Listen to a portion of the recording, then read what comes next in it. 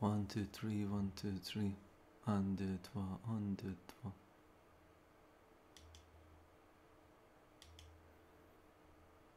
Jeden, dwa, tri, jeden, dwa, tri, ha, ha, ha, la, la. Jeden, dwa, tri, jeden, dwa, tri, ha, ha, ha, la, la. Jeden, dwa, tri, jeden, dwa, tri, ha, ha, ha, la, la.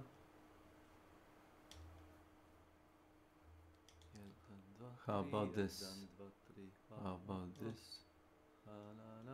How about this? How about this? How about this? How about that? How about this? How about this? How about that?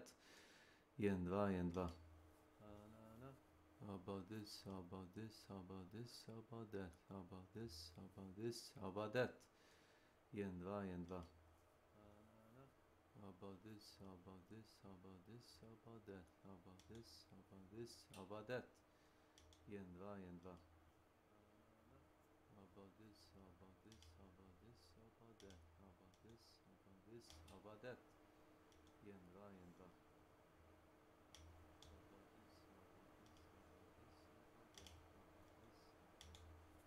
Should be okay. Heavily define what you are able to craft and thus bring into raids regularly, as even if you have a mountain of materials to craft with, you still need the blueprints to be able to craft the stuff that you want to begin with, unless you're a Pharaoh Stitcher hero, and there's nothing wrong with doing that. That said though, blueprints are important to most people. Everyone wants blueprints, and the ways to get blueprints as easily as possible are quite vague and unclear as far as what the game tells you itself. So the player base, the community, has been doing quite a lot to try and work out the actual mechanics behind blueprints drops, their sources, their chances, all that stuff just to try and get the most efficiency we can out of farming blueprints. So today we're going to go over an updated blueprint farming guide for patch 1.3, talk about any changes to blueprints or anything relevant to blueprint farming in the coming times, and go over my specific blueprint farm routes if you're looking for something quite that particular as well, and that will all be at the end. Starting off then, I want to begin with just players seeming to agree that after patch 1.3, which hit last week, blueprint drop rates have gone up a fair amount. I found quite a few myself the last couple of days. After patch 1.2, which was the Northline update and the release of Stella Montes, it seemed like all blueprint drop rates did go down a ton compared to how they were originally. Players were pretty convinced that was the case. Welcome to my channel. Seemingly swung their opinion after patch 1.3 happened a week later. So it's of course entirely possible this is just pure coincidence, and a large amount of people were unlucky for 1 week and now are getting much luckier the week after, but there are enough people feeling this, myself and the people I play with included, that it seems very possible that blueprint drop rates were stealthily increased compared to what they were last week just across the board. During the 1 week between patch 1.2 and patch 1.3, my drop rates on blueprints were lower. Since patch 1.3, even just in the last couple of hours, I have found like 8 blueprints just doing specific short spot check runs, which is pretty crazy in comparison. Blueprint drop rates definitely feel higher. To sort of back this up, over the last week we've done a lot of testing and a lot of blueprint runs to sort of trying to nail down some of the more obscure parts of it all, and we did actually notice a change in drops and drop rates that seem to happen right around the same time as the patch. One of the big things that we have been testing, and I'm pretty much 100% sure on at this point, is that the electromagnetic storm major map condition has increased blueprint drop rates while it's active.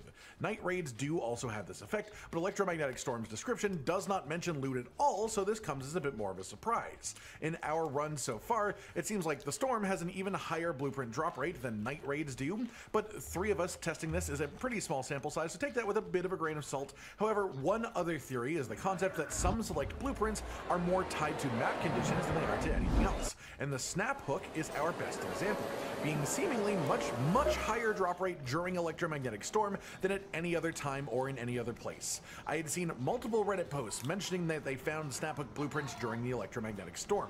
I found my snap hook blueprint during electromagnetic storm, and after all this I got my friends to check and see if they could find them during the storm, and that was where they all found their snap hook blueprints as well.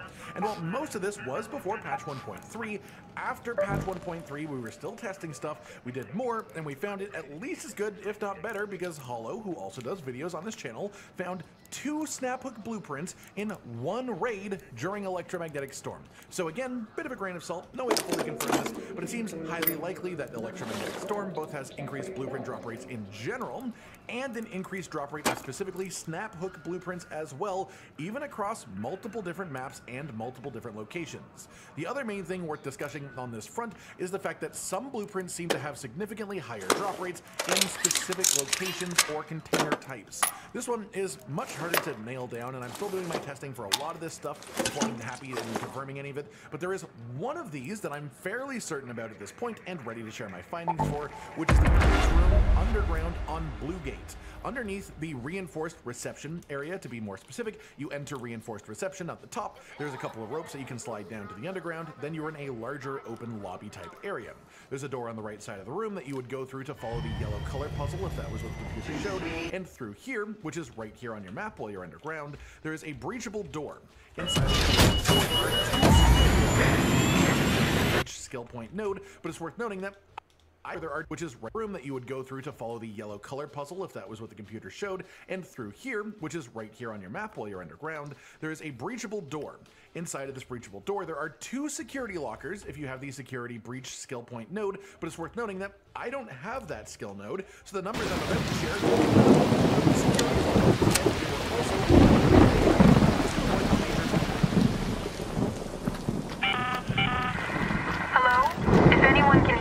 an electromagnetic storm is currently raging over topside. Beware the lightning strikes if you're outdoors.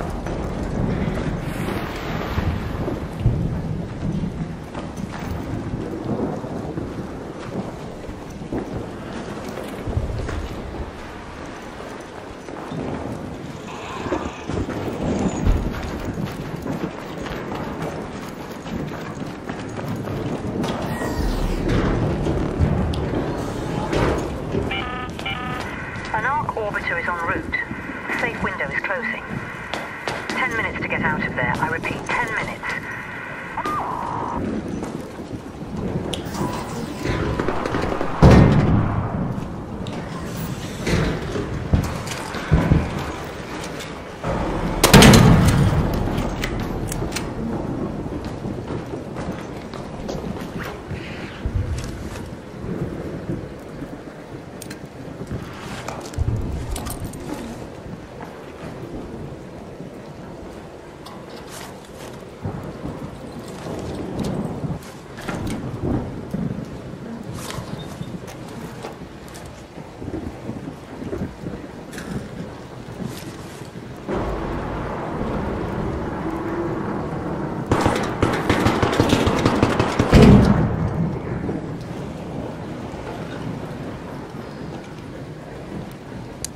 Don't shoot!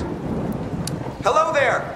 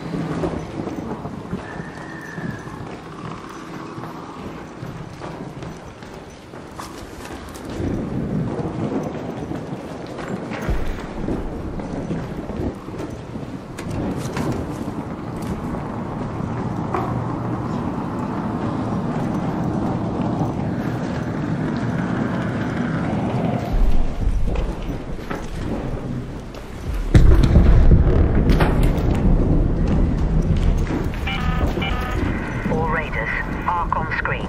5 minutes left. Go find your way home. I repeat, 5 minutes.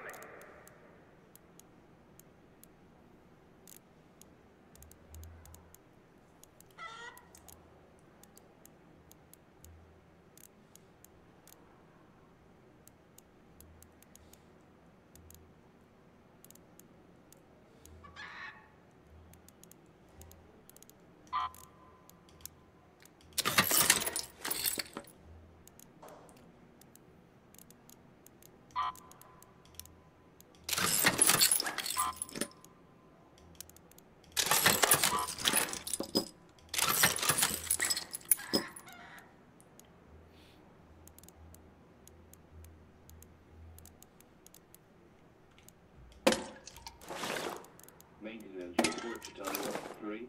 Immediately, Tunnel 3.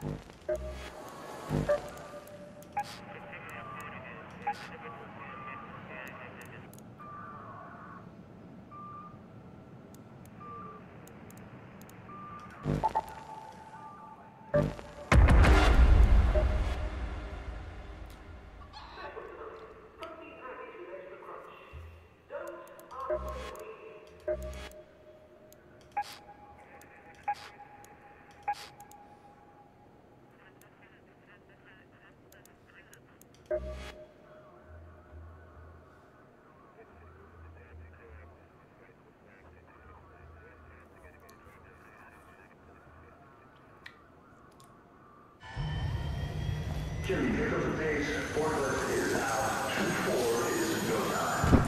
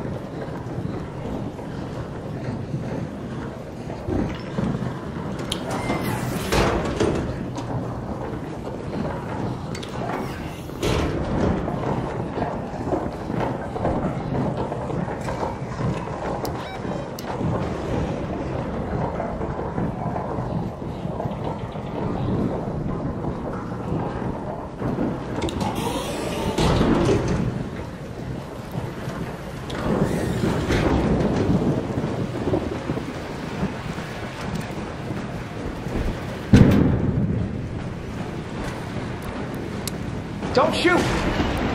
Hey there! Hello, hello. Hello, nobody.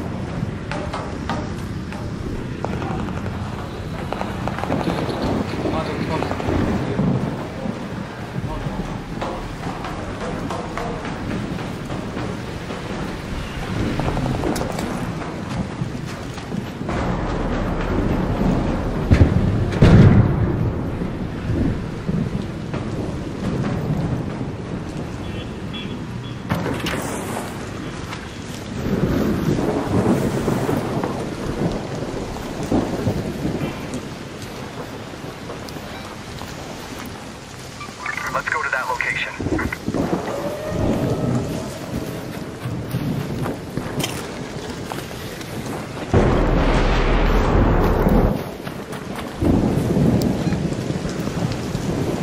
Go to the old battleground.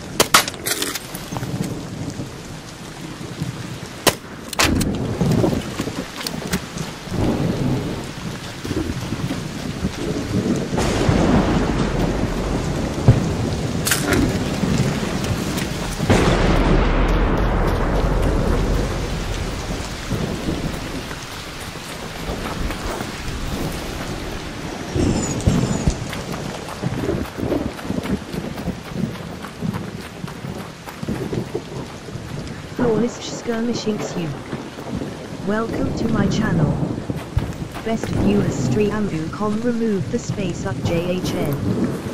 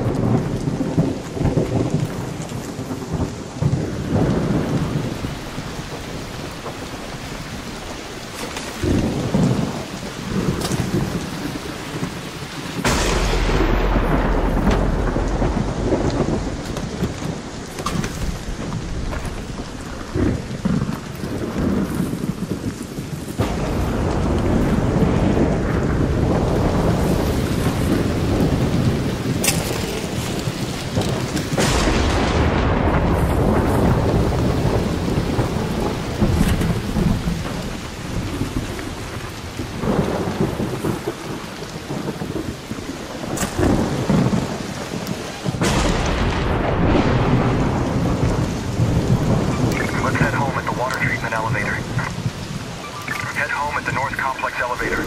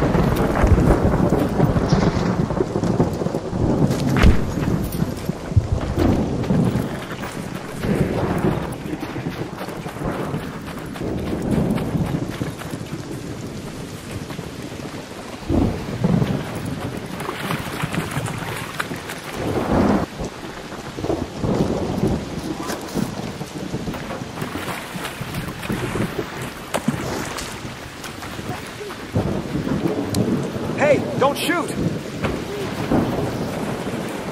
Hello, Raider!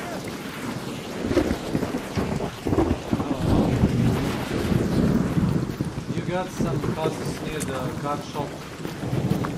What's it called? The mechanical shop. Yeah, those are open. Easy pick.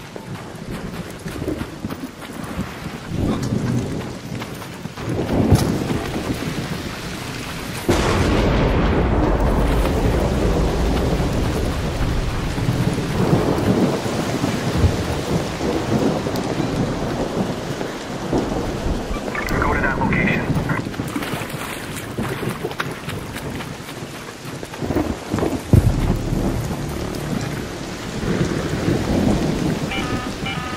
An arc orbiter is en route. The safe window is closing. You have 10 minutes to return to Speranza. I repeat, 10 minutes.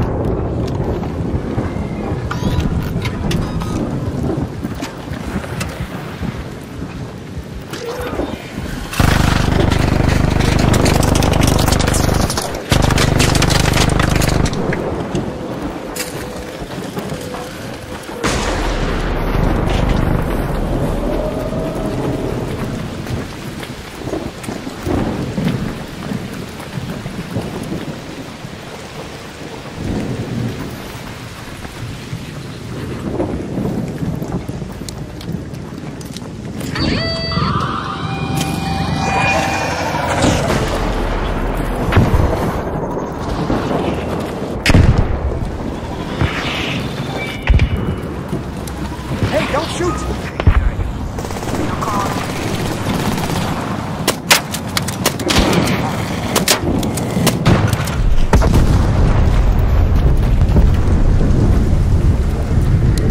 Hey, don't shoot!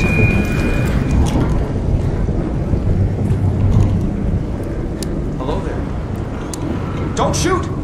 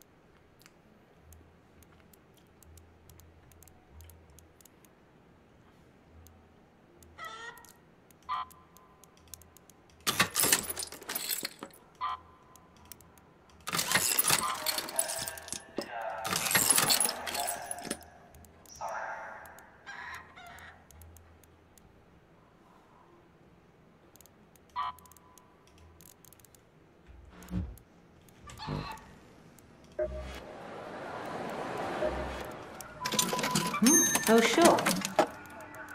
Hey. Excellent.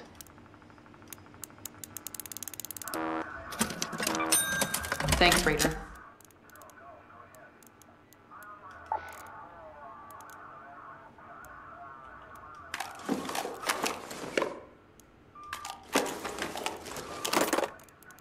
Growing food may seem frivolous with Ark overhead, but raiders get hungry just like anybody else.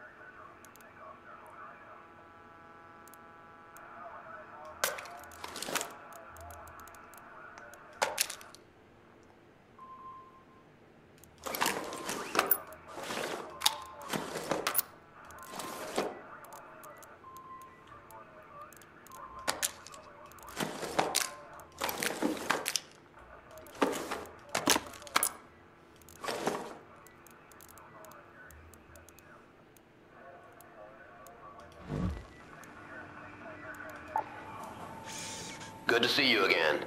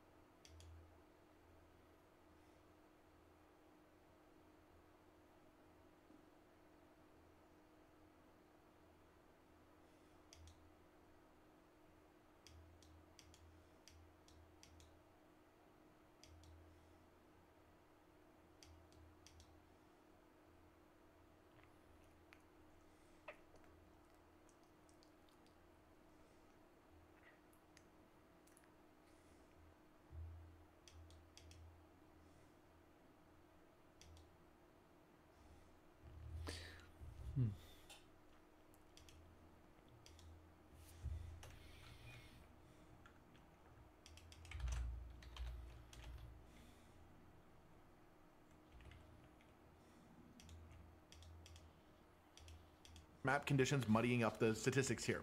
Before the patch, I heard this room was more or less a good 50% chance or so of blueprints, and that they were nearly always specifically light stick blueprints or a purple augment blueprint. Light sticks obviously not that big of a deal, they're not very important, but augment blueprints are extremely rare, and this is the only place I have seen a large enough number of people directly call out and corroborate as being a place that they found one that I thought it was worth looking into.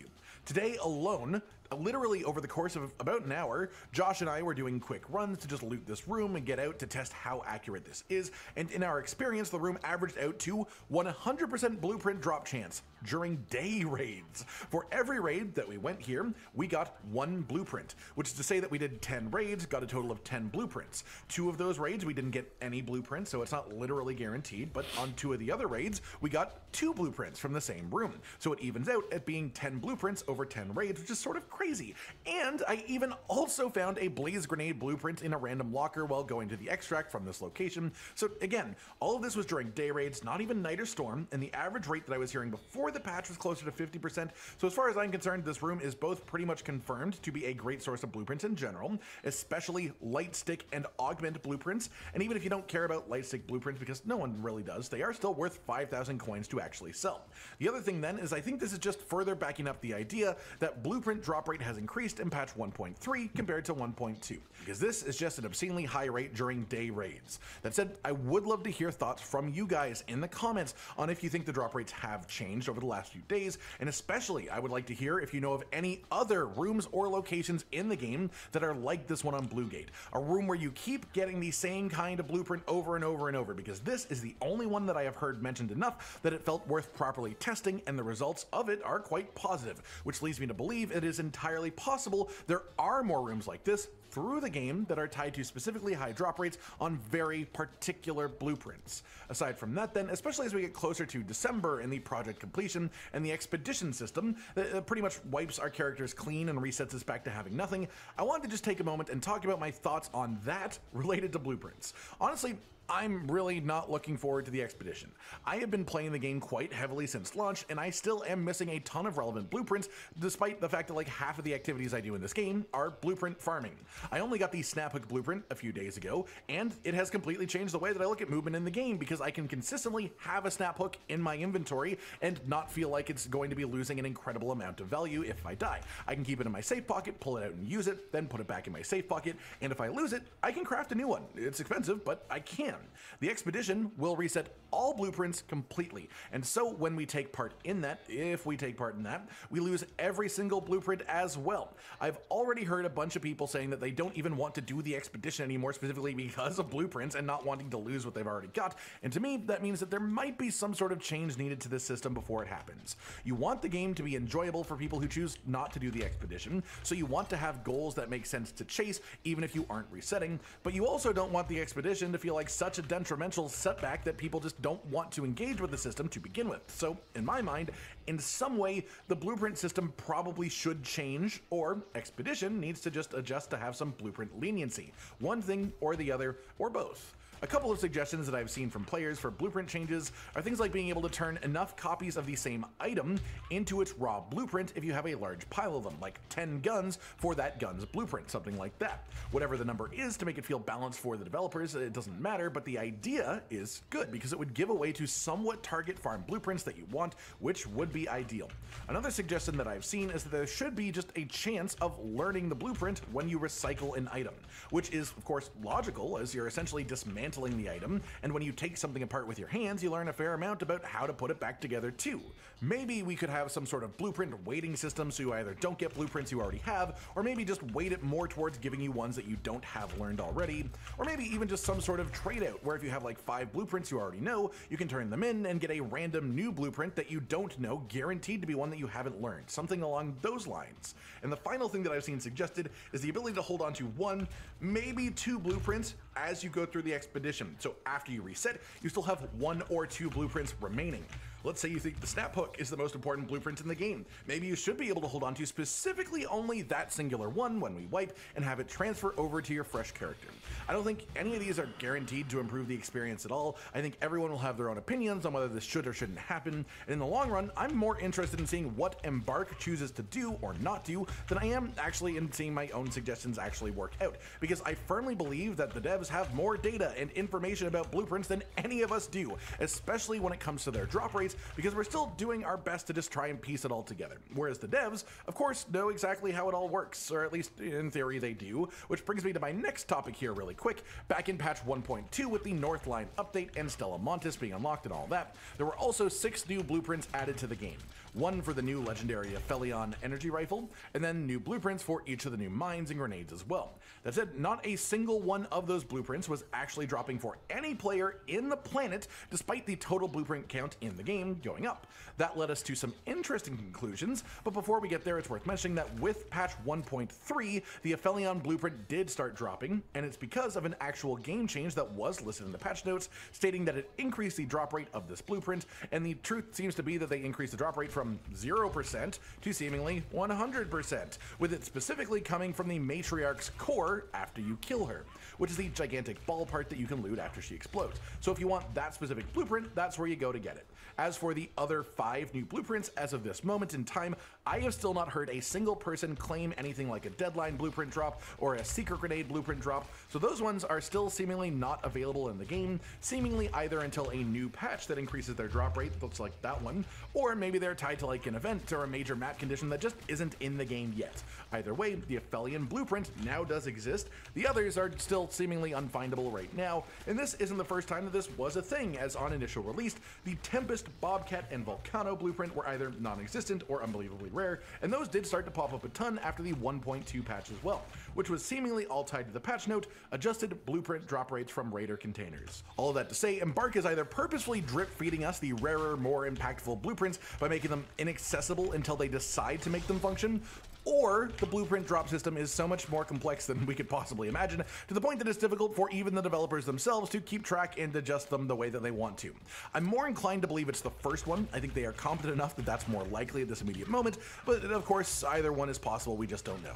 Moving on to the actual blueprint farm routes and stuff like that then, I'm just going to go back over our blueprint farm routes from previous videos. Nothing has changed much for these as of the moment, so these will be the same as they were previously. I just like including them here so that you have everything relevant all in one place. That said, let's get into it, and we'll start with our short loot routes. The entire point of these is that you go for 1, maybe 2 places in close proximity, run directly there at the start of the raid using adrenaline shots to get there as quickly as possible, loot the place, and then if you get a blueprint, stick it in your safe pocket, and whether you do or don't get the blueprint, extract immediately so you can just load into a fresh raid and check the same location again. Do this on repeat.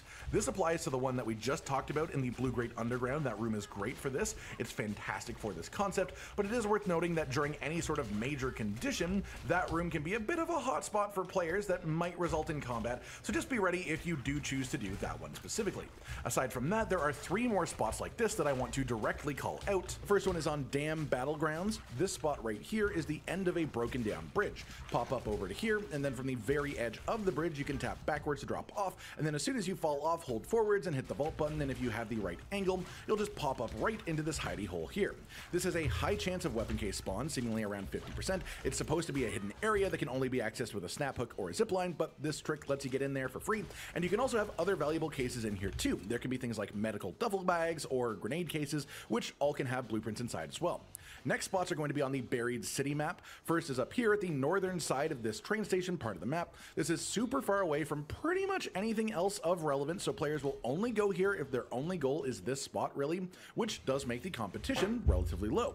This is a breachable door, which means everything inside is higher quality, and inside there are always 2 breach boxes, and then there can be a weapon case on the left here at a reasonably high spawn rate. Grenade case and ammo case can also spawn in here too. Then the next one of these spots for just sort of quick smash and grab grab is this building over here. Top floor of it has a room with breachable doors, so it's full of higher quality than average loot just in general. This is in a more traveled area of the map, but this room itself still seems quite unknown by the player base, which means it is a safer one to just hit up, grab what's inside, and then bail off the map with your rewards. Past that, we have longer routes for if you are willing to bring in a little bit more of a kit, willing to compete a little bit harder, and even get into fights over your loot. For those, I have two big recommendations. First, bring at least a looting Mark II augment. They are relatively cheap to craft once you have gear bench level 2, and it gives you a second safety pouch, which is important for the second recommendation, which is fill your safety pouch with blueprints, and then go maybe find like one blueprint past that before leaving, meaning if you have 2 safe pockets, once you find 3 blueprints total that you care about, that means that it's time to leave instantly, even if you are still in the middle of the route, because the 2 that are in your pouch are safe, but the third one is at risk if you die, so you want to get out with what you got. As for the route itself, we'll start by going over my nice long spaceport route, and then we'll talk about the nice long buried city route too.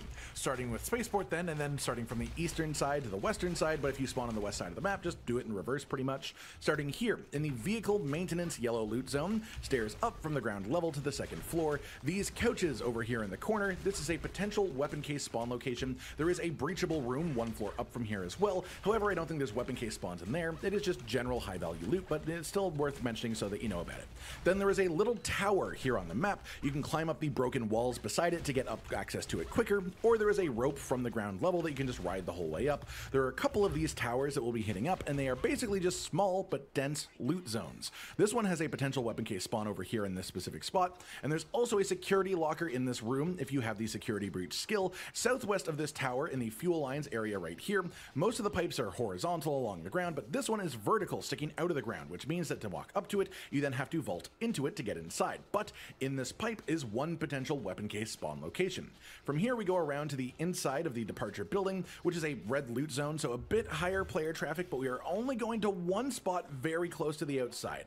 This is on the southwest side of the building, very close to the external entrance. Right in this spot is a breachable door to like a staff bathroom or something of the sort. Inside here is a load of red lockers that have solid loot inside of them. Again, this is a breach door room, so higher value loot in general. And then in the back corner of the room, in this shower stall here type thing, this is a potential weapon case spawn spot as well, with a seemingly decently high spawn rate. From here we go to another one of those unmarked towers on the map here. Again, you can climb up the wall to enter from the side, or ride up a rope from ground level the whole way. And at the top there is another potential weapon case spawn location in here, as well as another security locker if you have the security breach skill. Then we head north to the arrival building. Again, this is a high value loot area, so it's a bit dangerous on the inside, but we are sticking to the outer edges where there is higher value with lesser danger. On the west side of the building, on the outside, there are 2 separate breachable door rooms in a line. These both function very similarly to each other, both high value loot areas behind breachable doors, but I've only seen confirmed weapon case spawns in the south of these 2 rooms. So the south room is part of this route, but I want you to know that the north one exists just if you want loot in general. Then outside of the southern breach room, there is a ladder right here that goes up to the roof, and on this spot here on the roof is a potential weapon case spawn. On my run here, I had a medical bag instead of the weapon case, but the med bag had a blueprint anyways, just to show that that does work and that this spot is relevant. And that is the end of the sort of safer route options here. Though if you want to take a short but risky detour for one extra high value loot room, you can drop in through the skylight of the arrival building down to the top floor of the building itself, and in the southeast corner of the building on this floor is a breachable door room, and so inside of it, it is full of high value loot as well as a potential weapon case spawn on the desks in here as well. But this will place you firmly inside of a red loot zone, which is an area that players are willing to fight over. So that last room there I think is a big risk that is entirely up to you depending on what you have before going for it and how confident you are in your ability to get out. That does it for the spaceport route then, so now let's pop over to Buried City and quickly go back over my existing routes for that map. That said, starting on the west side, the first spot to hit up is the one that we just talked about as a good single spot extract run, up by Murano Station on the north side, the breachable door here. After that, you want to head over to the house over here. On the roof, there is an attic window that you can enter very easily, and right above the entry from the inside up to the attic, there is a potential weapon case spawn over here. Jump back out of the window you went in to come here, drop down to the ground level, and jump into the window across the street, and right in this corner is another potential weapon case spawn. Then jump back out the window, take a right turn, and hop in the window across the street in the building dead ahead. Rappel up the rope in here in the little staircase to skip the staircase, and then on the top floor, in the kitchen, on the counter itself, is a potential weapon case spawn location. Exit this building out of the window right beside here here to get to a sheet metal bridge, cross it to the rooftops, and then drop down to this area here for a zip line that goes across. Jump off of the zip line onto the middle platform, and this is a high value loot room on your map as well. Any container in here has a decent chance of holding a blueprint, and there are at least 2 potential weapon case spawn locations in this room as well. Southwest of here, outside the west side of the Grandioso apartments in the bushes here, is a potential Raider cache spawn location. Then slightly southwest of that, in front of this vehicle here, is another potential Raider cache spawn location. Listen for the sound, the ticking. If you don't hear it, just keep running. If you're feeling spicy, there are 2 potential weapon cases on the rooftops of the Grandioso apartments, one at the top of the stairs in the north building tucked around the corner on the right of this unit here, and one spawn can be on top of the south building on the roof above the stairs themselves over here. But these buildings are generally quite full of players, and for 2 very low chance weapon cases, I'd say that's probably a bit dangerous to do. Moving on, our next spot is a super low traffic area for the actual value it can offer. Simply go up to the top floor, and then there are 2 entrances to the room itself. Either one requires breaching, and then there's a bunch of cabinets and drawers and stuff inside, potential weapon case spawn, duffel bags, grenade cases, stuff. And then there's a go up to the top. On our next spot is a super low traffic area for the actual value it can offer. Simply go up to the moving on, our spot is a super low traffic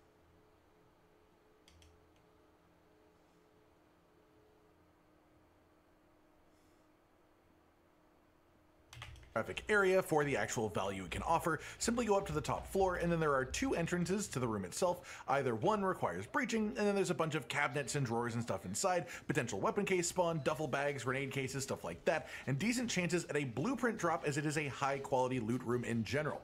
The next spot then I've noticed being a bit higher player traffic recently, so it's not the safest anymore, but I'd still say it's safer than Grandioso apartments and more worth it because there's a much higher chance of getting stuff that you want from it. It's also safer than some of our other things on the list too, but this building here is a secret loot room. You come to the south rooftop, you climb up, and then from here you can jump into the window of the building across, turn 180, and repeat this to jump back into the window of the south building.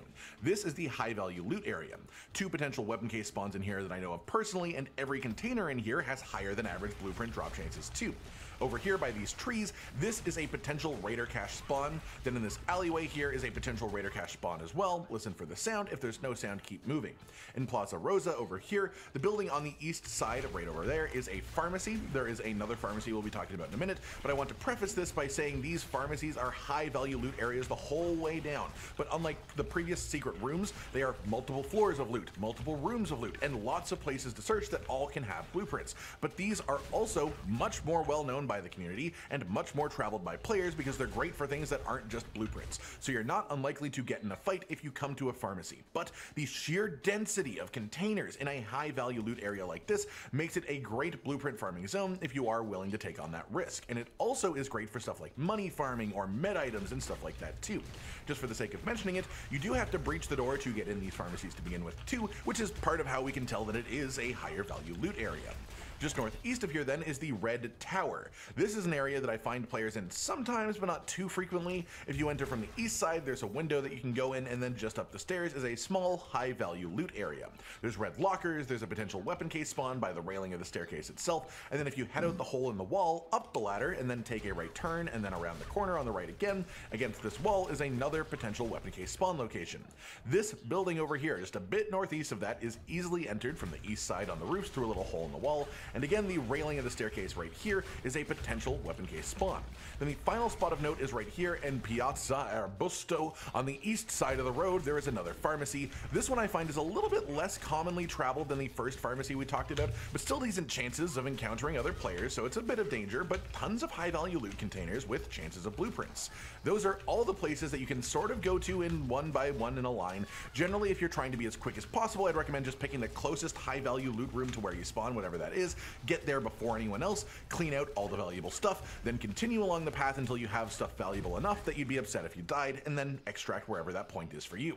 And that just about does it for today then, everyone. An updated blueprint farm guide for how things are in patch 1.3 as of this current moment, talking about changes that seem to have happened in the most recent patch, new information that we have learned over the last week or so, tested and more or less confirmed to the best of our abilities, though again, I would love to hear from you guys if you have had matching experiences to sort of help us work out whether these things are properly a fact or just something that feels correct. And then just a bit of a talk about the current state of blueprints in the game, and ending off by going back over all of our specific blueprint farm routes too. I hope you've all enjoyed this, and I wish you the best of luck getting blueprints of your own, and hopefully our next game patch doesn't totally shift drop rates again, at least not downwards, because, you know, it'd be great if it changes them to be even more plentiful. Like if you liked the video, subscribe to the notification bell for more, and most importantly, ladies and gentlemen, until next time, stay sweet.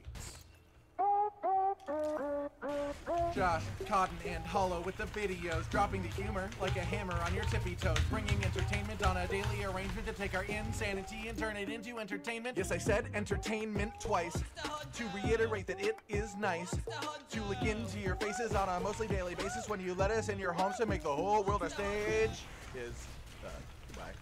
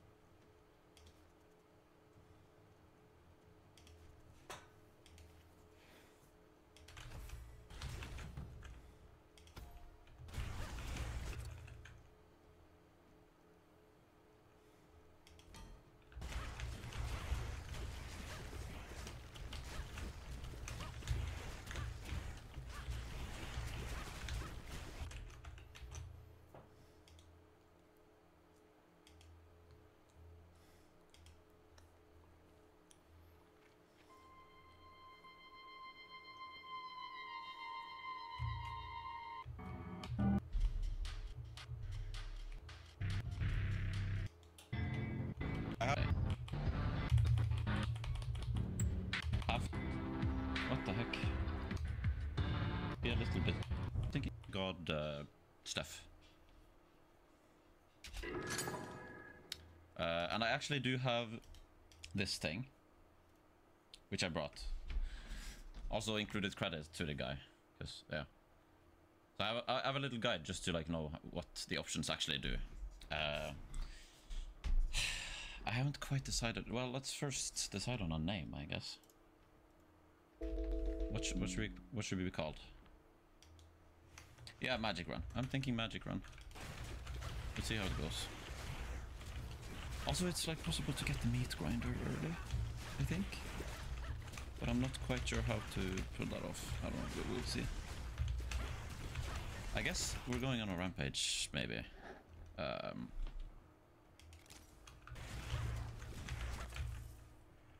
For my magic jar, Larry.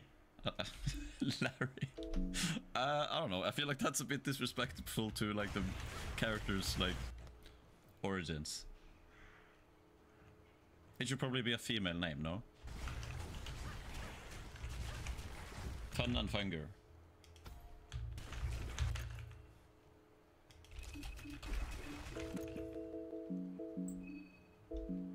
Larette.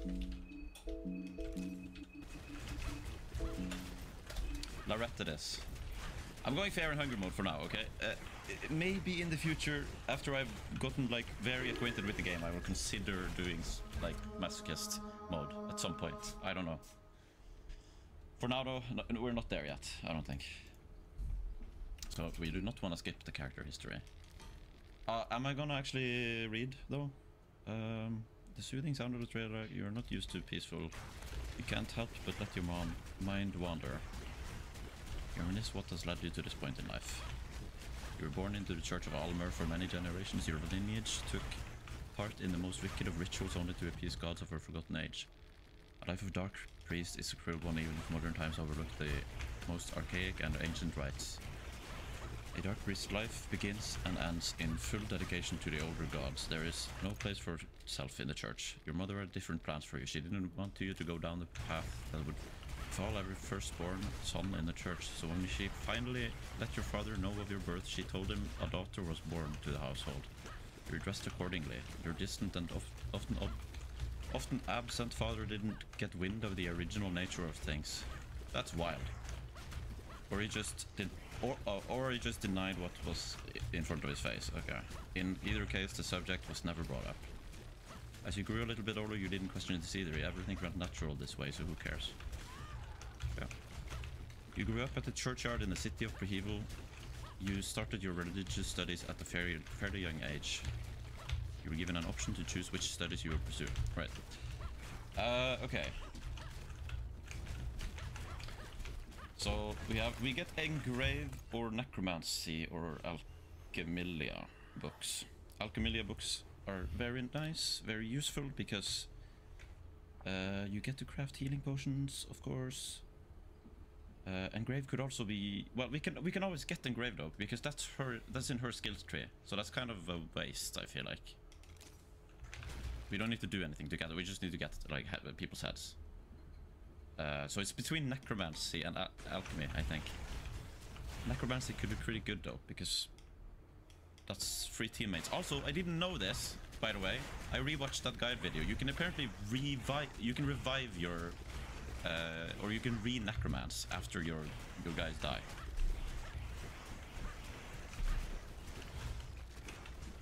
Which makes it a lot better, I think.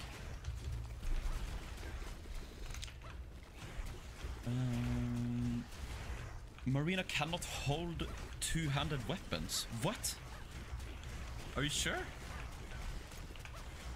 I don't remember him mentioning that in the guide. That's I'm not counting that as backseating. That's fine. It's a bug. Oh shit. Oh fuck. Oh, that kind of sucks. What? Let's just see how it goes. A lot of bugs, yeah. I mean, there's more in the first one. At least not as many here, I think. Okay, do I want necromancy or do I want the healing book? It is very nice to be able to craft healing potions. There is also I don't know.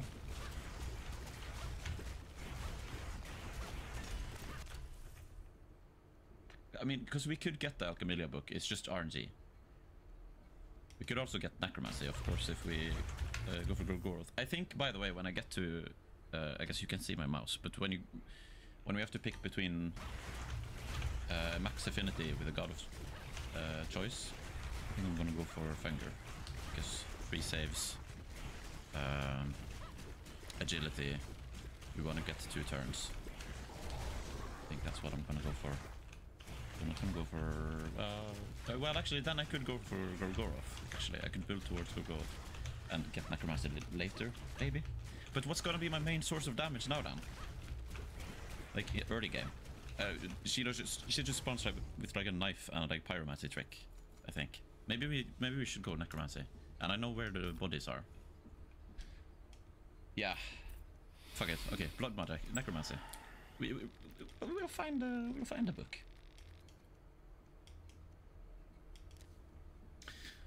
You proved out to have great talent and slowly entered the Vatican and the Ministry of Darkness. Heard about your feats. You were offered a scholarship at the Vatican City to further educate yourself.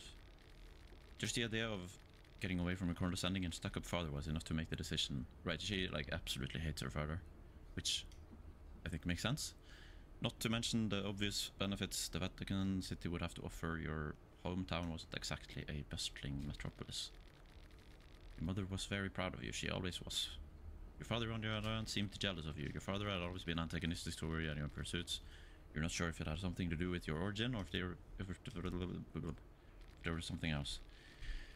As of the Ministry of Darkness, Vatican City, in the negotiation ceremony, to choose an older god. Right, you get max affinity for any god, like one of them. You can choose one. I think we go God of Fair and Hungro. You know, free saves. Oh, you can't see the game now. Sorry. This is like, you can't even see the text I'm reading. Whoops. Okay. Yeah. But yeah, free saves, agility, which will give us 3 turns faster. I think this is the way to go, man. And then we can focus on like getting affinity for Gorgoroth and Sylvian mainly, I think. Oh, and rare, by the way. This is what I want to do, this run. I do want to focus rare a bit.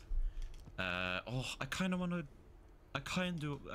to carve rares, rare into every single like old god circle I can, and check out every of those dimensions and carve out the like things of myself and see what happens, because I have no idea what happened. I want to like figure that out, and surely that has to be what you have to do. So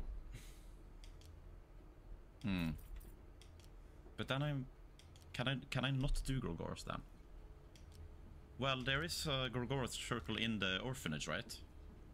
By the priest boss, where you could well, I guess that only probably gives you one affinity. Damn, I don't know.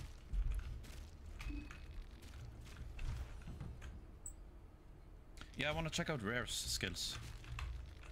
Everything was going well with your studies until one day you got a letter from home. It had been written by your father. This was very strange. You didn't have any contact with him since your departure. The letter told you your mother had passed away. The words were cold and without sympathy. You tried calling home, but the telephone exchange couldn't connect to any phone in the Previlian area. You had a suspicion that your father had something to do with this. He had always been too obsessed with blood magic, and you had learned that there were too many rites that demanded the blood of your loved ones to work. There was no other way. You had to prepare for a trip back home to Prehevil. Oh, that's... Oh, okay, that's why she's here. But what, she comes too late? And the other girl, like, did it before her. She, like, killed him before her. Or before us.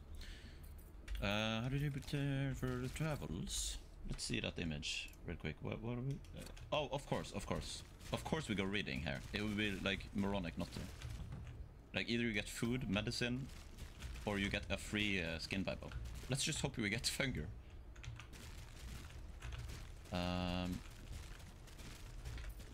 Read. Oh! I could feel it. I could actually feel it. What happened? I'm just lucky, man. How long has it been? Feels like a lifetime since you since you left the town. Yeah, you can save. Stream your luck strikes again. Should I skip the intro? There's no reason. Well, I also saw. I also like. I read a comment somewhere that said like if you kill the guy in the intro you get something good. I'm not sure if I can do that anyway though. Let's just skip it. I would have skipped it anyway if I didn't know that. So. You wake up suddenly. Is it all just your dream? I'm also curious. I mean, I guess Venushka, like carving Venushka, apparently gives you shortcuts. From what I've heard. But the one I didn't really seem like that much of a shortcut. Because it just took me down again into the mayor's, like, basement. Well, I guess that was supposed to be like an inaccessible room, but it's bugged, right? Then again, I'm still not sure what you actually get from that room. It didn't seem like huge. Isn't it Marina that carves the circle here in the train? Does that mean someone else is gonna do it, or does it mean there's not gonna be a circle there? Maybe it's because she's already like kind of OP with the god stuff. I'm just gonna skip here. I'm gonna assume there's no dialogue thing. How long ago was the last stream?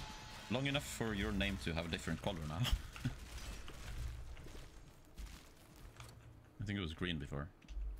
Abella is working on a train. Hi, we weren't introduced before. I'm Abella. Nice to meet you. I'm a bit busy now. I'm trying to check if I could get the train working in working order again. It's not just that the train stopped, but for some reason it won't start up again either. I'm not gonna attack her. What are you doing? Just checking up on things. Isn't Abella like lesbian? Surely I could risk her up and get her to join. Do you have a higher chance, like, to recruit specific people when playing as specific characters? Is that a thing? You can say yes or no to that. That's fine. That is okay. I guess where do I actually want to go right now? Oh well, let's go in here. I don't know.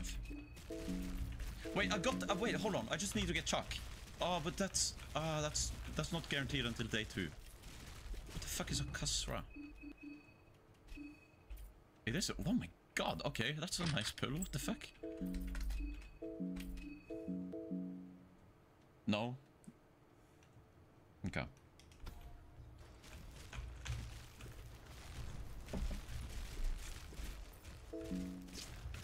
Where have you been all this time? I've just been like lazy and unmotivated, but now not.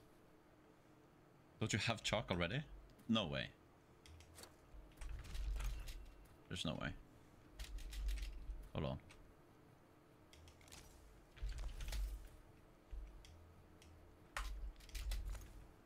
Hello? Oh, this is not it.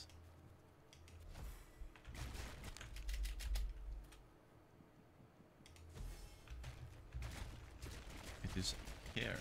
I think I've probably run past some like herbs, but let's see. She spawns with chalk? That's... Oh my god, that's... Wait, that's crazy. Wait. Wait, no, oh shit, hold on. But I have maxed out affinity with the God of Air and Hunger. So it's kind of a waste to, like, drawing his circles now. Also, I can't do that here. This isn't the right circle anyway, but... Yeah, hey, Pistrag. Welcome. Wait, oh no, but then I can't use the extra free saves. I mean, I could, but it would be such a, like, inefficient way to do it. Ah, do I reset and just pick a different god? Maybe. I don't think there's any update on the game yet, no.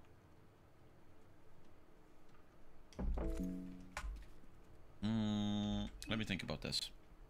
What other god would I pick if I did that? I could pick Gorgoroth and get full thing with him.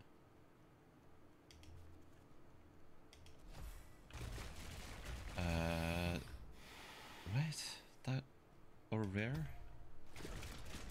Here from YouTube, just want to say absolutely epic finger and Isaac video. Thank you, North Tartica. Welcome. I think I reset because free saves are so good. Like that's such a huge advantage to have. I think I just speedrun through this real quick.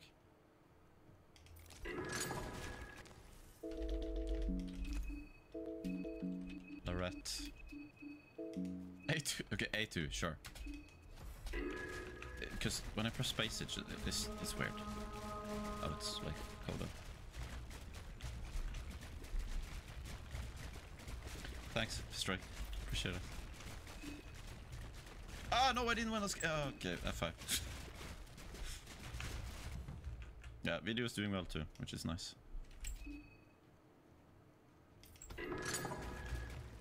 Bruh. It's the 1 out of 10. Okay, Lorette. Lorette 3. Bruh. Bruh. There's a video. Yes. Yes, there's a 2-hour, 30-minute Finger 2 video. You can go watch. Skip. No, don't skip.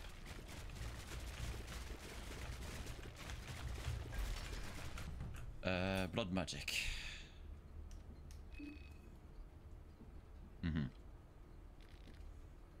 Okay. We want to get the saves with the finger. I don't really care about Venushka. She probably has some good stuff. I could go rare and just get all of rare. No, because I want to put his stuff down too, and go into his dimensions.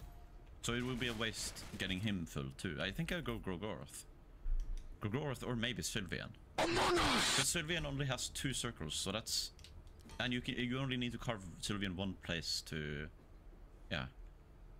I think offense is the best. We just go. You go off. Go off. Now we might not get the finger book though. Okay, never mind. Never mind. Wow. No, okay. Never punished. Actually, never punished. Holy shit. What are the chances of that? There's like, there's 6 skin Bibles you could get, and I got the same one twice in a row. Wild.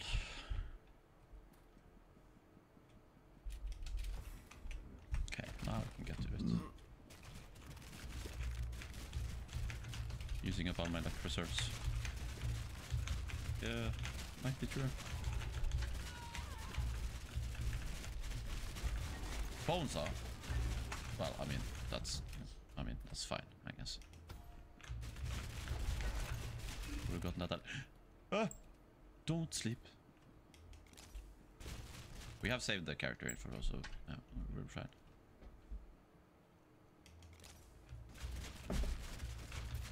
Don't let me bother you.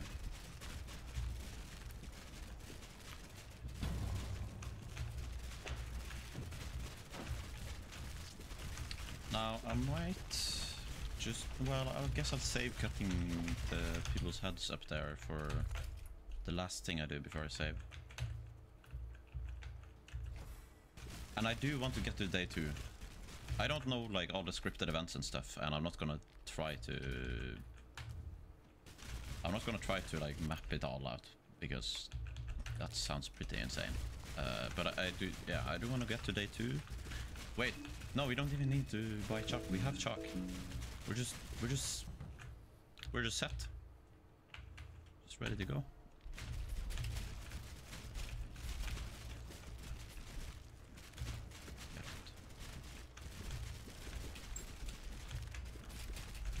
Missing out on a weapon we found though.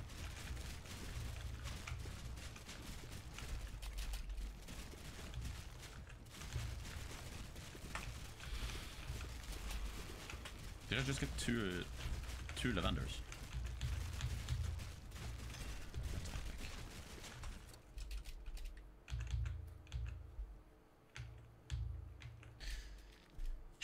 But okay, if I'm gonna do the rare thing, would I have to do rare on every single old god circle I find? Then that means I can't do. I mean, I already have Gorgoroth full. That means I can't do Sylvian at all.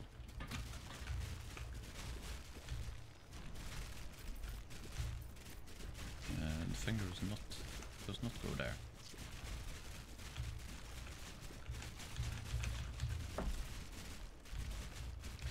It's it's like a fine line. It's hard to like know when you should save and when you shouldn't. Because I did the exact opposite of what you did, like refusing to forward time until I did everything I could. I did the opposite of that. I saved it as often as I could, basically, and that, you know, that fucks you too. So. What's happening in YouTube chat? Here. Okay, I can't. It doesn't actually show up in my panel. There's holy. Wait, what? Gift. The notification hasn't come up yet. I'm gonna wait for the notification, I guess, because I don't know what's happening. Oh, what is wrong with the screen, by the way? Why is everything like... What?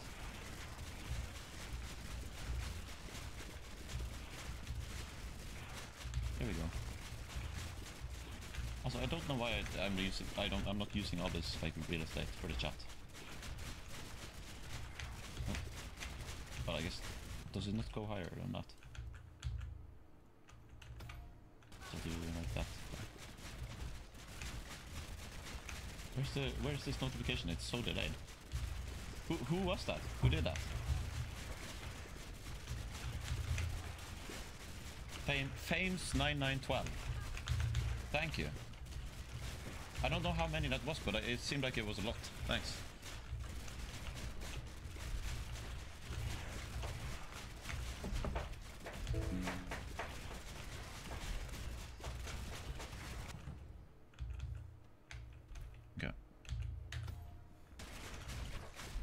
Oh my, I forgot where I was. We're gonna get the goat though if I do rare everywhere. I guess I'm just gonna do that, and maybe you can get Sylvian. Well, you can at least get Sylvian like later in the orphanage. But I don't remember if you can do it once or twice there, because I think this circle is already. I think it's already carved. You just have to. You know what? I'm not gonna go in here yet. I'm gonna go to the library and get books.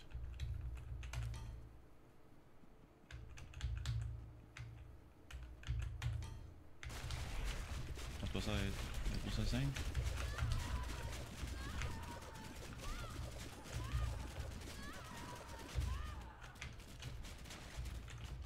I forgot what I was talking about.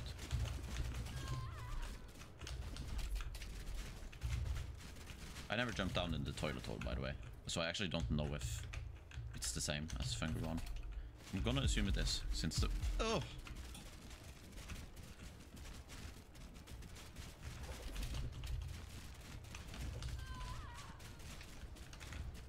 Okay, we gotta get the guy, by the way. Oh, hello, what? Oh, shit. Unfair, by the way. Hello? Oh, but... I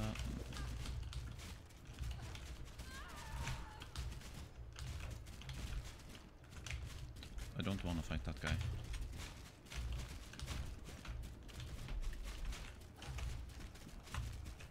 I want to get in here, methinks. You can jack off on a Sylvian circle for a fin. That's what I was talking about, yeah. Because you can at least do that, and you get 1. But I don't know if you can get 2 without carving the symbol. Oh my god.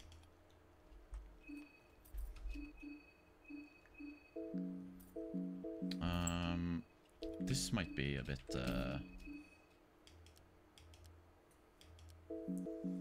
Because I can't really necromancy until I get... I have to get through here to do it.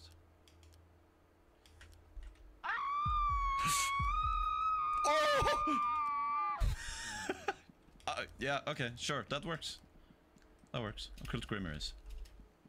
What the fuck? Since when can you go in here? Oh my god. What? How many? I can't see.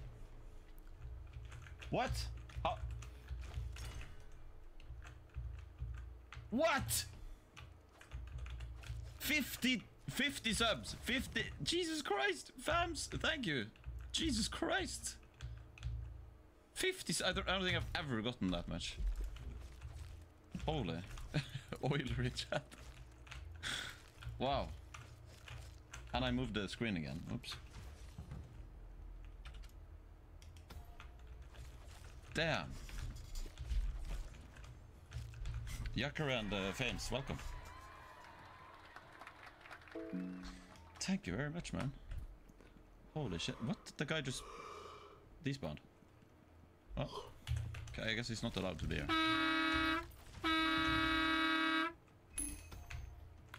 Not this time. Let's just said that as well. Okay, here, the boy here. Oh, by the way. Wait, what does this actually do? Wait, okay, new gods. Oh, wait. Shit, I have to bring up the notes. Didn't I have a button for it? I guess not. That is not... Okay. That is not the notes. Oh my god, this laggy program, hello? Wait, that's not the notes. Where is the notes? What?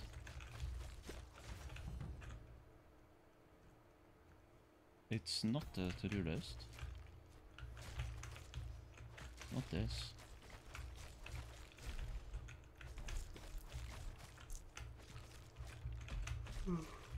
Where is it? Maybe I deleted it. Did I delete the god overview? Anyway, new gods. Isn't Almer a new god? Almer is a new god. I believe. Anyway, why not? Okay, here, boy, hello. He goes up, he dies, and then I can necromancy him.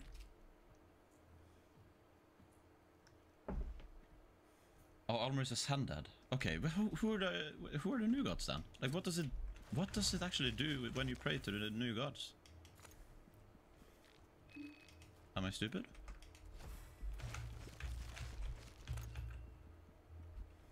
Well, the new gods are of course like the tormented one and like the ones from the four ones from the first game.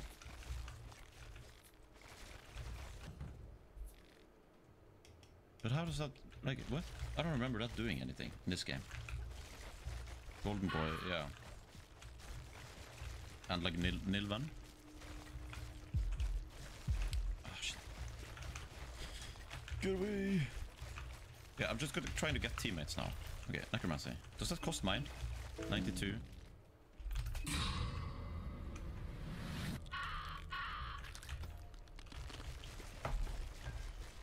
Boom.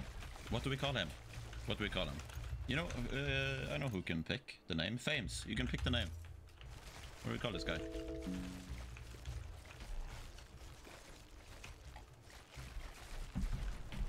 Missed out on one of the hardest bosses in the game.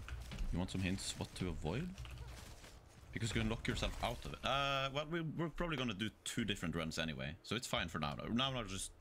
Right now I'll just go, like, face in. Dude? Call him dude. Okay. Dude space. Dude space seems blissfully ignorant and scratches his groin. Okay. Other guy is coming. Now we have one guy. Now I will go here. I will hope to get a rare book and get the goat. Exp Collector. Welcome to my channel. I'd guess. What could be? Hello, hello. Jeste, voćni sokovi, hello. Kako ste? Evo, nije loše. Skuo sam kaficu, sad pijem. Lepo. I tako da isteram večeras ovaj, kako se zove, trojku. I onda sam 2 dana slobodan. Super. Šta se radi? Što se čini kod tebe? Pa screenshotao sam ti, uradio sam 2 ona, kako se zove, triala. Vidio sam. I odigrao sam 2 elektromagnetna oluje po 30 minuta. I jednom sam, znaš šta sam ponabio? Ponao sam plastiku i kemikalije. Kemikalije, dobro. I na licu mjesta kad sam naišao na onoga kako se bombardira, stao sam iza zida i samo sam pravio bombe, one, znaš, male. One najjeftinije. Pravio sam to i bacao pod guzicu. I ne znam koliko sam bacio, 15-20 komada. I ubio ga. Idi bre. I to je bilo to. Dobio sam bio 2 zvezdice, mislim, samo na to. A nice. za drugi challenge sam išao po mapi, po onaj Dan Battlegroundu i imao sam sreće da naletim na čovjeka koji je izgleda otvorio skoro sve one kako se zovu, znaš, one kako se zove, haskove. Otvorio je pomoćani sigurno oko 70%. Samo sam došao i tap, pritisnem dugme, ne pravim buku. Otvorim i idem dalje. I otvorio sam samo možda 3-4, a on je otvorio bio oko više od 70%. Nice. I samo prošlo posle njega, mislim da sam ga sreo negdje u močvari, random. I jedan jedini tip. I otvorio sam par njih i oba puta sam izašao na 2 noge i učito mi je, znaš, te kao trial poene. I za jedan trial dobijem onaj Vita spray, to ti onaj mali kao bočica. Znam. Nije iskupa da se napravi. A za drugi dobijem armor, a armor ima shielded charger. Eto ti. Ne znam koliki je cooldown, ne znam, piše cooldown, imaš ne znam 60 sekundi ili 90, zaboravio sam, ali imaš free recharge, možeš sebe da napuniš ili saveznika. Koji do jaje jebate? Pa to je level 3, kako zove, tactical, ja mislim, nije loš. Može light, medium, heavy, ja mislim da nosi 60 kg.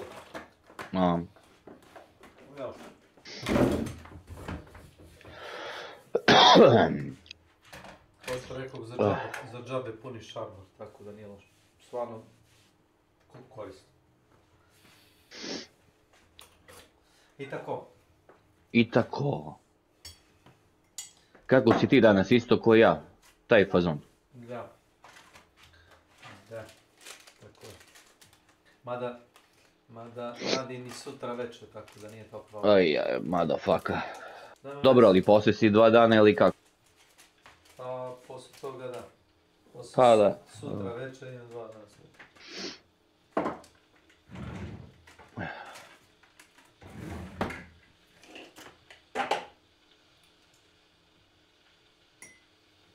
Mislio sam da promenim Twitch kanal. Aha. Zato što znam da me određene osobe špiniraju. Čim izađem iz kuće, odmah gledaju Twitch. Da me presretnu, da. Vjerojatno. Pa koliko imaš tamo subscribera? Pa 450, ali to oko 90% su ti botovi, možda 30-40 Botovi, ja. 30-40 su osobe koje poznajem stvarno. Vi iz kanala i još jedno 10-20 streamera s kojima sam se ovako pričao i četao. Bilo bi mi žao zbog toga, ali zbog ovih 400 gotovo...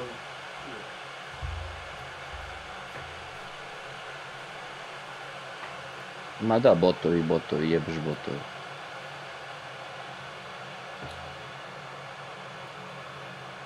Pa ne znam ili još šta da ti kažem, brate. Razmisli.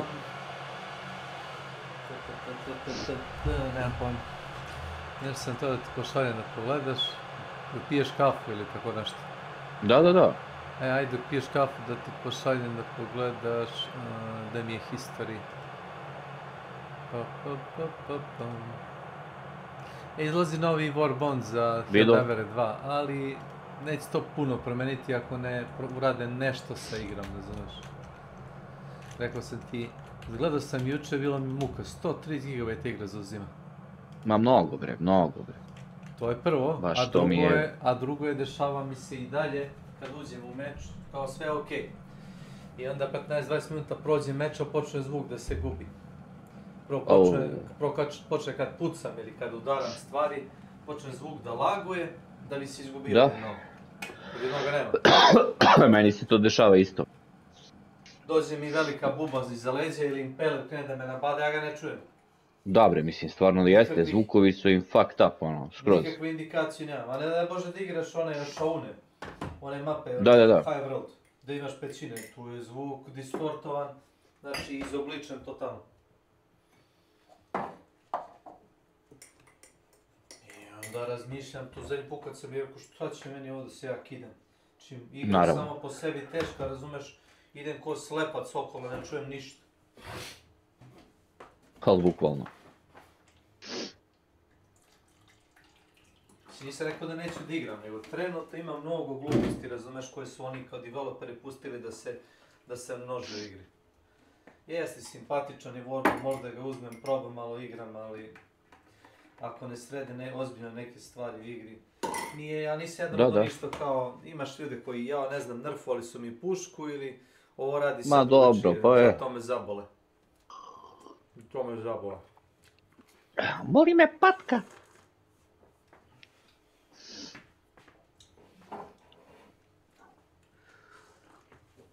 Isto kao što sam odustao bio od Handshoda, nisam kao Toma, tvrdoglav da obrišem stvari, neću, platio se. Dobro, naravno, da.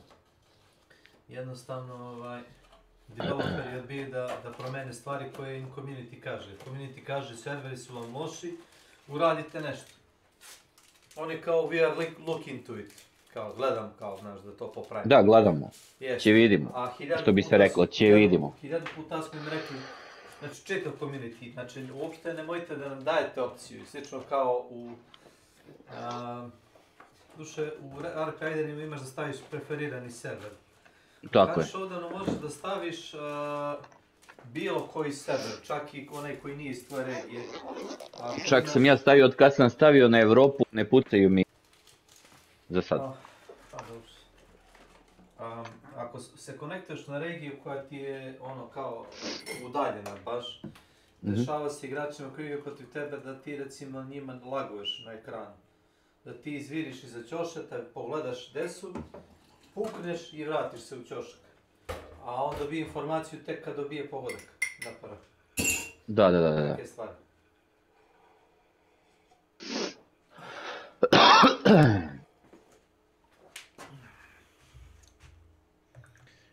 I zbog takvih stvari sam ja odustao bio od tanšodana, zato što su developeri mnogo lenji i 7 godina je prošlo i neke stvari koje su ozbiljne, boli kurac. A je vidio? Znači samo se štampa kozmetika, znači neke stvari osnovne ne postoje u igri. Pare i to je to. Ma kapiram ja pare, sve tu u redu. Uzmi ti pare, nije problem. Money. Ja, ništa protiv toga. Money, baby. Bolji ti je primjer Clair Obscur. Obskurna Clair. Jeste, Obskurna Clair je tako dobro ispolirana igra. Ne kažem da nema bugova, ima grešaka nekih glupih. Glitcheva i šta ti ja znam, možda su neke stvari nedorađene uvijek, ono 100%. Znači ima nekih grešaka, ali to je mizerno. A što tiče kozmetičkog dela, znači 99% igara bi ti naplatilo tu kozmetiku koju ti ovi daju free. Da. Samo istraživanje mape i ono, traženje stvari okolo.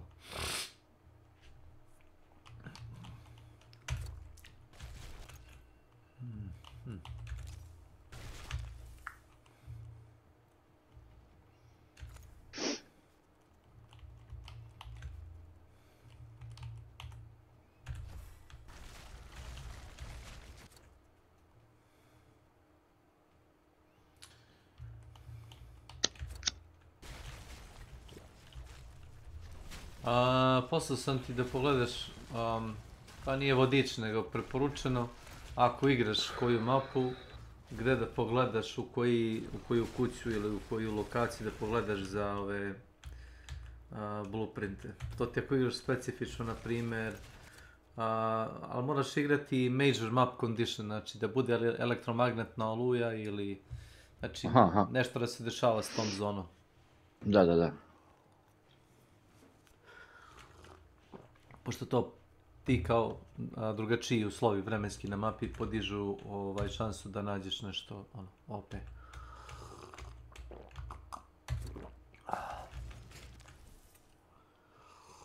Možda vidjeti šta nude traderi ovoga jutra. Koji traderi? Pa Celeste pa ove dalje. Jebote. Dobro. Nude stvari koje će imam. Da kupimo hatch za ovaj dan. Gluposti, klasika. Kažem ti, ako imaš Field Crafting 2, tamo na Skill 3, možeš da praviš granate u meču. Ja sam nisam ponao granate uopšte, ponao sam samo plastiku i one hemikalije. I u toku meča sam sebi pravio one male bombice, one najjeftinije. I samo s tim... Bombe? Ma da, samo s time možda sjebeš ovoga, skoro bilo koga možda sjebeš. Samo si ole precizan. Svi oni arkovi su dosta veliki, znaš, teško da možda... Ajde Ilija, ne seri mnogo, nego pali ovaj... Pa hoću odigra jedan raid, šta sad? Imamo elektromagnetnu oluju, počela je pre 5 minuta na Blue Gate-u. Ma sve super. I imamo Night Raid u Spaceportu. I imamo... Jeste, sve imamo, ajde, odigre nešto bez mene. Moram li ja uvijek da budem nosijac? Moraš, pa lepše mi u ekipi i lepše mi kad se nerviraš. Sad sam toga sad i 8 sati. Ti imaš tendenciju da ne staneš negdje oko 9. Brate, ja sam tu ceo dan. Da. I to ne stanem, to je ono u fazonu dođe do... Reci, ljubav moja, kako je bilo prepodne na poslu. Hoćemo da jedemo, nećemo, ćemo da idemo nešto da kupimo, hoćemo, idemo kupimo i tu sam. Eto, to je to. Mislim da te ona gleda preko mog kanala, garantovano. Ma jako, nije ono to fazonu boli nju. Pa da prati tvoje gamerske navike, otko znam. Boli nju dupe, ona mi koliko puta kaže ćeš da igraš, idem ja vamo. Pusti ona ima TV, TLC, gleda šta već, gleda YouTube, pojma nemam. Izvolite gledaj, ja upustim i... Nemam, s njom stvarno nemam problema. Što se igranja tiče, ako to misliš, ne. Nego čisto ja hoću, znaš, ono, da ispoštujem dođe. Šta sad kao debil da nastavim kao da igram, aha, zdravo. Niko to nije tražio od tebe, nego ja ti kažem u startu nećemo da krećemo ako ćeš da imaš Aman čoveče. Pa dobro, ja sam onako... Šta si ti onako? Moram da bude dobar prema ženama. Čak i prema onima koje ne poznajem direkt. Poslije da me kunu. Kunu? Kao unuk, samo kunu.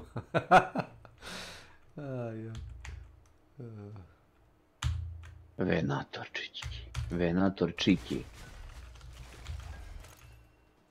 A to meni pravi previše buki. To je dobro kad počne PvP da imaš u ruci da izrešetaš nekog oko konja. Svi što... Tu je fazon kod toga Venator da moraš prvi početi da pucaš.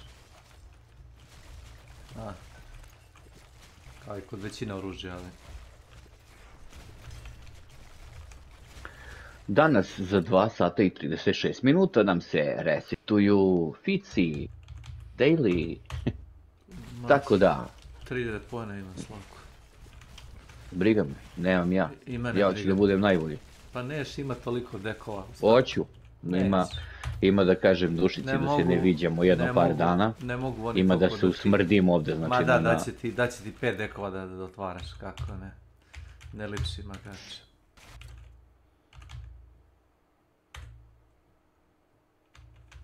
Jebi ga, jedan će da bude free. Ali drugi neće. Šta je to problem? Pa nikakav problem, samo kažem. Biće kozmetike za izvoz. Ne, već ima za izvoz kozmetike. Primetio sam da dosta ljudi ima tu neku kozmetiku koja je bila za Server Slam. Da.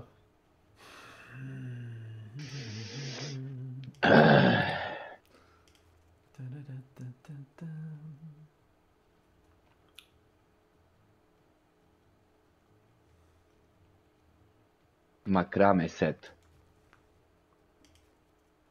Pa da. Makrame.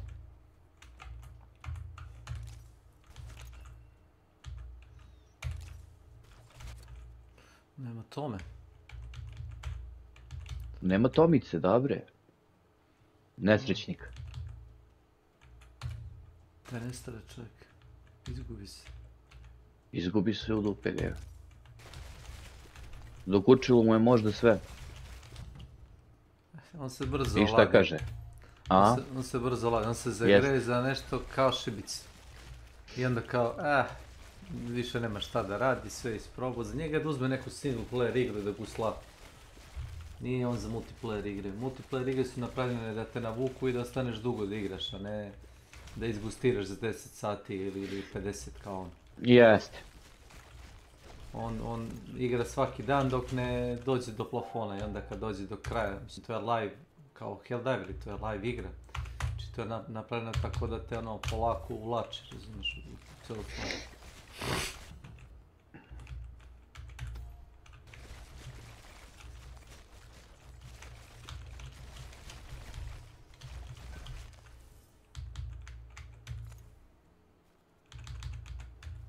Vidio sam to na neke, kažem ti, sitnice na tvom Twitchu i sviđa mi se to što si uradio.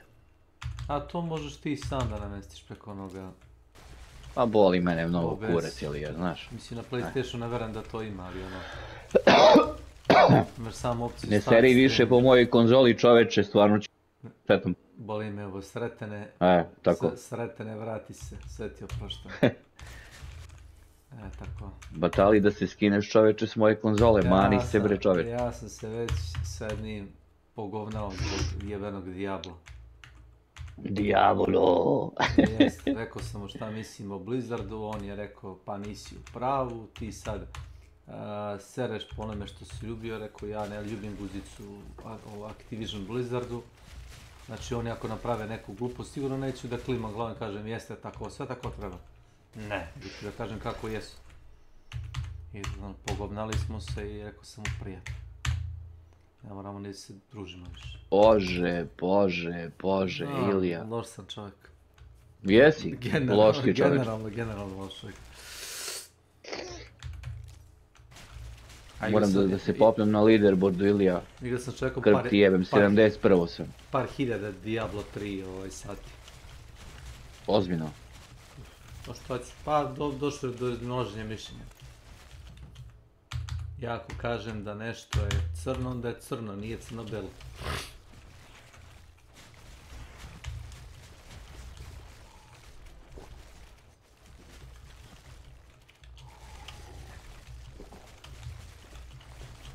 Jebote, ko ovo sve uspe, čovječe? Ljudi uđu u meč. Naprimer, uđeš u meč sa onim, kako se zove... Ilija, izađi iz igre, pucat ću ti u koleno, čovječe. Uđu sa onim, kako se zove što ispaljuje Hulk Cracker, imaš i ti da ga praviš. Dobro, imam. Možda ga napraviš. Nisam, evo sad ću da ponesem jedan za tebe i jedan za mene. Ne, imam ja. Pa šta onda mi provociraš, čovječe? Napravi sebi level 1 i upgradeu ga na level 3, jer zbog brzine paljbe. Dobro, jel hoćeš to sad da uradim? Jeste, ako si uzeo, a moraš ponet napare bar shotgun da bi ono mogu da se braniš ako te neko izraša. Dobro. I to sve ja nosi inače. Ništa specijalno, samo eto da imam. I kad ne iđe... Cool crackerče. I kad ne iđe Benny snitch, cepneš ga jednom granatom u glavu i legne odmah. I tako jedno 10 snitcheva i eto ti urađen taj zadatak. Konkretno za snitch. Jer znaš da snitch je ono idiot. Ti ga pukneš jednom, on krene da vrluda levo desno i ga pogodi ga majčice. Okej, napravljeno. Municija ti treba. Napravi 24 granate i stavi u safe pocket. Više redi municija nego je Bena puška ako mi vereš. Nije da je puška bezradna. I ključ je jeftin onaj. Raider hatch key jeftina spram municije za trgovinu. Pa jebi ga, ja ću da nosim Raider hatch key ili municiju u bulju. Nešto od ta dva. Ne, Raider hatch key možda napraviš za jeftino. Municija je skupa, slušaj me šta ti pričam. Municija, samo malo. Explosive station. Ne, nije explosive station, tamo da praviš svu municiju, na onaj prvi station. Na work benchu. Na prvi onaj station.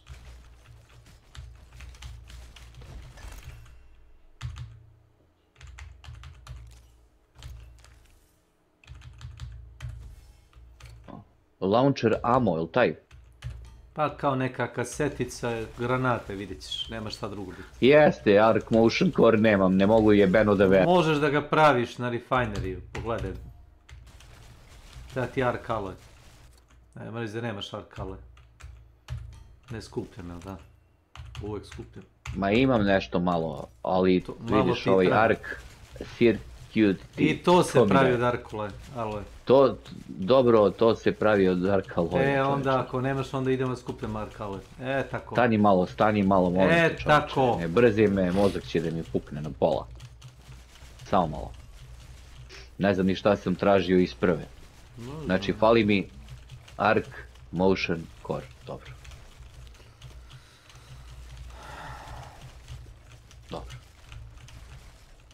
Imam Arc Alloy. Možda je bilo jeftinije da gađam bombama jebene snitcheve. Da pravim one male bombice crvene i da ih ti ne gađam. Možda ga to one shotuje. Kontam da je da. Možemo i to da isprobamo. Znaš koliko mogu da iskraftujem? 18 komada, brate. Pa to bi trebalo da je dosta, osim ako načiš. Znaš, moraš da imaš novu... Jebi ga. Pa, znaš, malo kontrole kad pucaš. Jedna razvali onoga malog bota. Za lipera ti treba nekih 10 komada, sad zavisi da ga gađaš i koliko si precizan. Lipar se mrda, jebi ga, pa onda ono... I misliš šatku, ja imam neki RPG, ali dobro, ajde ću uzem šatku. Pa kažem ti ono što će sigurno da ubije čoveka. RPG ti nosiš da bi mogao da pucaš i u arkove, ali da? Pa, da. Da, ali ne treba ti ništa za arkove, samo to oružje. Zato želiš... Ili Toro ću da uzem, eto. Ako i drugi shotgun. To jedino i valja. Onaj poluautomatski shotgun što imaš da nađeš ti biće se ti ne vredi kurcu po meni.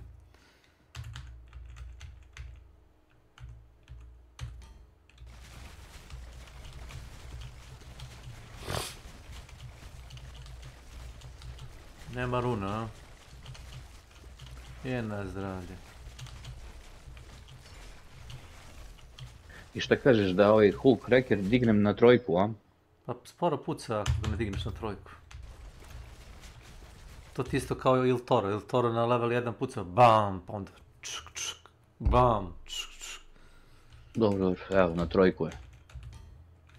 Ako mi ne vereš uđi u trening.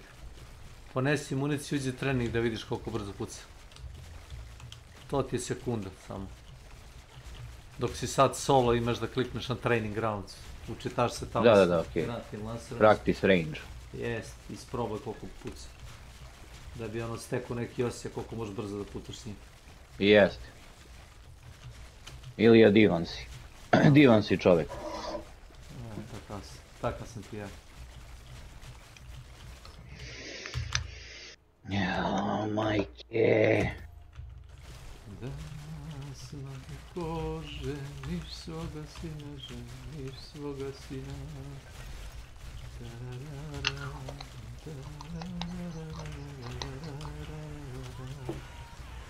Hoću da umrem. Ali sad mi nije jasno kako on može Jel mi se troše ova municija pucana? Ne, kad izađeš, pritisneš escape, leave, vratiš se u glavni meni i dalje imaš sve što si imao. Što si poslušao jedno. Poslušaj mlađeg od sebe, iako si stariji čovjek. Ajaj. Ova leteće sranja ništa, čovječe. A ne možeš ti njih da ubiješ. To su mete. Dobro, ali ni ne mrdnih. Razumeš kao što radi Toro. Pa zato što... Ispadne im motorče. Zato što radi kinetic damage ili Toro. Ne, seri. Pa ovo radi elektrika, mislim, ne znam šta hoćeš.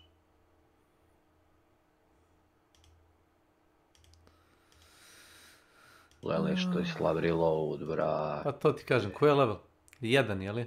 Trojka. Na 3 sam ga upgradeovao, si mi rekao da upgradeovao. Jesam, ali nije ti brže reload, nego brže puca. Znaš kako puca na level 1. I ga pumpa, pola sata mu treba dok ubaci novu granatu. Mene je Spider izuo prošli put. Dok se napumpao sljedeću granatu. Odličan feedback ima, generalno kad pucaš na oružju, feedback je odličan. Jeste, a? Da? Ako tako kažete. Da, najjači sam. Znam. Da, Ilija.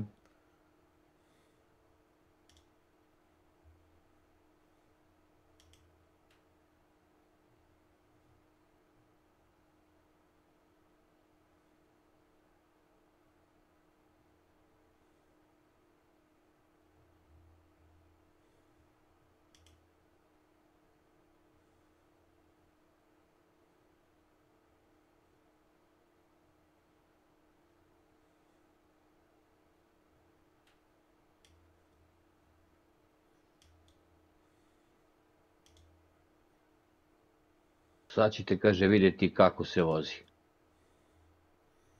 Moj Miško je vozio 5 km. Barricade kit, čovječe. Vezanih očiju. Da. Ne vere.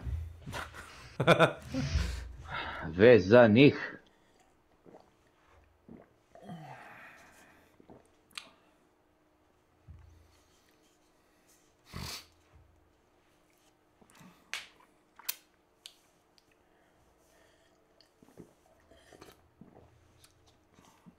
I ako si primetio kako izgleda svako oružje na level 1 zarazalo sa nekim komadima koje otpadaju, kad ga upgradeš na level 3-4, ono vidiš da više rđe nema, kao da je ono nauljeno dobro i bolje održavano.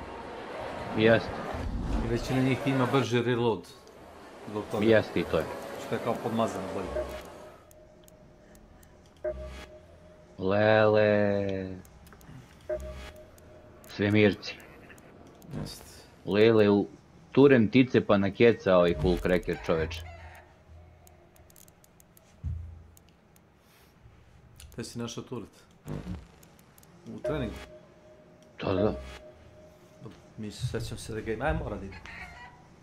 Brate, ima. Beri mi. Nisam do sad ovdje bio, ali... Evo, sad jesam. Ja sam išao da isprobam oružje. Ma ima ovdje svašta nešto. Upgradeao sam onaj automatsku pušku Tempest i nisam teo da idem okolo i da me neko orobi i onda sam ušao tu i isprobao. Ovdje imaš i platforme gore, svašta nešto. Ima sad ovako neko oružje.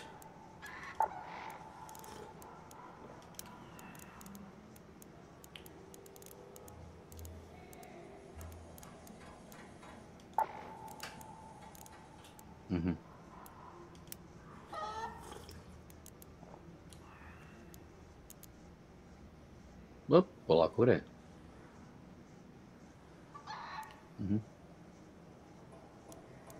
Sad ovdje. Ajde, kurac, ajde. Dobre. Šta sad?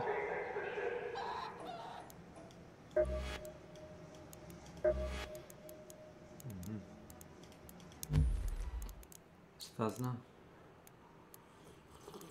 Ujebote. Ujebote, je li ovo zajebano?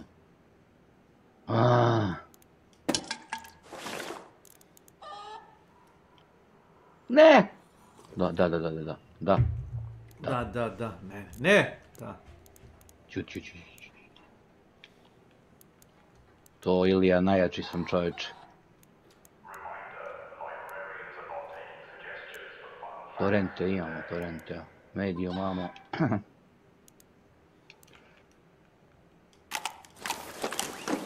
Ovdje bacamo zipče. Op, ide gas. I to mi spušta dole. Ali dobro, sad imam tu kraticu.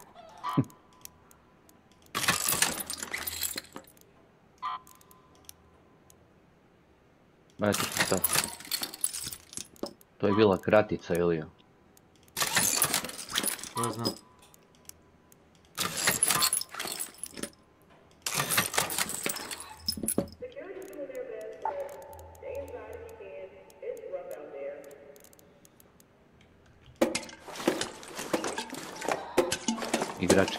Igrački.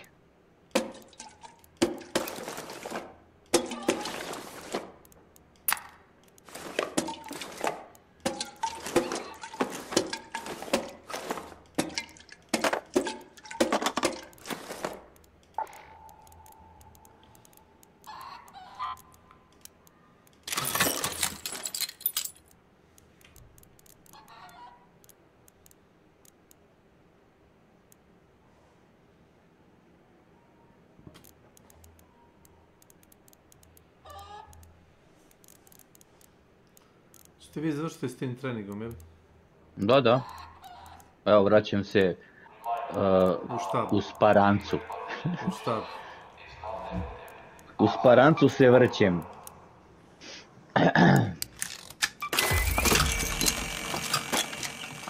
Znači, u buljicu imam da krijem municiju, dobro. Il Toro sam pono. Lurću, Herbalčić, 1.5 recharge shieldova. Hoćeš jedan armor da ti dam za inventar? Imam armor, imam. Ne, jedan dobar armor. Epic neki, ja? Da. Imam jedan epic, imam jedan u heavy shield, epic u stashu. Stani malo čovječe, gledaj. Stani malo gledaj. Evo ti pogledaj screenshot. Hajde vidim čovječe.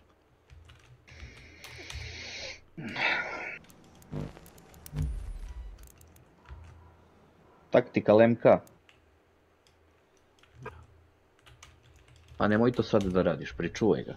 Mogu da ti ga stavim, možeš ga staviti u safe pocket da ga sačuvaš, znaš?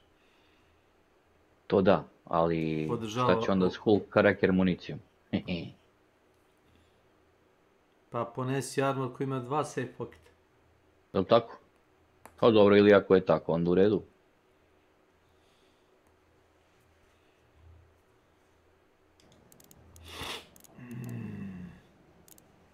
A kurac, ovaj iz 2 safe pocketa smrad ne podržava medium armor.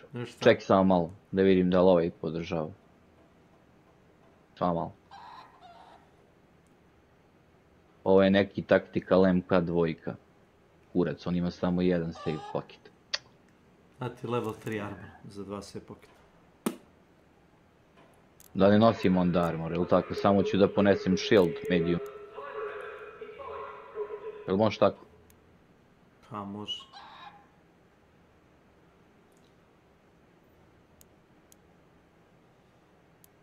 A ne, moraš da poneseš, misliš da ne poneseš rig, taj augment? Moraš da ga... Ne, augment, moram da ponesem. Ne, moraš da ga poneseš jer ne možeš da staviš nijedan drugi u toku meča, znaš?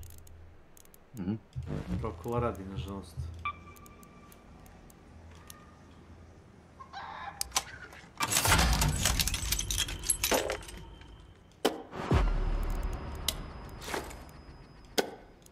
A dobro, daću ti moj onda ovaj što nosim ja. Ne možeš da ga skineš. Ajde mojeg.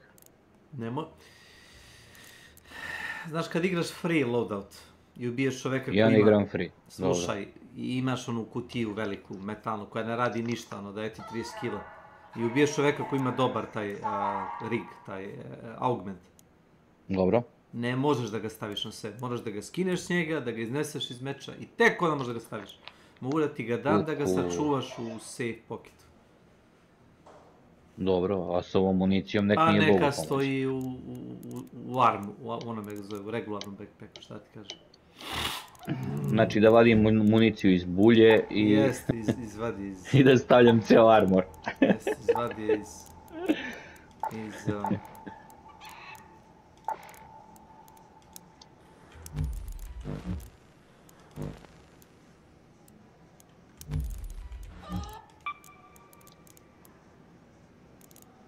Izvadi je i... Iz mjesta gdje sunce ne sije.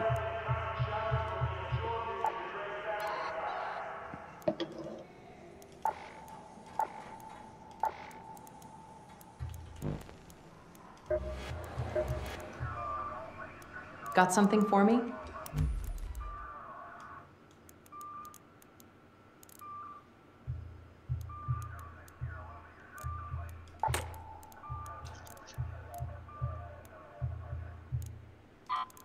It can take weeks for seeds to germinate, but just a split second for a crop to be decimated.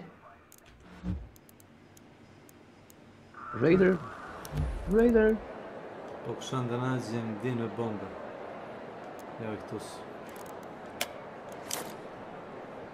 Nekad ni one ne pomažu kao juče kad smo uleteli među onaj leteće dronove i pauka.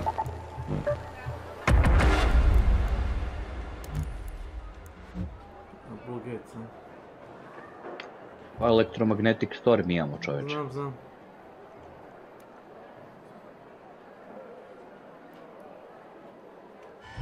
Znao sam Ilija da ćeš ti se prevariti.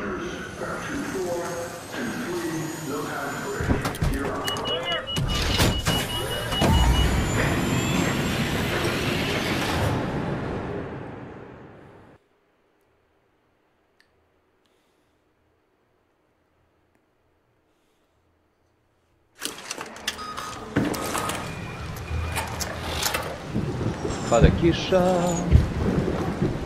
na početku smo meča.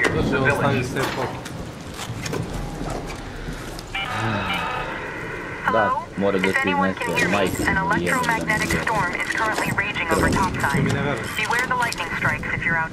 Dok to ne vidim, ništa ne verujem, nikom ništa. Idemo.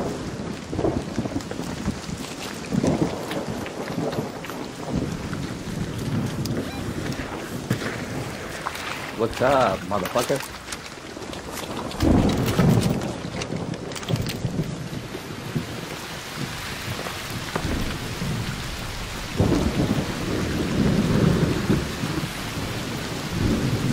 Ako nas ne snime ovi mali robotići. Normalno. Normalno. Tu stani.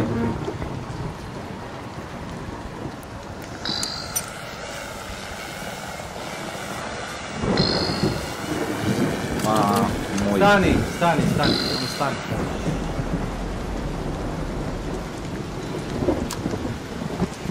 Da im bacim lure granatu negdje u pičku materinu. Ali to čuvam for close encounters. A to ti nije zadatak, čovječ. Ma znam da mi nije zadatak, ali ja kad vidim probu Ilija. Ja volim... Ja poludim, razumeš? Eto, dobijem neki... Oh shit. Oh shit.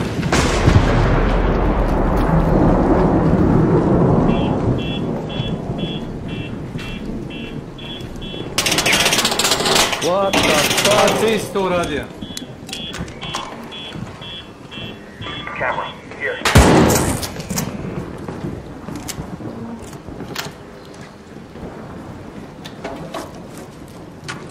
Ja, idemo gore na sprat, ili ja? Šta kažeš ti na to? Pogledaj.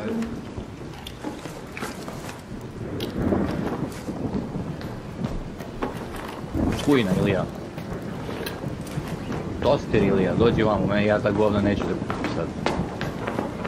Evo i cat bedovi, pičke, mamine, pogledaj slobodno. Ništa nisam uzimao. Storm, bukovi. Ne pali sad. Ne palim više, nemam zašto. Evo ovdje ću da uzem ovu heavy fuse, ovdje imaš isto neka stranja. To je to, ništa generalno nisam. Ako ti nešto treba, kupi. Could be interesting. Over here.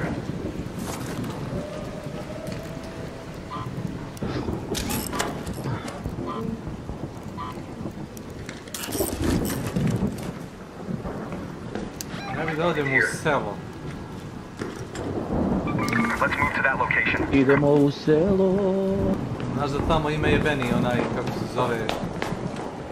Motherfucking šta? Bombarder.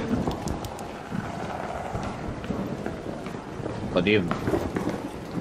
To mi je iznimno drago da čujem. Ili ima pauk, nema veze. A jeboti je ovdje. Ovih stranja pun kurac ima čoveče napolje. A i unutra koliko mogu primiti. Ne vidim ništa, Ilija. Imaš i brightness da namestiš u opcije. Ne znam, moram da vidim. Znam da imaš. Gam. Znao sam da će to da mi kaže. A znam da imaš, nema za me se baviti. Čekaj da vidim gdje to ide. Grafik, ne. Obično je grafik, da. Pa ne, nemam. Field of view, motion blur i idle energy saving, ništa više. To je sve što vam daju da namesti. Da. Tako mi barem trenutno piše. Možda imam nešto više pod grafikom kad izađem iz igre ovako, ne znam. Gledam stvarno. Našao blueprint. I have a vertical grip blueprint, Mark 3. Seri. Bravo. Da, ja bi ti to sačuvao. A? Šta vi? Udario si pivkom u klavir, nisi provalio tako. Ne, misklikovao sam.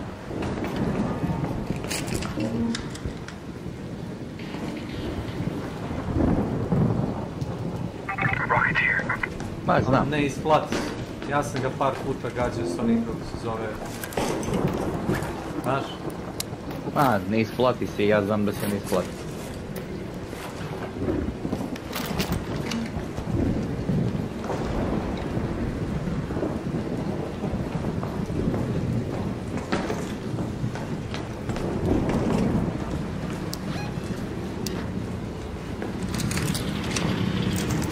Ali djelac izađe na drugu stranu, majku jebem.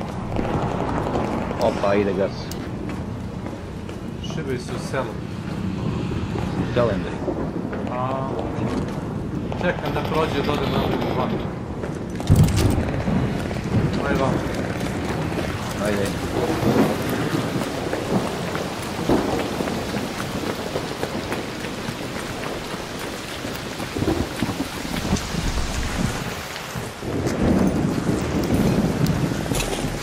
Oho, ide gas.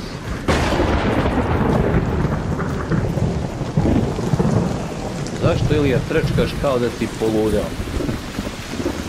Znači da nemam uzemljenja.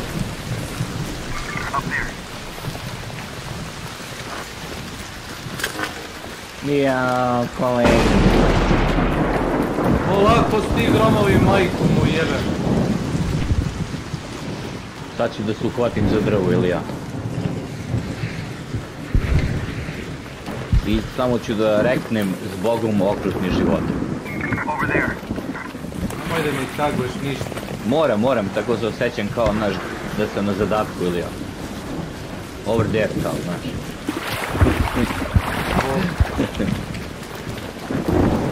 Zbog toga pijum, ali to su radili u ovome kantu, dosta ovih momci s kojima igram. Non stop to rade, spamuju taj target.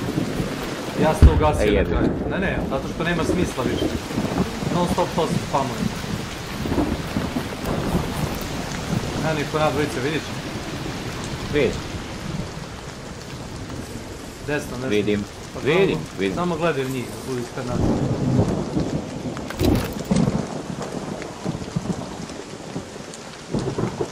Kako je divan dan za usteravanje.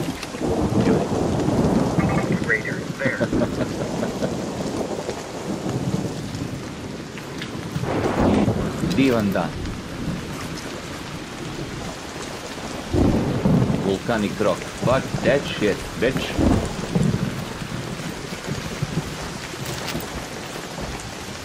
Evo ga. Sad bi ga trebalo negdje odvući. Aha. Pa negdje da možemo da se zavučemo, a ja ću da ga rešetam.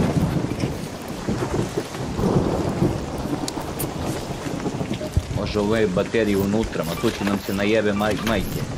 Ja mislim.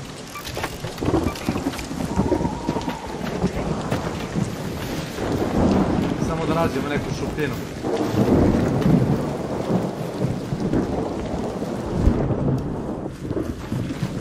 Otvorio. To ti je onaj, kako se zove, prst, wake up. Aha, jes. O, evo ga, personal best beaten 800 mi piše. To je tek, ja sam tek na 800 jebo. Tu treba na minimum valjda 4000, čini mi. Možda bi mogli ispod ovoga da ga malo tamo. Dobre, ajde da znam da probamo. Ako ispustim dušicu, plaćam i biće to stražno. Uzimam u ruke, ovo je baš sad.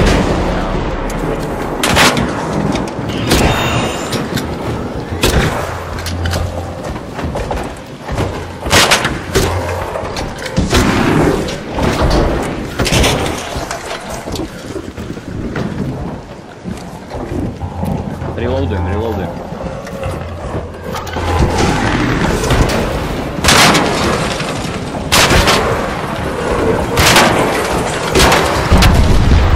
Gotovo. Bez ranje. Okej. Slavo reloaduje ako je trojka, majka mu je da mu ide. Ali dobro, cepa full crack je skida, ono, nema šta. Još 11 metara. Ja sam ga gađao bombu. Tim da sam ga jedno bratu 3 puta, možda čak i 4 promašio skroz. Ali generalno da skidam ovaj full crack i skidam. Ti kažeš da ga malo upgrade-uješ. Da ga nisi upgrade-o, znaš ako bi sporo pucao, bio bi ga i čep. Dobro da nas. Pazi ili ga beži. A ne mogu nazad da dođem ako si iza mene direktno. Pa mrdno sam, jevo ga ti. Mrdam da ti ne budem u liniji. Ilija, nemoj da me nerviraš da upotrebljavam ovaj auto robot tebe. Budeš kriv za sve, molim te. Treba ti još jedan, na primjer, ovaj veliki AI da bi nam ispunio to. Kibitsko vemo imamo. Još, ima meci ima. Napravio sam još, bacio sam bio 8-9 bombi na njega, znači pod budicom.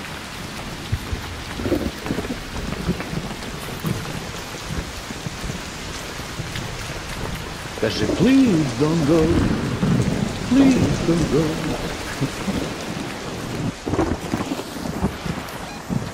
What's up, bitches? Jel idemo gore na put ili ne? Ne, verovatno ne. Gore, stupenje. Gore ipak tamo. Da, gore. Okay. Pitam, jer ko pita, taj Ilija ne skita. Ne zadržavamo se ovdje, ima previše ovih blokada ovdje, znaš.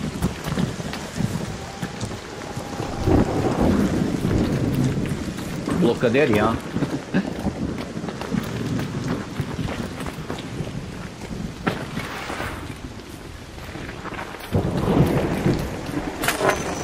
Pazi.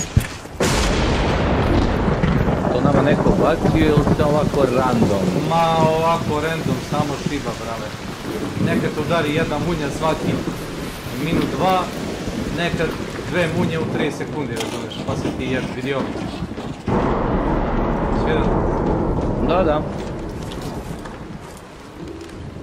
Ali ovo robot će? Nije, činilo mi se. Pazi.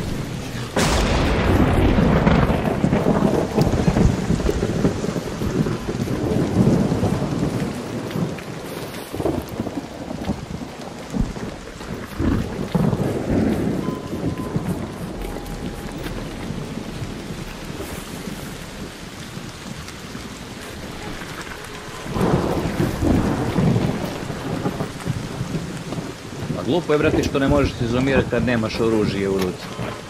Čime ćeš da izumiraš? Očima. Glavom. Sve tako.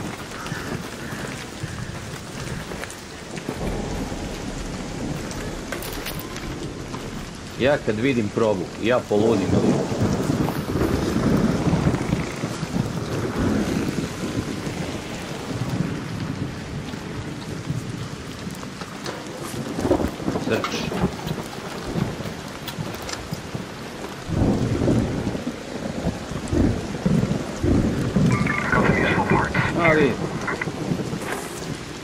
Uzimaj bakterije. Ja sam. Ko je to? Ja sam. Ilija, ja stvarno ako si ne šlogiram prijatelju pored tebe, evo desam.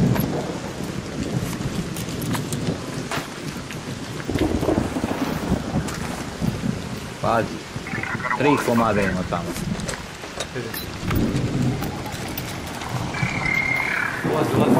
Zam.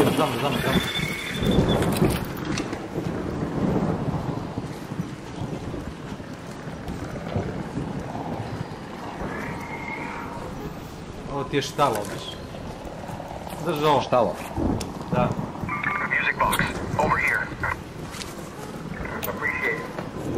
I appreciate it. A nekoga je već ubio, gledaj ovo, ja... Evo ti XP. Ne. Hornet je baš tu. I drugi je tu. Evo ga, drugi odlazi do dušena tamo. Beži tamo, ajde beži ti više u pičku materinu. Ima ga, stani. Se doda. Valjda. Gledaj, sad se ovaj pa vraća.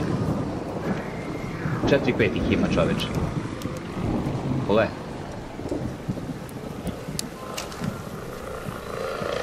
Da vadim full cracker svima da se najeve majke. Ja ću.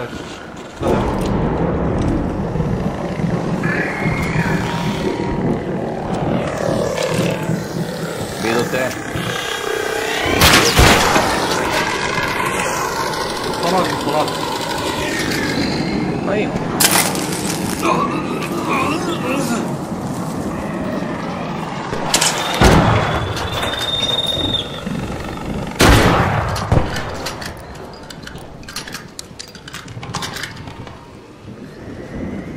jebali majku majčinu.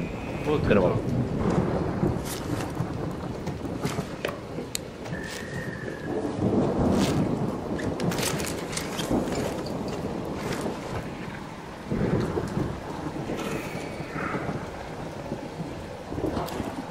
Ima nešto iznad moje glave.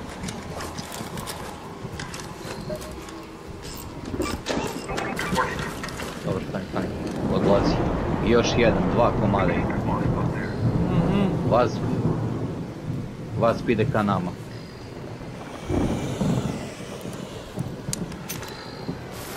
I vidio me. Evo sad. Mam ti jedna. Familiju.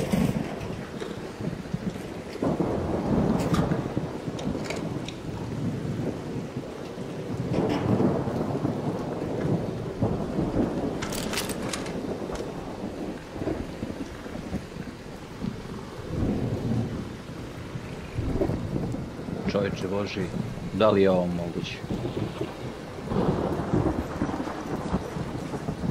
Kupio sve šta? 3000 darke, ma da, uglavnom da.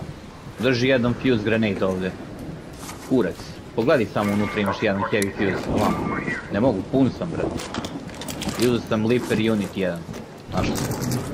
A to ti ne treba se pokupu, apsolutno. Nije mi to u save pocketu, onaj tvoj gear što si mi dao mi je u save pocketu. Što više?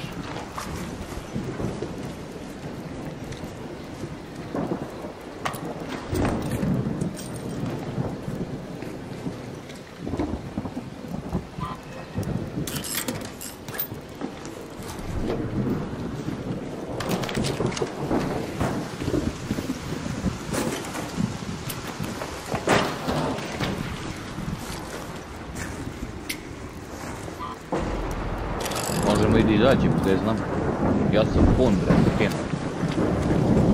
Ovi su ustrali drugog ovog velikog, ne znam kako kažeš. Možemo malo i da se zajebavamo još. Ne kaskove, znaš. Da, možemo to, naravno. Samo kažem što se ovih velikih tiče, podučkali smo ga. Osim ako se ne... Evo ga ovdje, jedan, first wave.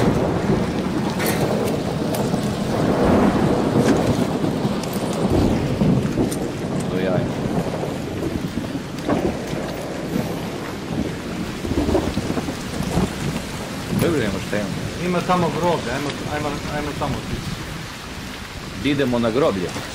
Da. Ajde. Gori ovo. Oj! Evo ti ovdje ovi aprikoti.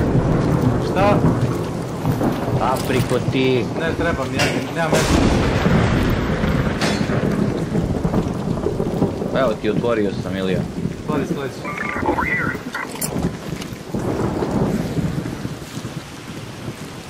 Kako je otvorio sljedeći?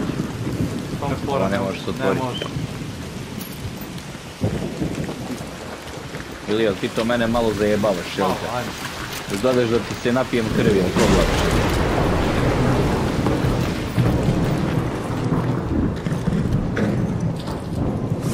To Liper? Jeste. Evo lutko moja! Dođi vam.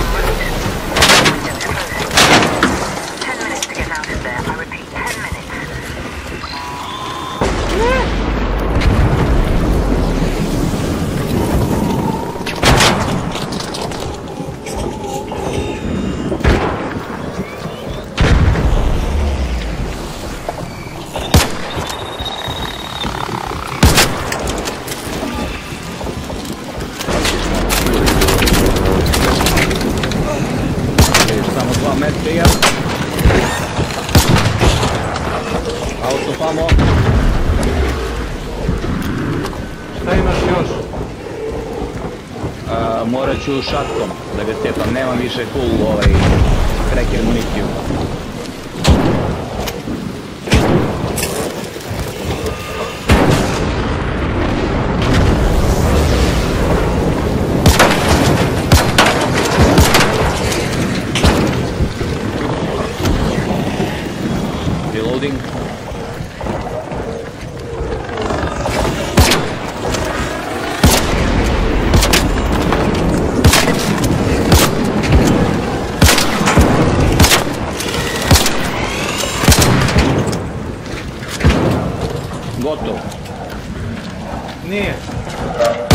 baš nije. Nije. Eksplozija mora da bude. Hajde, gotovo. Razumeš razliku? Razumem.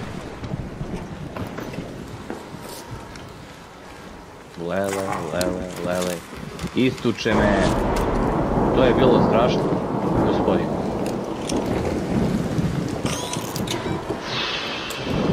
Head home at the forest air shaft. Rekli da evo izde, šta mogu da skupim i ovu pičku.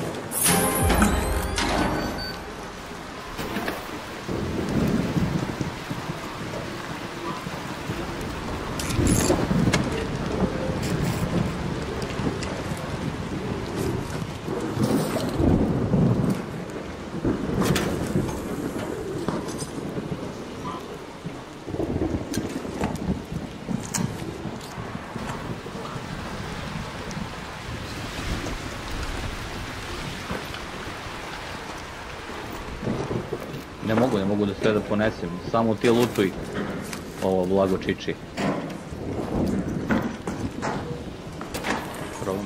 Ne može. Tu imaš samo jednu komponentu. Ajmo! Pazi! Nema, ispucali smo sve što imamo, znaš. Ima malo municije za shotgun i to je to. Ajmo. Jel idemo tamo gdje si ga tegovo, da? Da, tamo.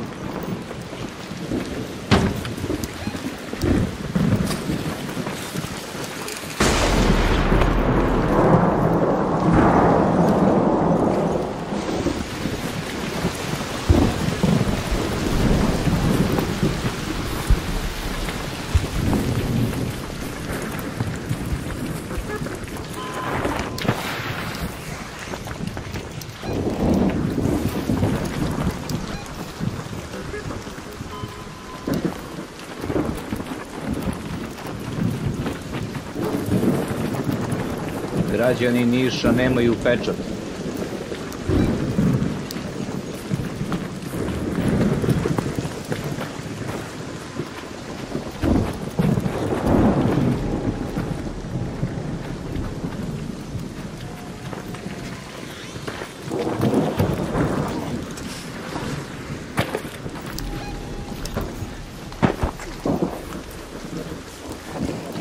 Imao sam jedan adrenalin. Na kilec kako imaš za ovo.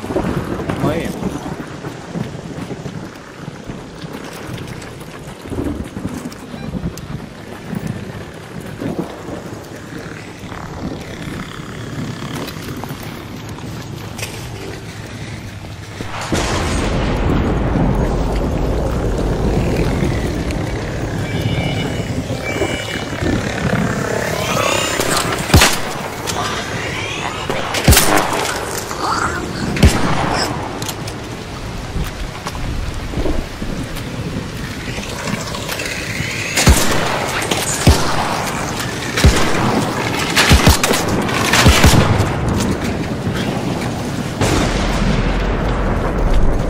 Jebote, ko je ludilo, a? Ohoho, ide gas. Stani, dođi vam. All Raiders, arc on screen. Nemoj da čučiš. 5 minutes left. Go Ono find your budi way na home. nogama, lađe ćeš Save da 5 minutes razvoješ to ako time stojiš, it. veruj mi.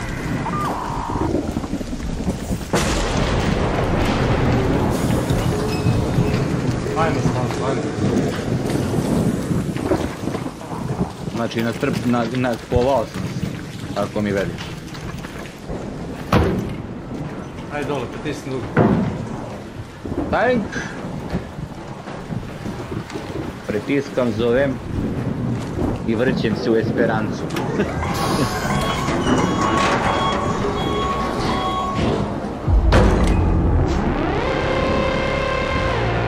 Kakav sam ja sam sebi kažem ovo.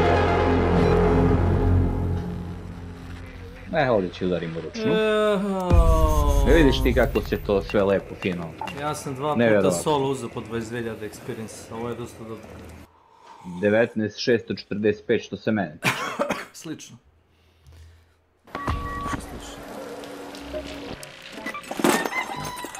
Strike, počela kiša, hvala. Dobio sam lure granatu kao reward, wow. Pogledaj Search Wave Husky Damage Ground Based Arc. Pogledaj. Ovo je bilo baš lepo. Baš lep XP. Dobije se lure granatu da praviš? Ma ne bre, dobio sam jebeno lure granatu. Pičku materiju. Nisi dobio blueprint? Pa nisu.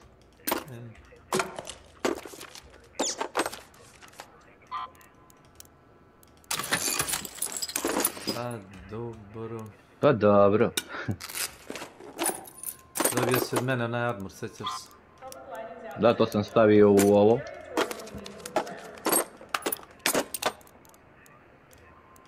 To ti ne bi preporučio solo kad igraš da nosiš.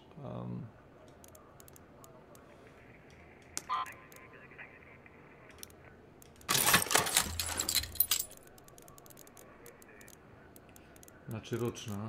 Čekaj, te šutnem napolje. Mogu, izaći ću sam, nemoj me šutiraš, to nije lepo. Evo ja sam izašao. Morao si to odradiš. To morao da uradiš. Sam sam izašao. Neće niko mene da šutira. 60, pazi, ako ovako još jednu posle dobro razumeš? To ću već da budem 70. Ali gdje ti trebaju pojni, u šta? Ja bi ga ne znam, u šta, gledam da docepam na max level. Ne, za ovaj trial, dobit ćeš level, ja čovječ, što si težak. Dobit ćeš level, ja sam težak sam čovjek. Trenutno sam try hard 2, to mi je trenutni level. Ne pitam, da. Ali pitam te za one challenge, uradi, ne znam... Gledaj ovako, na first wave husk sam tek na jednoj zvezdici, razumiješ? To treba da igramo... Tu imam 1600 poena, razumiješ? Damage ground base arcs sam na 3500 od 4. Što je super. Da li imaš, da fali ti još malo da dobiš level tu. Da. A recimo snitch 0 im. Kao i roketir, 0. Što se tiče snitcha to... Znam da je zajebano, to je idemo da se navuče snajperom iz pičke materine. Ne, bombama čini mi se da je najlakše, verovati ili ne. Pa jebi ga, ne znam. Znaš one male granatice oručno što sam ja bacao. One light. Pa će probamo posle. Kad šikarom ga tekneš i trebalo bi da gubi odmah. I onda mu bacim neku lure da gu namamim. Ovaj Hulk Wrecker je priča, baš. Je sve tako. Kove u koske. Znam.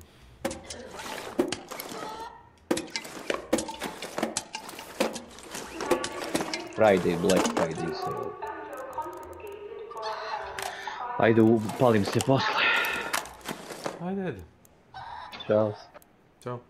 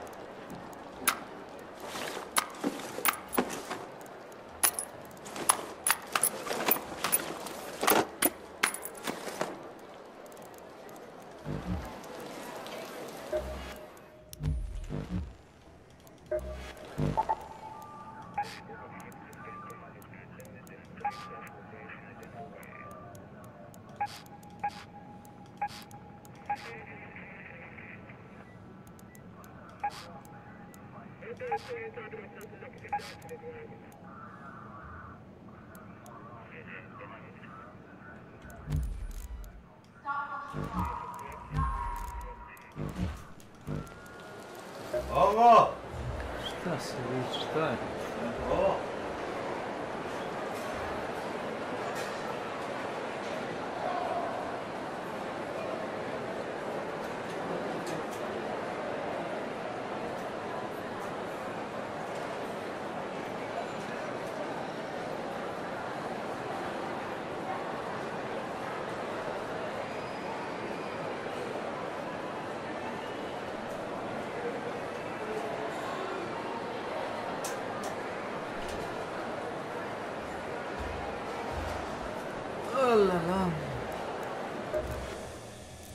Need a distraction, a diversion, or a demolition? I've got all three.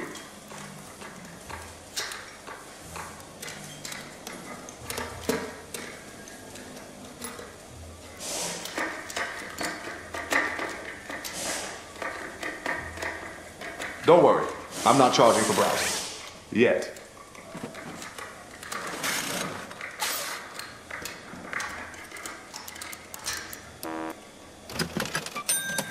Solid pick. Should treat you well.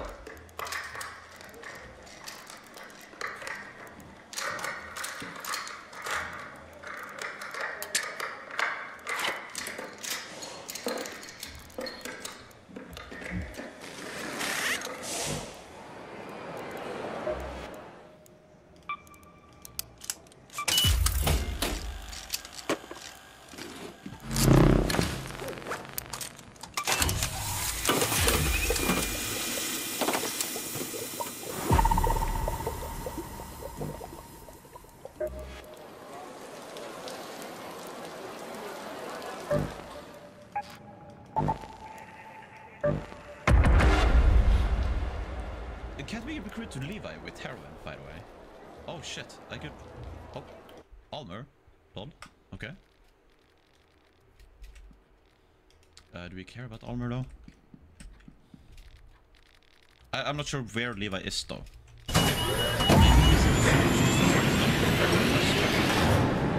Maybe if I go on the sewers on day 1. Okay, only one skin Bible there though.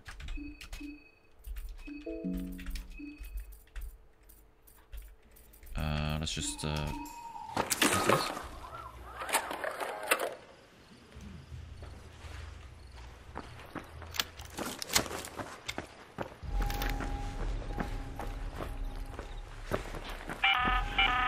Have your eyes adjusted to the dark yet, Raider? Loot is ripe for the picking while most of Toledo is asleep, though my suppliers say that Ark is twice as vigilant after sunset.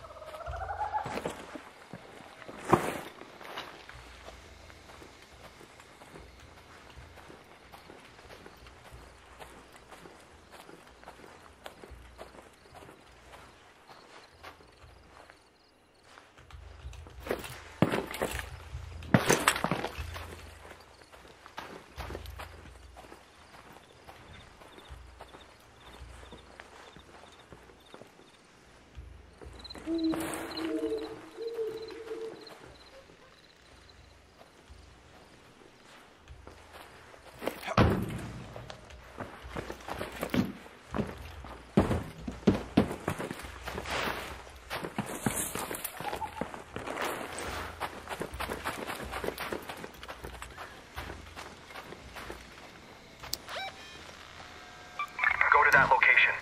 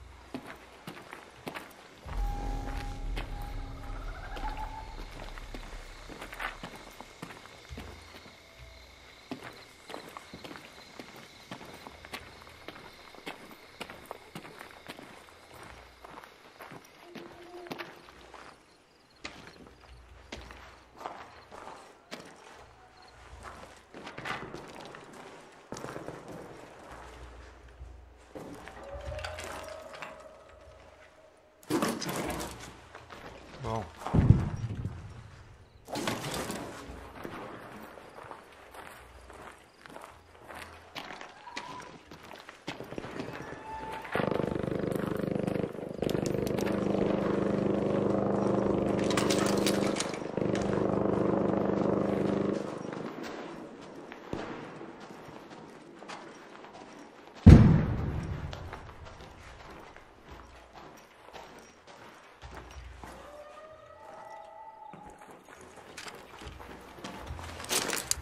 Hey, don't shoot!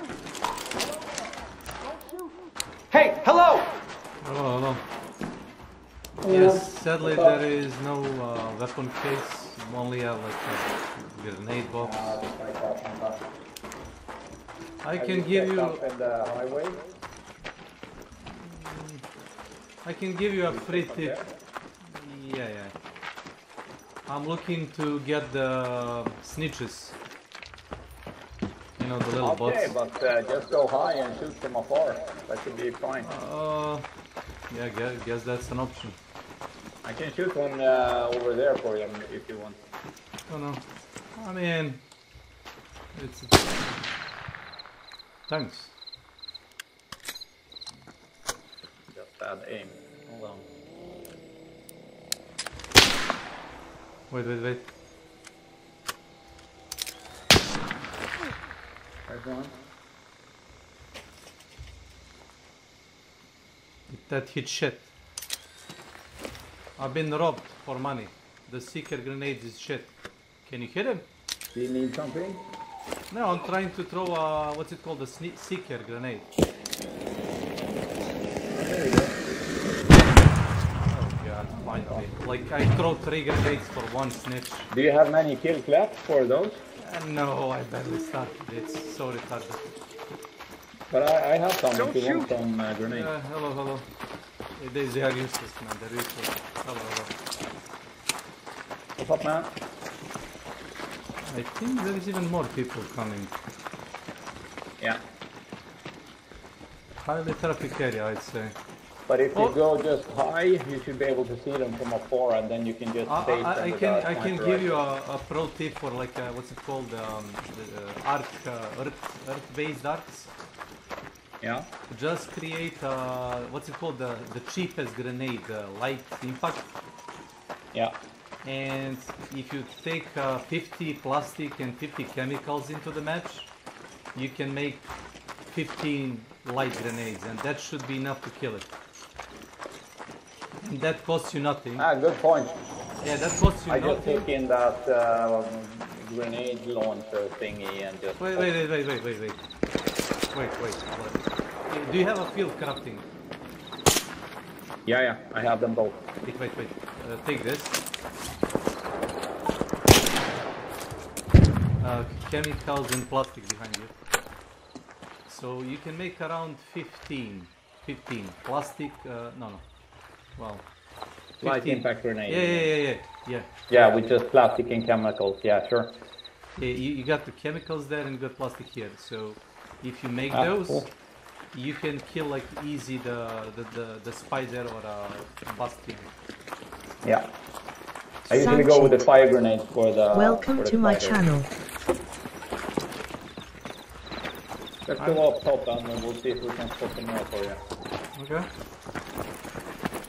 Thanks.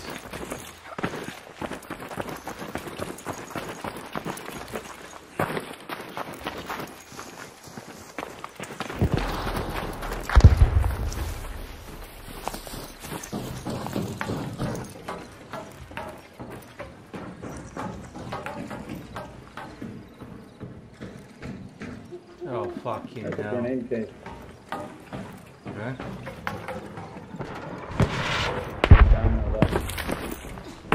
And that's a rocketeer up there. Got him. Hey, one of those things. Snitch? Yeah. I see.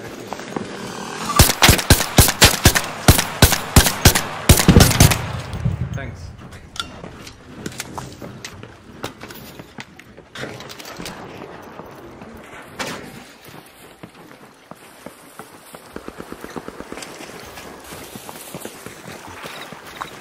I've been sent to people hunting them because they're so cute.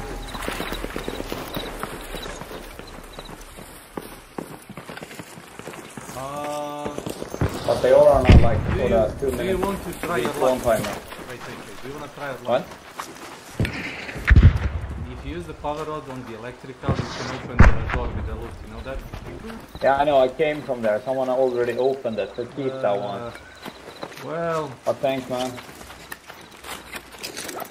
I mean, you dragged a couple of the snitches.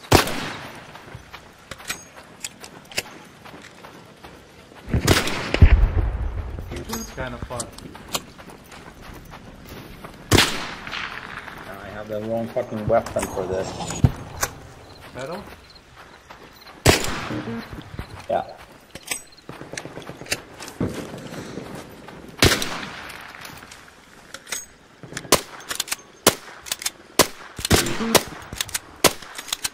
Bullet drops are crazy.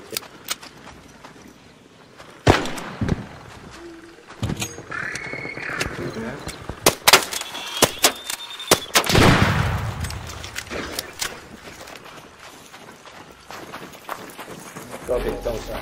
Somebody died.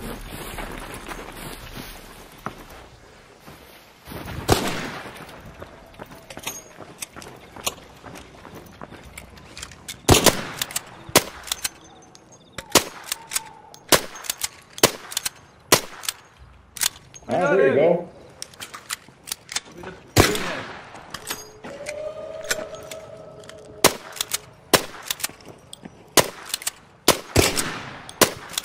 I think I have to shoot him again, otherwise he won't come.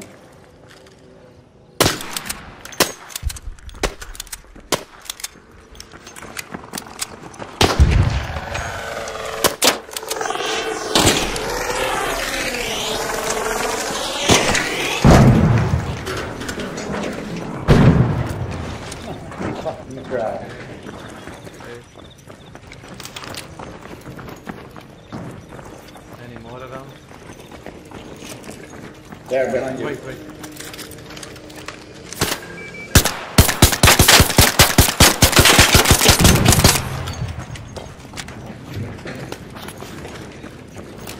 We could do the big one if it's just flying orcs in it. No, the trial doesn't say, flying ones. It was the last big one. Ah, okay, right. So you're just watch it. The devil.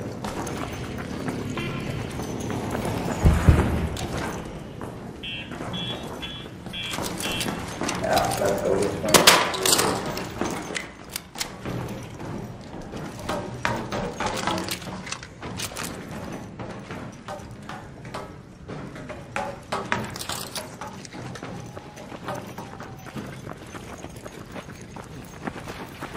So man, I need to extract.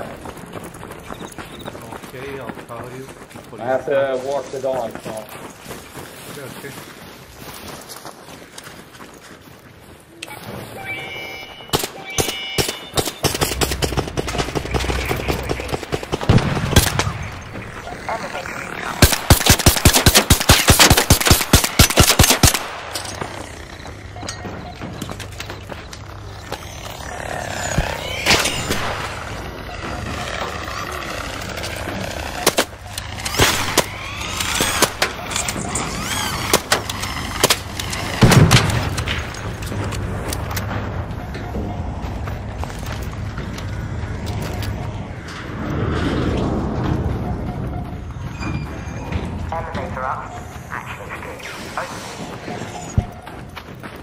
Another guy's coming. Have a good race.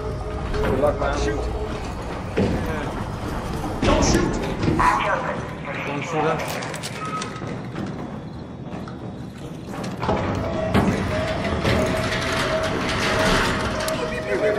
Thank you.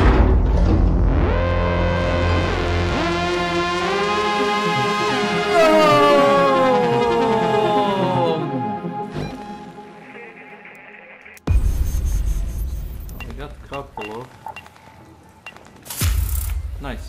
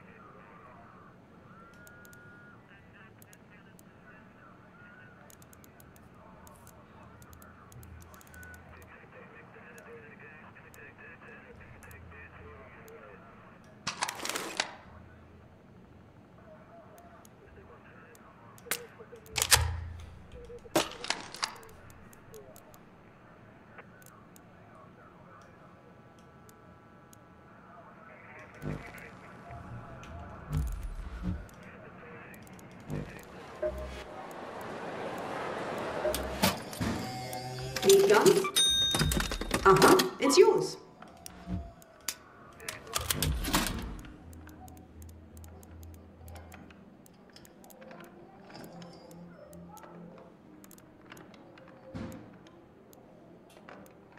Take care of your guns and they'll take care of you.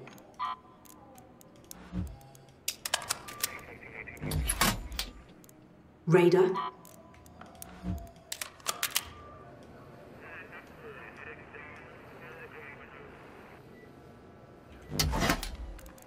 You're back.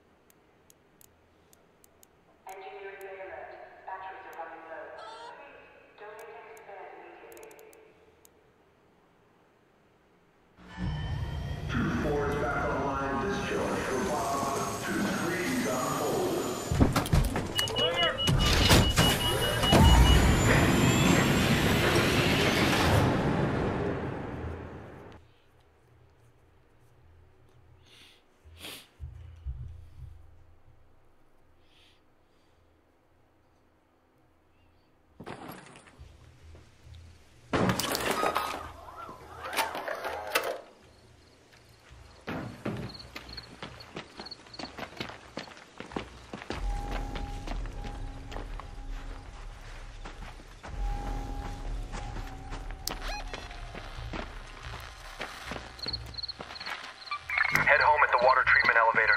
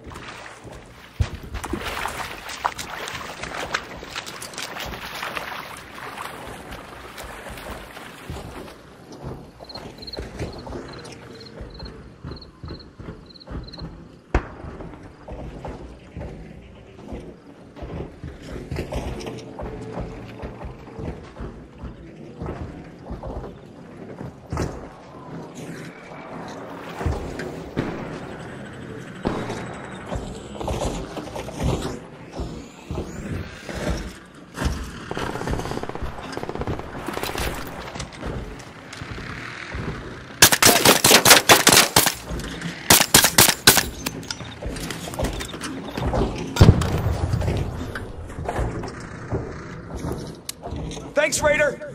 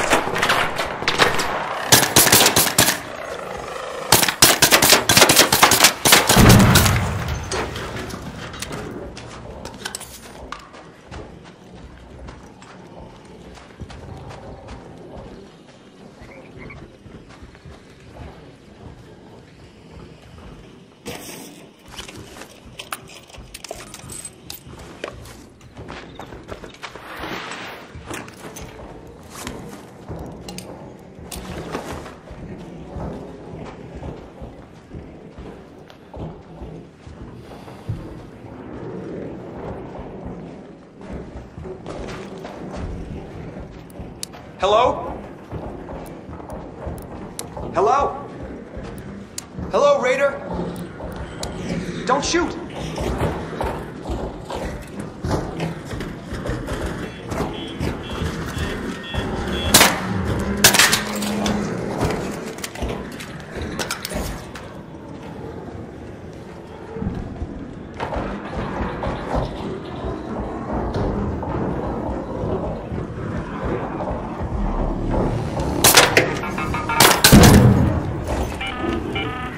An Ark orbiter is en route.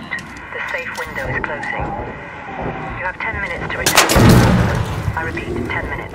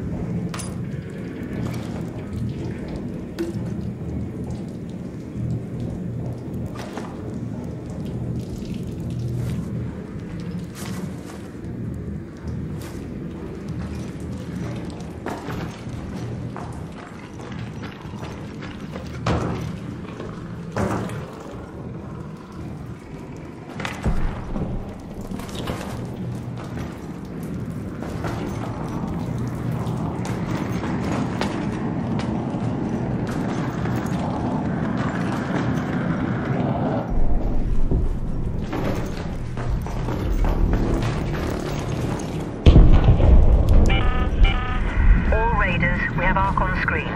5 minutes left. Go find a way home. I repeat, 5 minutes.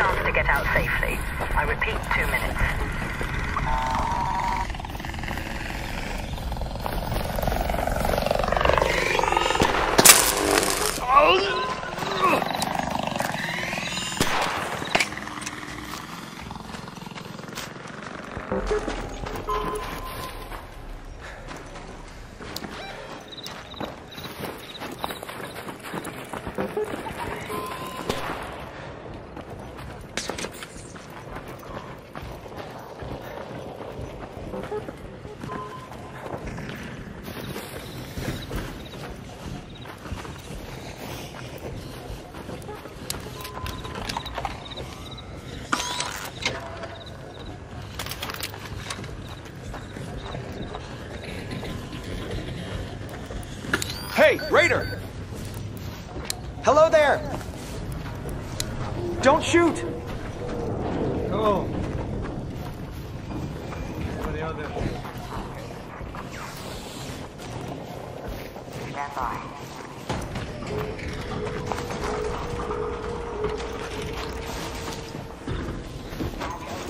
Elevator's ready to go. Don't shoot! Hey!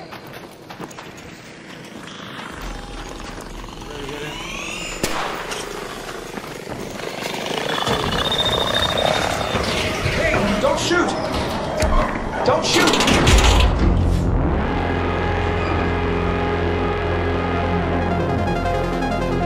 Oh.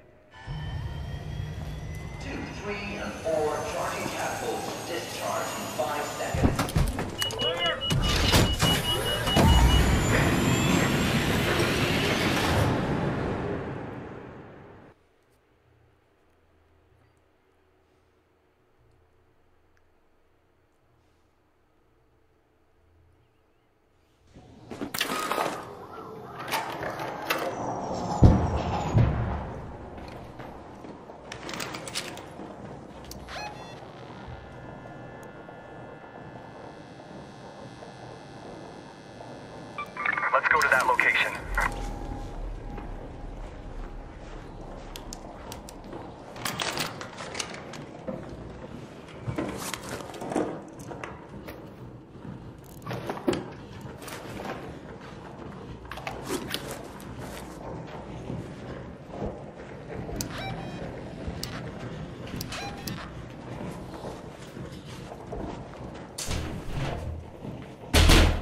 Sure. Oh. Pauza, não?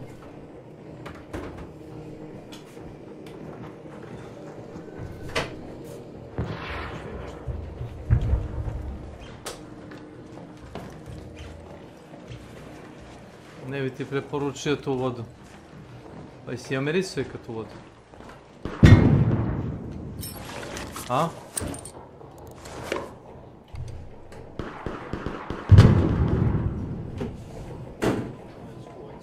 Ako ti ne smeta u redu, ali ja sjepam iz onog drugog bidona.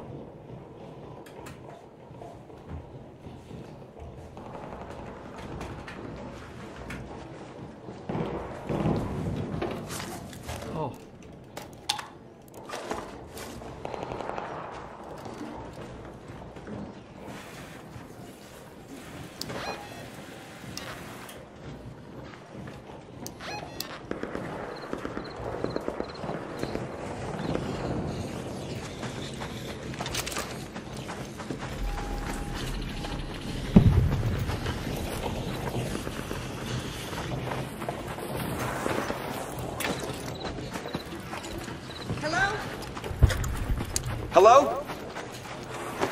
Hello. Yes. Don't shoot! Yes. Until somebody shot me in the back. Hey.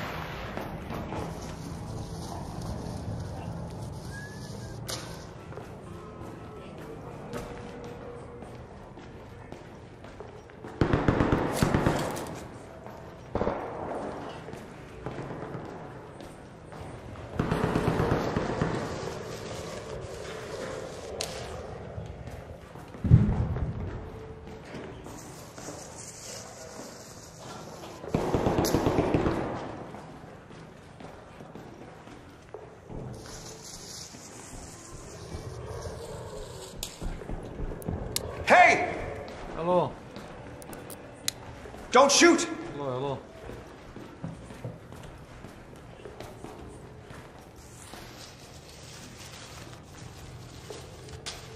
I'm just a simple herbalist.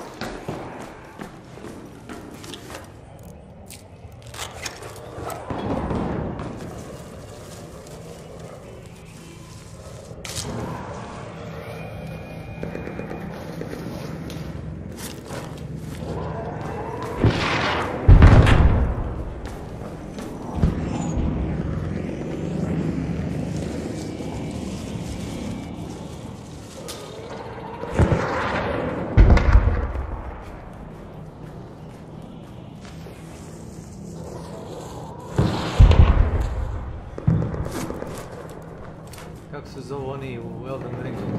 Parfumery.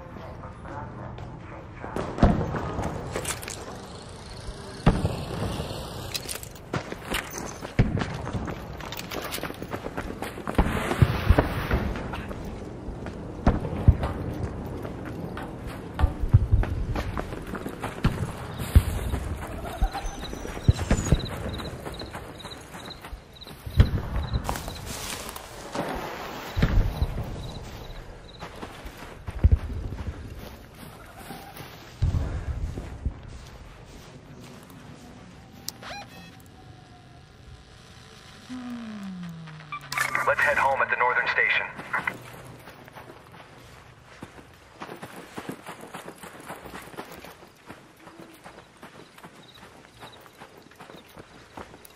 Hey there! Hey, hello! Hello there!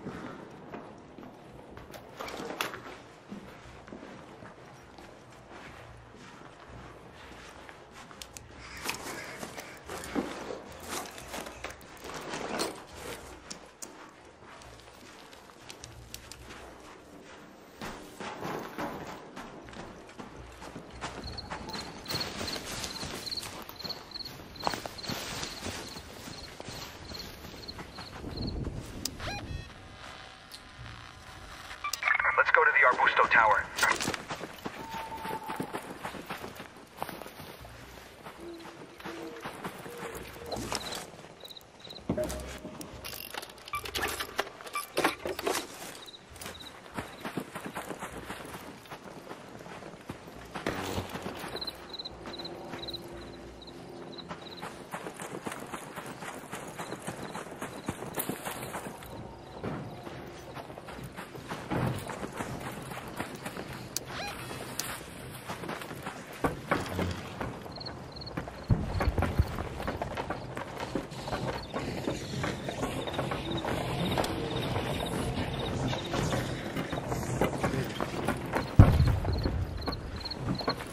Ark Riders.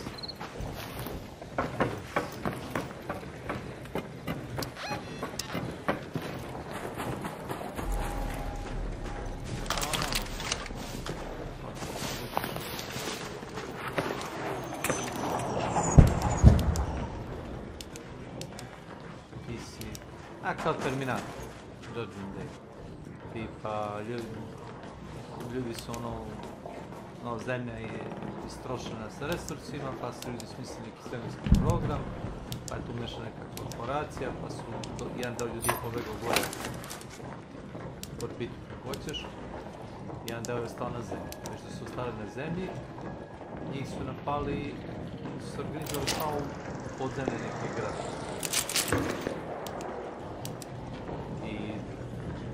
Neko vreme kao došao prvi kao talas tih robota. Da se prvo talas robota ili su te neki vreme, onda je došao do drugi vek.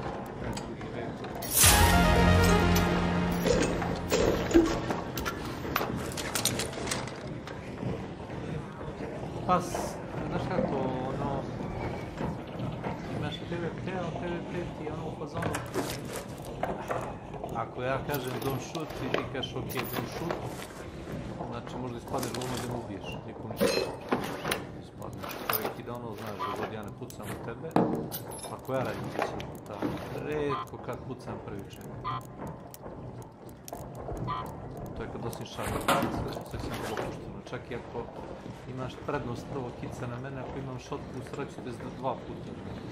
Bukvalno, jednog ga tapuješ, skineš po ovaj shield, energiju skineš pa 0, drugi put ga tapuješ.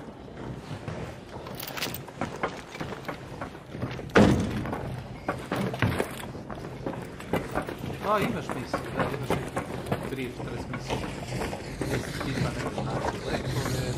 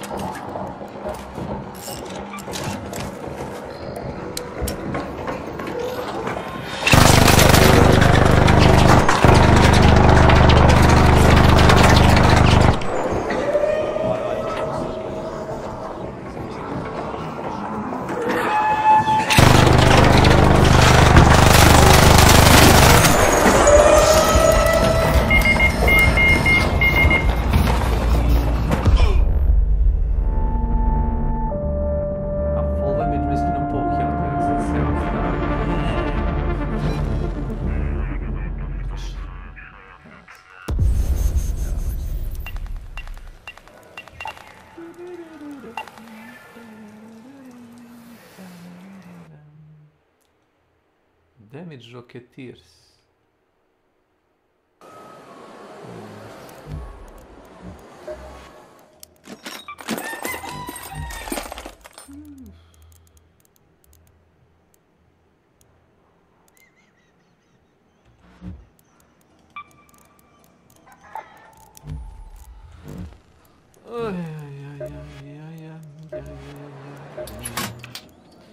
What?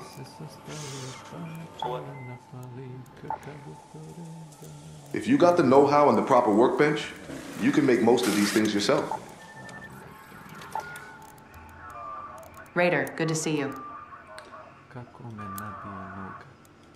Strašno mi da me je sramota. Here's a good one. Pored što sam već igrao ovo jedno 2-3 nedelje, znaš, od sve misije koje su mule su radili, sam odigrao već. I svi kojima sam igrao, i njima isto misije sam radio dosta. Ne liči na mene, ali da. Wheat, barley, oats. Turns out they all grow differently. Sad sam našla novu foru. Nosim ove kućne hemikalije i plastiku. I onda u toku misije možeš da kraftaš ove bombe. Ako se tako level upuješ taj skill 3. I improvizovane bombe. I samo pravim su one male kao neke light grenade, tipa radi minimalno damage-a. Ali kod roboti obično imaju, ne znam, 3-4 noge ili 2-3 motora. Kada šikneš, uradiš splash damage, znači na svaki deo tela. Jedno 10-15 bombi može da ubije robot, samo ako se fino baci. To mi je ništa materijala, košta me hemikalije i plastik. A imaš ovoga, sad pokažem, skrepije. Koliko to? Posle svake uspješno završene misije, koliko ti donese svega pomalo. Semenke, metal, kao da kupi smeće. On je master hoarder. Imaš da mu skupljaš. A slušaj, za level 1 ti treba ogrlice za mačku. Pa onda, ne znam, za level 2 ti treba bazenčić neki. Pa mu treba, ne znam, više ođe, to su neke gluposti što ona vlači. Pa treba mu, ne znam, i na kraju mu treba voće. Treba skupiš, ne znam, po 10 vrsta voća nekih. I kad ga podmitiš, onda je master hoarder. Kako on to luplja? Pa eto, kak ti odeš, recimo da, Kljuni donosi. pa kao mačka, znaš, kad uzme i šapom donosi. Tako oni su. Tako. Kada ne staneš bez materijala za kraft. Unaprediš ga da ti on donosi određenu količinu, a ne može nešto puno. Do 50 čini mi se maksimalno koliko možda nauči, onda moraš da klimaš. Mislim što dobijaš uvijek više resursa kad izađeš živ, kad izađeš mrtav, ovako kao mene što ubio ovaj robot, da je sretniji, onda ne dobiješ puno. Evo ti izbio sam na prvi leaderboard, ne vjerujem.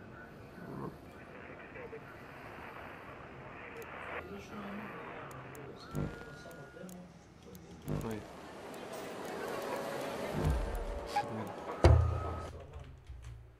Pa to baš Ano igra.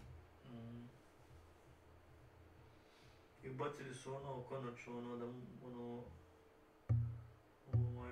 možeš zgrade ulici. Da? Ukosiš. Kako misliš, pod uglom? Da li nisu sve pod libelu? Totalno možeš proizvod. Ne onaš ravno. $60. A ovome će past cena, znaš? Pa da, ovo su gledali. Pašće će mu cena sigurno. Gledao sam demo. Pa šta si instalirao demo pa igrao? Ne, gledao sam se.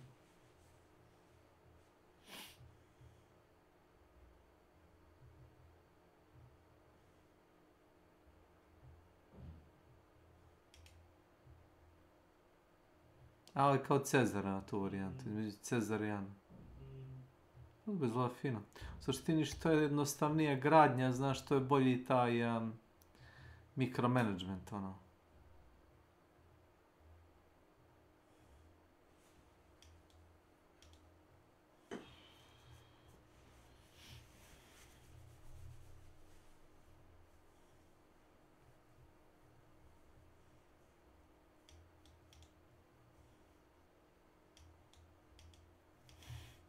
Kaže, the game feels like 2025 modern scenario in ancient settings. Neki karakteri se ponašaju vrlo moderno i kao light-hearted, šta je light-hearted, kao vedro u fazonu, šta li. Dok su drugi super ozbiljni, kao što bi očekivao od rimskog prokuratora. Kaže, moderno plus drevno, modern plus ancient does not work very well together. It becomes very grotesque when you are the governor with a legion archer and battleship loaded with ballistas, ready to take over Albion by force. And then Diana appears with her anime voice like, hee. Could you deliver, please, these 50 love letters for me? I'm trying to take over Britain. Get the fuck off.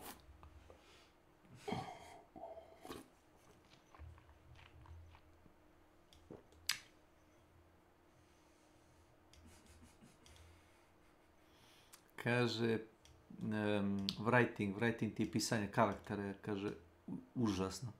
Kaže, nije čak ni smešno kao u ono 1800, kaže, gde su umetnici dramatični komedijaši, a inženjeri su sarkastične feministkinje.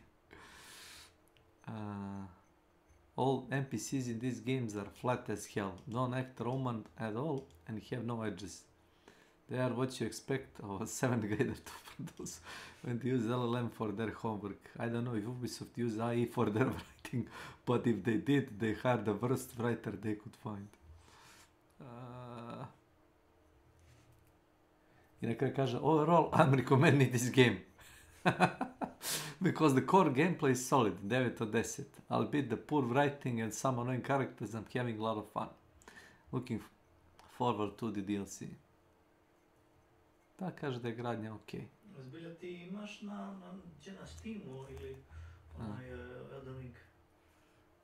Da, možeš ga, mislim, DLC šta? DLC, ja kako se zove. Čekaj, nisi igrao DLC? Ne. Nešto malo smo igrali i onda sam ja ne znam da sam išao za Kanadu ili... Veće da je to. Pa možeš ga instalirati preko Steama, mislim da radi na Family Share. Ako će se igra, možemo ga zajedno igrati, nije problem.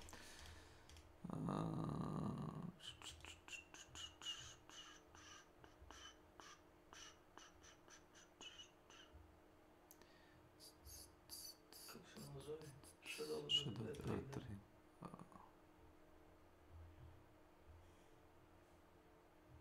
A, mislim, vredi ekspanzija, vredi love ako nisi igrao.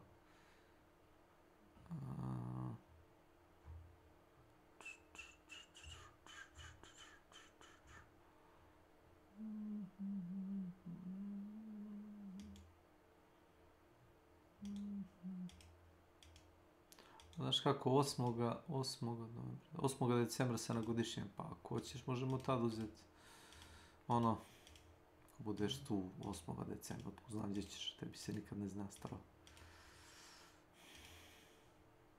Vidit ću to. Ja mislim da mi radimo do 25. decembra, pa ćemo onda imati pauzu na 2 dana. Ne moraš ga sad uzimati, ono, možemo ga uzeti pa ga, ono, zajedno igrati ako hoćeš. Sad, ako imaš starog karaktera, možeš to učiti, ako imaš novoga. Poenta ti je treba samo da ubiješ Radašina i... kako beš ono... Radan i... Mog. Mislim da je Mog. Radana moraš da ubiješ zato što ono, story-wise moraš da ga pobediš kao ono, naš... njegovu tu formu kako hoćeš. Konjsku.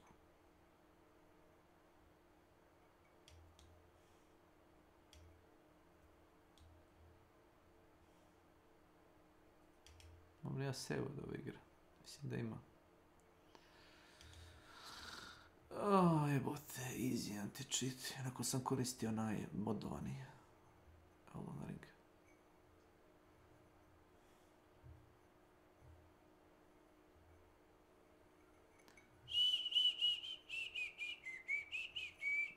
Ja sam bio 350 level, nisam mogao da ubijem Radana, treba neke dodžave da radiš u njege.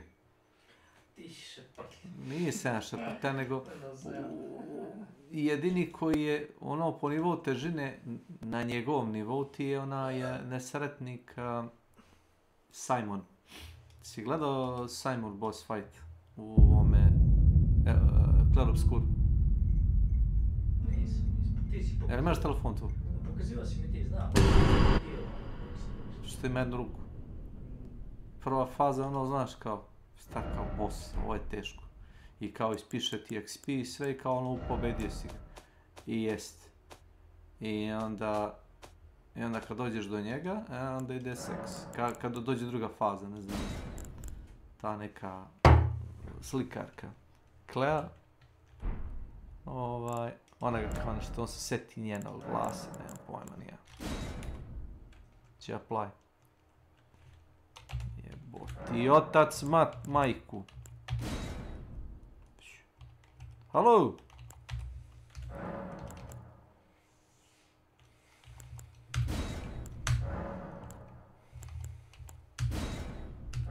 Ne, a?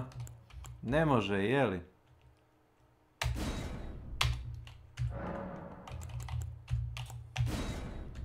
Može sačuva. Au.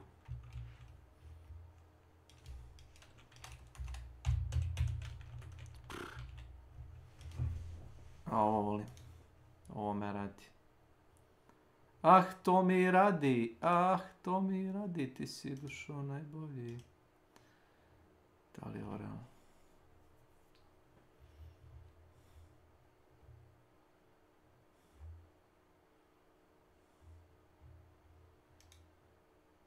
Gdje on nije ugasi igru?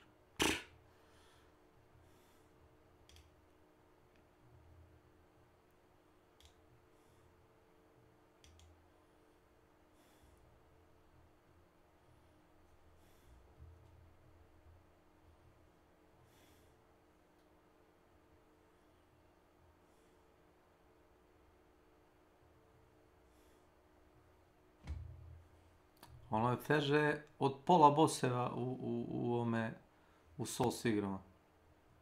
Onaj Simon. Jedino što sam vidio kao, najbolji savjet je kao da napraviš neki one shot build, gdje se on puno nešto ni ne pita.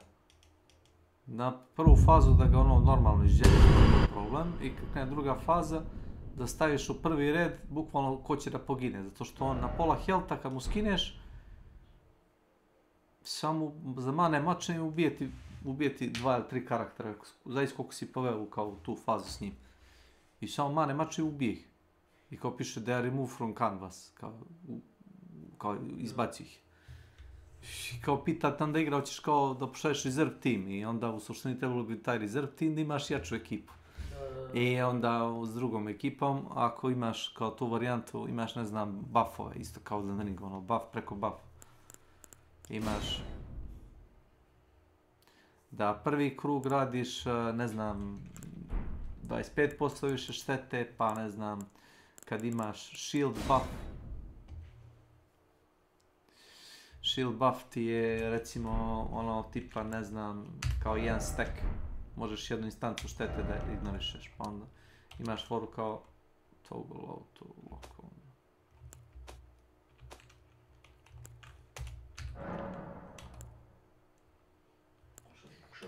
Rezoluciju jebemo majku, nenormalno.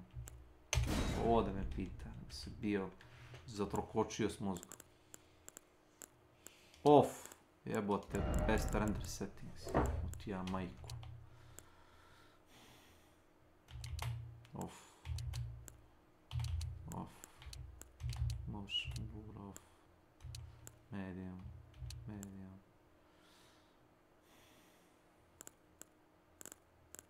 Važno, haj.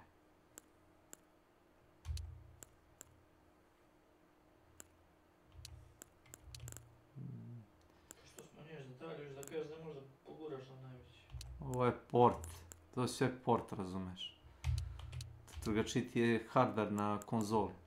Znači, igra je zakucana, znaš koliko je to, pa grafička ti ne radi puno, tebi grafička ne radi uopšte kako treba u ovim igrama koje su limitirane na 60 FPS, zato što forsiraš kao nižu rezoluciju, nižu frame rate. To što ti je, recimo grafička ti radi na 60% umjesto na 100%, jeli? A dobre, to nije kontrola.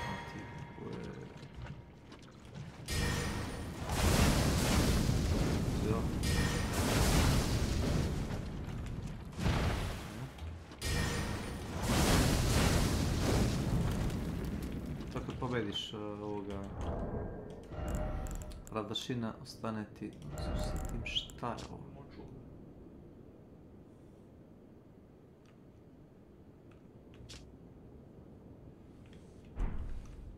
Cvetić u kosi.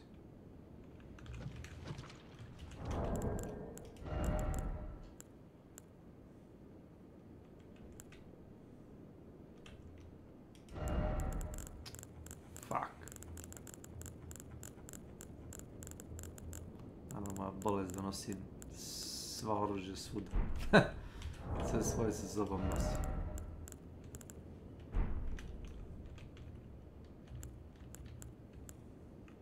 Da, ovo isto, gledaj.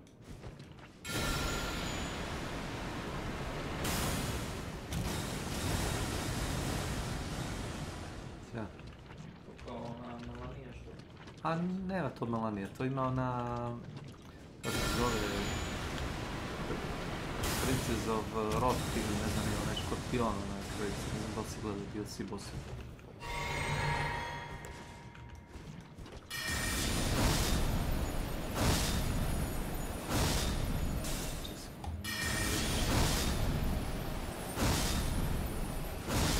Mislim da ovo Azur. Ne, ovo je Dula, Umblu. Ovo sam spamao isto kao degener.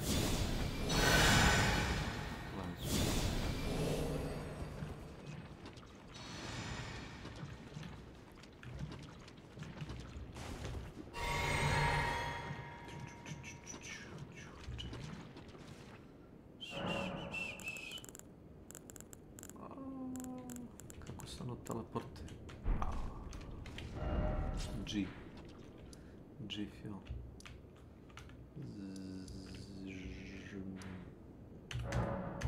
Ona klasična mapa ili? Ne. Možda DLC mapu. Možda DLC? Jep. Veliko isto, ali? Pa jes.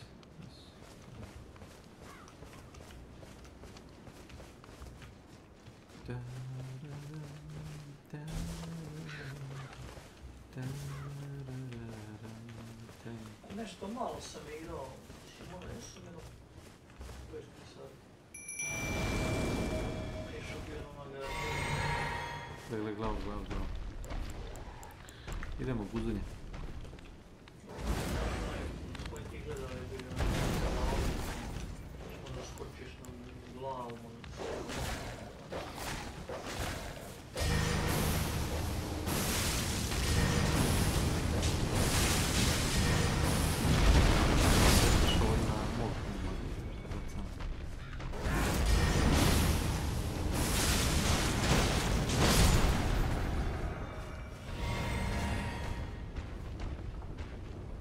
Ako mi veruješ, znaš da je ono bio Radašin? I skinuo ga je bio do tipa, ne znam, 100 health, onda sam morao da bacim nož. I onda se Radašin naravno teleportova na mene. I koknuo.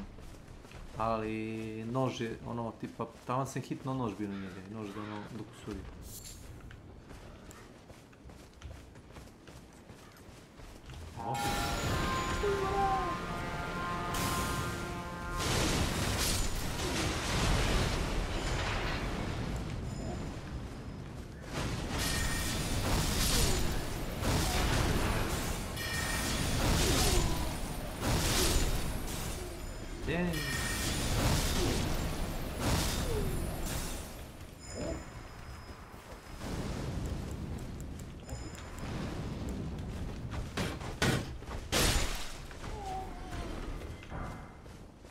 Švic.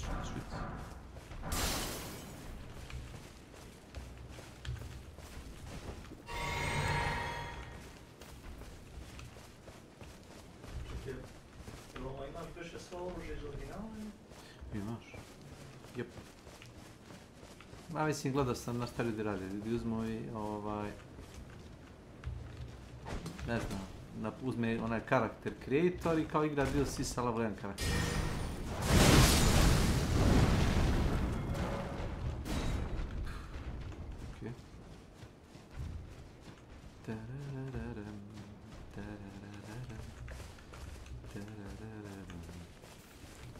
Da, ovo, gdje ga on, vidi koliko je spor. Oh my.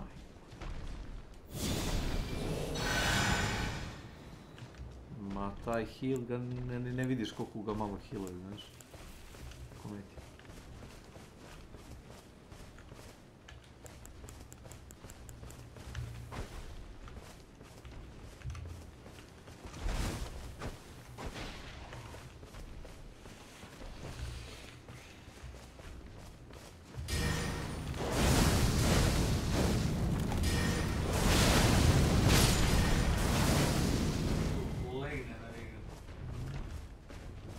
Ja se sakrijem iz njega, gledaj.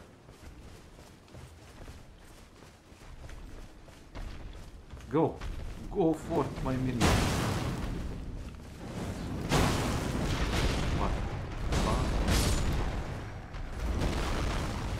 Tako ispamo ovoga Chosen Cold Sword Radana s tim. Samo to. I Radan treba baš da skače po životu mu, znaš, da bi ga ono... Da ga zapravo samo klekne na koljeno, znaš. Ne padne full.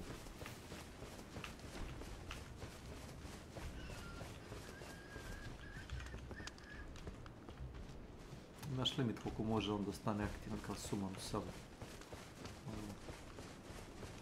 Veliki je u granicama, mogu da se krećem s njim. Neka budem predaleko. Ne!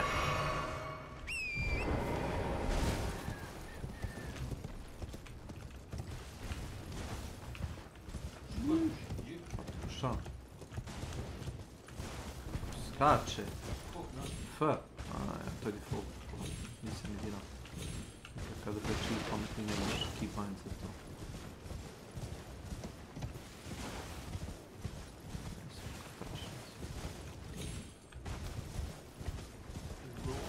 A ovo ti je, kako se zove,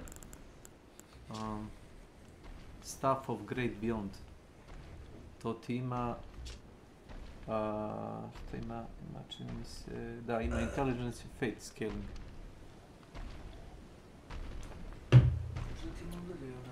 I s njim možda bacaš Miracle i inkantacije. Sorceries and Incantation. Koje? Listić? A to ti je Seal. Bacanje. And enhance incantation which conjure God and rings of light. Ali to nije bog zna šta. Mislim to ti da za neke magije. Imaš Fire Incantation of Mesmer. Ono što je zanimljivo je... Jeste. Ja to kliknu tu.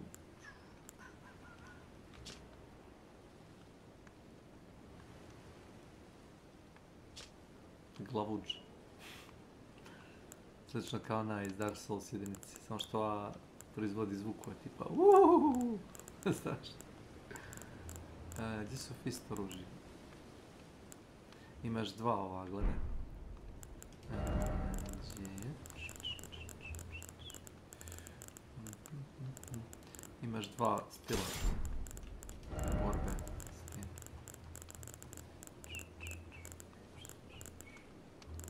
A evo ga. Obsidian lamina. Signature weapon of the pure blood knight Ansbach.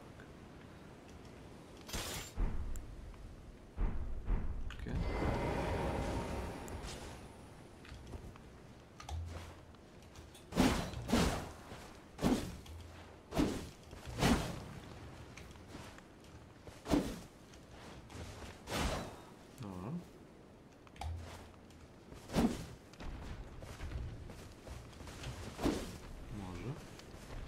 Šta je weapon? O! Gdje? Sve.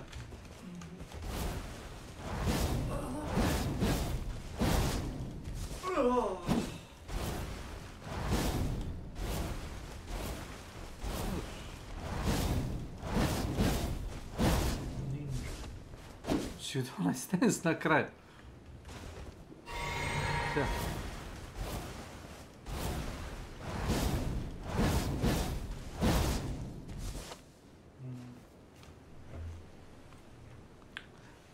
To sam dobio od, to ti je, kako zove, od Moglija, od Mog, Blood Lorda, njegov kao Noble, Blood Noble,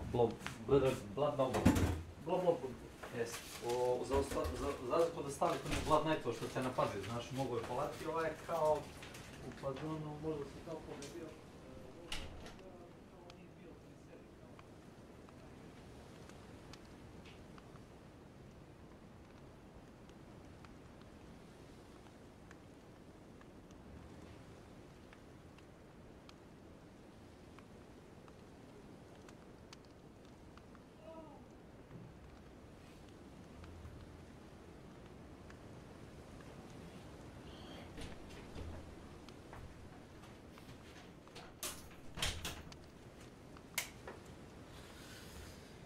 Continue, continue de prendre.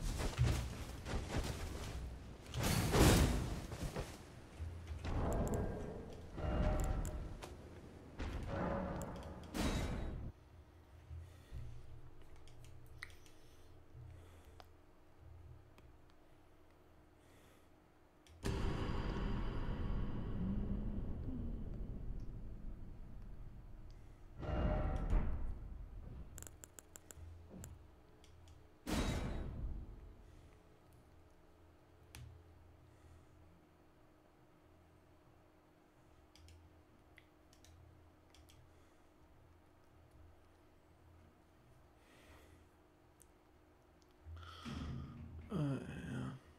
Please. Thanks.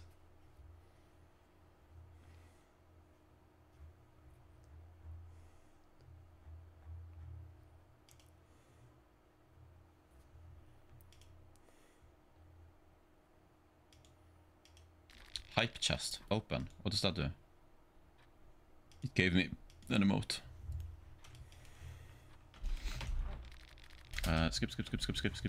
Skip. Right, armor gives you portals. Of course. Which is convenient, but it's not like necessary.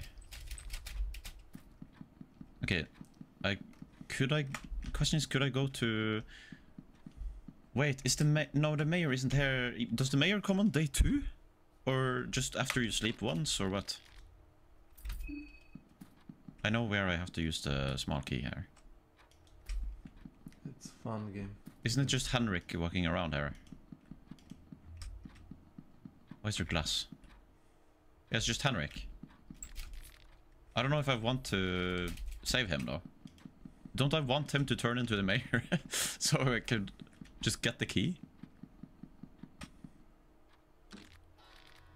I want to go in here, yeah. Oh, right. Guys are critique.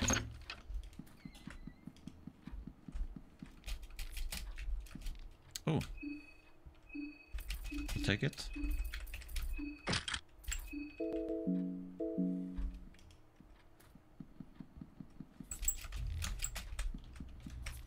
I'll take it. Mayor sleep once, okay. Thank you. So maybe after we sleep we... Well, I don't know. I want to try... Because I want to get the sewer keys. Hold on. You can get the sewer keys from somewhere else too. Where is that? You get it from... Oh, wait. No, I could just get it from Henrik. By helping him now. But then you don't get the normal key. But then again, you could just... From the sewers, you don't need the... you don't need that key. You can just get bolt cutters from church and then...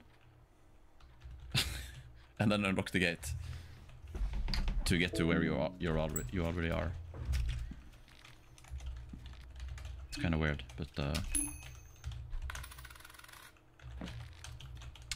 booby trap, and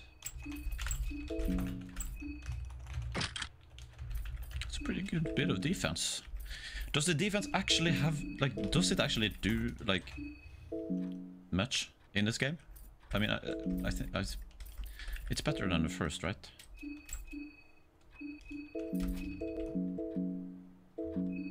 Yeah, okay, I got the manor key. I could go down here too, I guess. I mean, still don't know. Well, I guess there's a chest there. There's also a part of an armor piece, which I think, if you have all of them, I think it's better.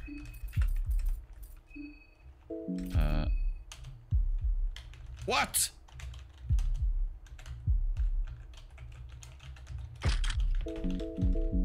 Okay. Oh, I've never seen that. +5 luck.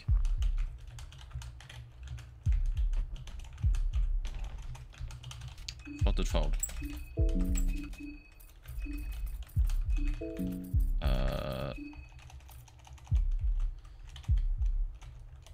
It gives you -1 agility, but also...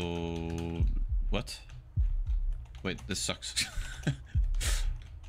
Clearly belongs to larger setups, most likely to an armor set. On its own, it already offers decent protect. Well, it sucks now, but I don't know. Maybe I could find the whole thing at some point. Maybe that's like epic. What the fuck is this? Is this its own like Venushka quest? Maybe, I don't know.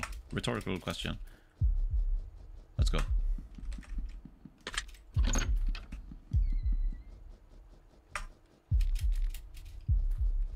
Oil.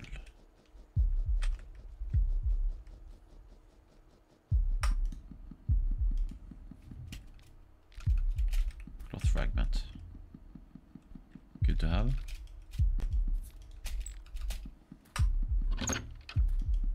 This must be the food storage of the old town.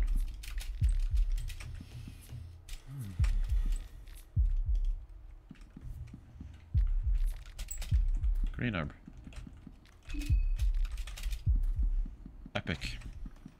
Koliko gužva jebote, šta je ovo? Fenomena.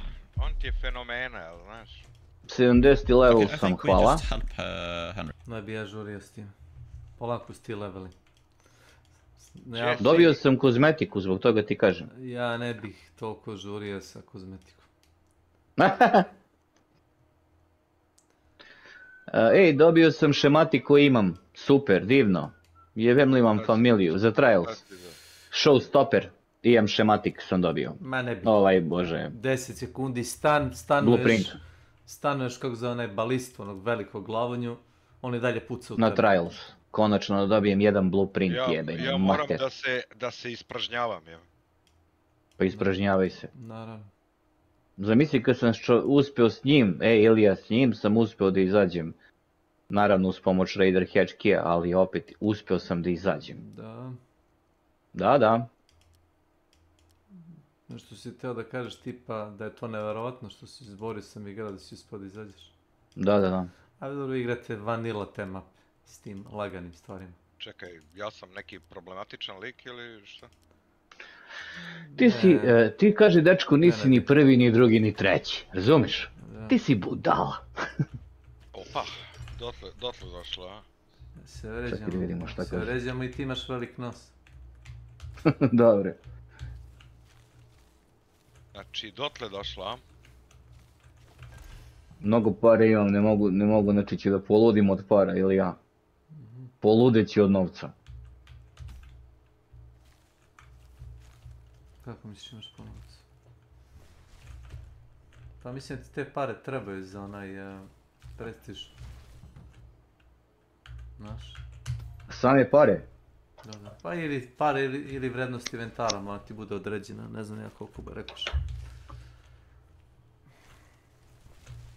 Ja sam počeo da ne prodajem sad one kako se zovu valuables. Ljubit često ona sranja. I valuables, pa dobro na to da. Ostavljam ih u inventaru, pare mi ne trebaju, ono malo kredite što nađem, prodajem baterije i tako neke gluposti, koja nema šta više kraftam s njim.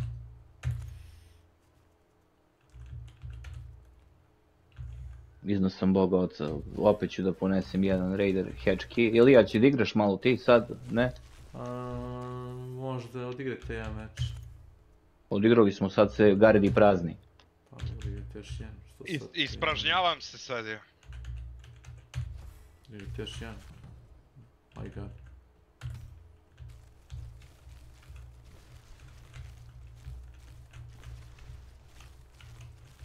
Peto je za kukurikal. Peto je za kukurikal, Pjevac. Pjevac. Pije to. Dobro je da ti kažem. It's all good. It's all good, man. Hoće se da mi citiraš u Breaking Bad. It's not bad, you know? It's not bad. It's not bad. Mnogo pare imam, ne znam šta ću s pare. Poludit ću ja mislim od pare. S pare. Mislim da ću da poludim od novca. Pare ljudi kvare, da ti kažem.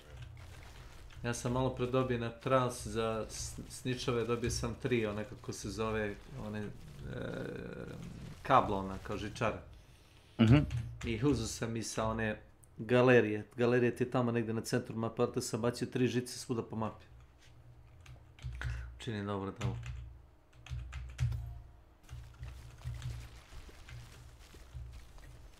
I sad imam, jel te, pa da. Ma da, Showstopper blueprint sam dobio. I čuvam neki old mine blueprint i do kurca, ne znam zašto, ali imam neko kom treba. Kako se zove taj? Out? Jolt mine. A ovaj je Showstopper. To su svi dobili. Jolt mine je za ove pacove od igrača koji ono... Za parcovi? Pa da, to ti je stan mina. Ako lutuješ sobu, to staviš do vrata, ako on otvori vrata, stanira ga mina. Majku mu jebem.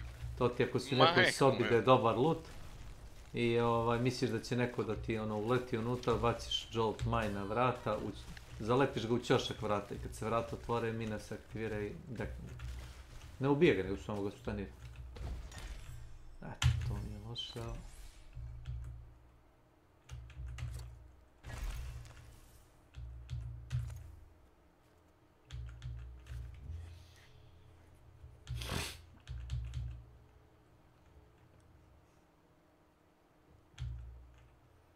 Ne znam za koji sam kurac dobio ovaj... Da? Da čujem. Ja stavim još jedan kavo.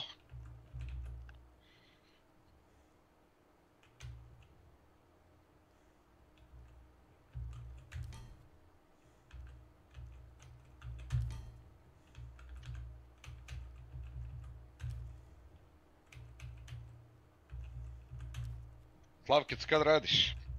Treće, brale. Mrale. O, mrale, je li to po noć? Po noć, mrale. Možda radiš po noć? E pa neće da može, neće. Idemo pa Bož pomozi. Harvester. Još 3 minuta. Ja stavljam kavo. Harvester, možeš bukvalno da radiš druge stvari dok je harvester. Jesi skupio... A tebra, imam 3200 od 4000, hoću da odradim First Wave Husks kad mi već se pruža šansa, razumeš? Ja sam odradio i First Wave Husks i ono... Raider! To ground based. Ja stavljam Jesi rekao da startujem? Ma ima da budeš sad uz... Ma čoveče, igramo. Sačekaj 2 minuta, ajde. Nema da čekanje, ništa, nema brale, ću da ti pucam u glavu. Shotgunom. Nema ništa. Razneću ti lubanju. Da li si normalna? Čekajmo šta kaže, gde smo? Mi smo u Pičkojevcu, da. U Pičkojevac. Reče bivši Skojevac. Ruby Residence, Pal Apartments, nećemo to tu. S ovim majmunima neću se šurim. Idemo na Dam, Old Battlegrounds. Si čuo? Čekaj, evo me, 30. Niko Gojeviću. Kakav čovjek, ne vjerujem. Kakav čovjek. Da uzmiš onaj set istorija da budeš kao ninja. Ma kakvi? Skineš ono šeširče, brale, i kao ninja si. Ja sam samo Hakala Avankarović. Javljati se. Nema za mene drugog outfita. Znači idemo tamo gdje sam markovo. Je li to jasno, vojniče? Dobro, mogu si u Novi Sad da markuješ, jebote. Tamo gdje ja pričam, tu se ide. A znaš, po naređenju. Ti si sad vođa ekspedicije kad ja nisam. Ja sam organizator ovog skupa. Hakal odmah trčka da ako vidiš one male robotiće, one što se ne puše, otvaraj. Hvala. Beži odatle Bastion, tamo roka nešto, čuješ? To su oni stari roboti. Nekih oni šure imaju ljudi, evo ja ili ja smo jurili lipere. Šta si rekao, Sebastian Roka, nešto tamo? Sebastian Roka, da. Jeste, drug Sebastian.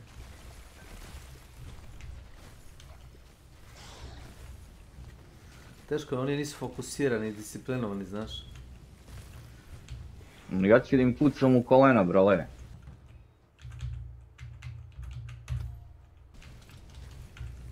Hakala. Moj ne da mi lutaš, ima da te šutam. Koji je level? Boris. Dobar je on, 60-ica ja mislim da je. 52. I on je blizu maksimum. Pa koliko ne igram, dobar sam. Da, to me i čudi. Pa s Tomicom opičiš, ali ja on, brate, mnogo kratke sessione ima. Nemoj da diraš ovo, to nemoj. Zašto? Nemoj to. Zašto? Neka. Ja bih te, Borise, zamolio. Samo se odmakni. Znaš. Ne vredi, neće da sluša, upucat ću ga u levo koleno. Za primjer. Kakav si čovjek, ne da mi da pipnem art co urijera. Šta, a ovo je... Zavisi gdje stoji, jel stoji na livadu? Na livadu. Onda ga pustiš. Budi spreman da bacaš dimnu bombu ako si pono.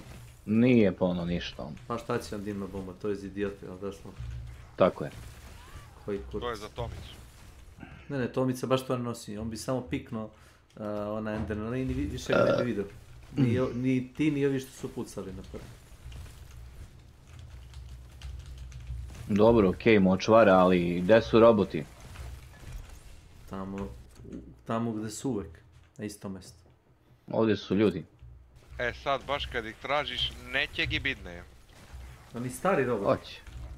Dobri, da. Pa Harvester event je dalje.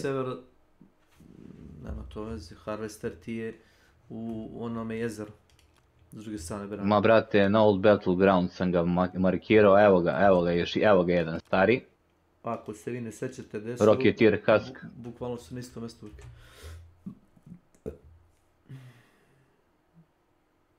Eno ga preko puta, Boris, sjedi tamo, otvari onaj. Momci. Taj. Ajde da odspava. Ideš da spavaš? Ako mi veruješ. Ima razlog zašto... Ništa, odmori se. Spavi, čoveče. Ako budete tu popodne. Ma tu smo gdje bi bili. Nesrećnici. Otkud ja znam? Od malena. Kako ja da znam da ste tu ako niste tu? Ba, ako smo tu smo. Ti radio noćnu kad ideš da spavaš ili... Ne, nego idem da radim noćno, idem da spavam. Si javio gospodinu... Da dođe kod mene da me probudi. Može. Cigle sam spremio. Ko prvi dođe, ciglu u glavu. Vidimo se. Ajde.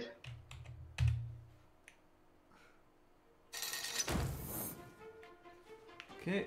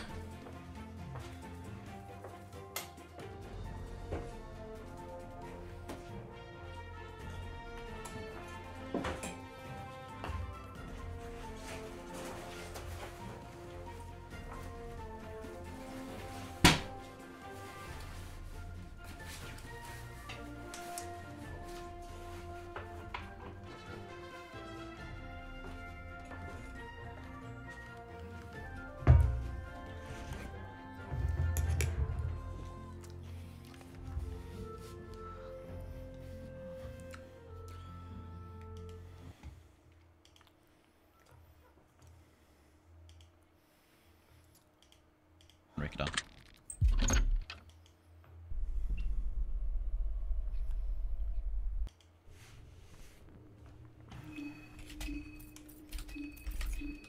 I mean, it's not optimal.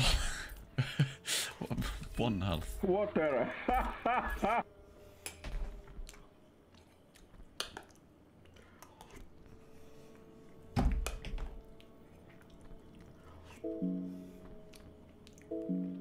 Well, okay, this is kind of scuffed.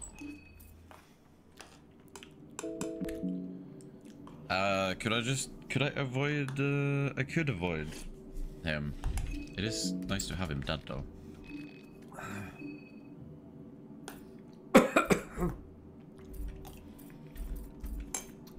Well, I can't heal. Oh, I can! Never mind. Lol. Okay, it's fine. We're fine. We're fine. We're totally fine.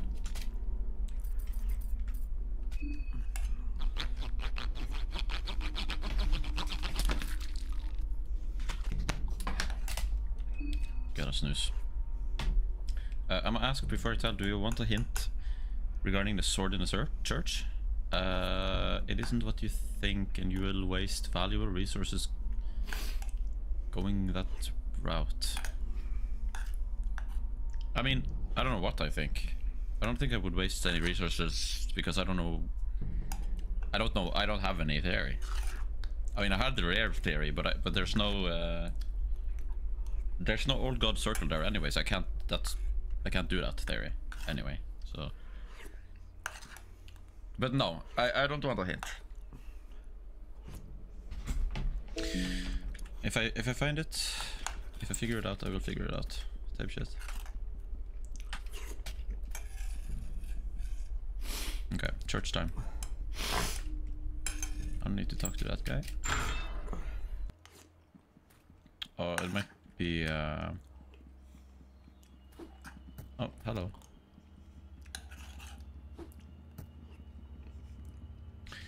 Might meet the needles again.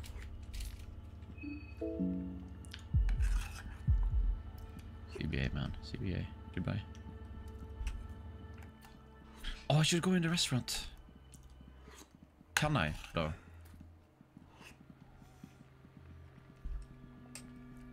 Wait, where is the...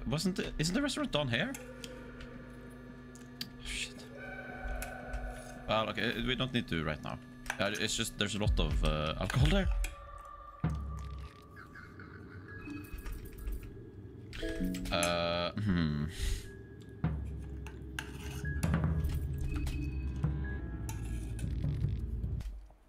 Okay. Nice.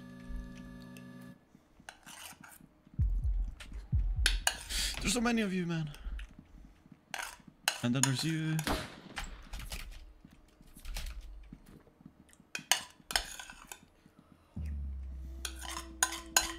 I've gotten all that. Hold on, where's the like? Yeah, I can go in here too. Oh, I already did. Right, that's where I came up, of course.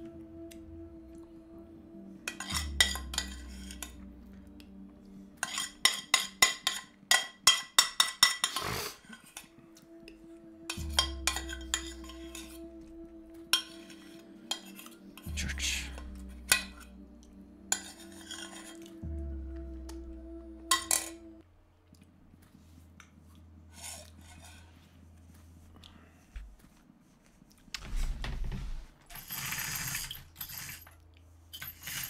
Okay, it's not quite dark yet, but it's around the time of clock now that it gets dark in Norway, which is it's like 16 in digital clock, but that's like 4 is it 4 a.m. No. And I hate it. Yeah, it gets dark, like you get half a day in the winter, and it's just dark the rest of the day. It feels like it's night, but it's just the middle of the day still. And it sucks. And I can just feel my energy just instantly, like, just... That's why I started streaming so early today. might grab another coffee. So we'll see. I'm from Norway, yeah. People saying I'm Swedish and Finnish are mostly just joke. I think they're mostly joking. Either that or they're just they just think so, I guess. These guys like didn't wait. Oh. Maybe I don't need to fight them. Okay. Works for me. Works for me, man. Yeah, it's crazy. It sucks. I kind of would like to live somewhere where there actually is like sun. A friend of mine lives in Australia, and it seems, you know, except for the, you know, a million spiders and everything else, it seems great just walking outside at any time of day, and it's just beautiful sun all the time. What do you do during those times? Just, you know, stay inside and yeah, drink, yeah, maybe sometimes. I drank way too much this weekend though. I regretted it. I'm too old for that shit. Although at 30,000 subs I will drink some more. I guess Soul Devour I might remove. Although I could, because this makes it cheaper. Well, we want to use a lot of spells though. I think we do that for now. I think. Okay. I mean, yeah. Okay. I'm gonna put on another coffee, real quick, and I'll drink it.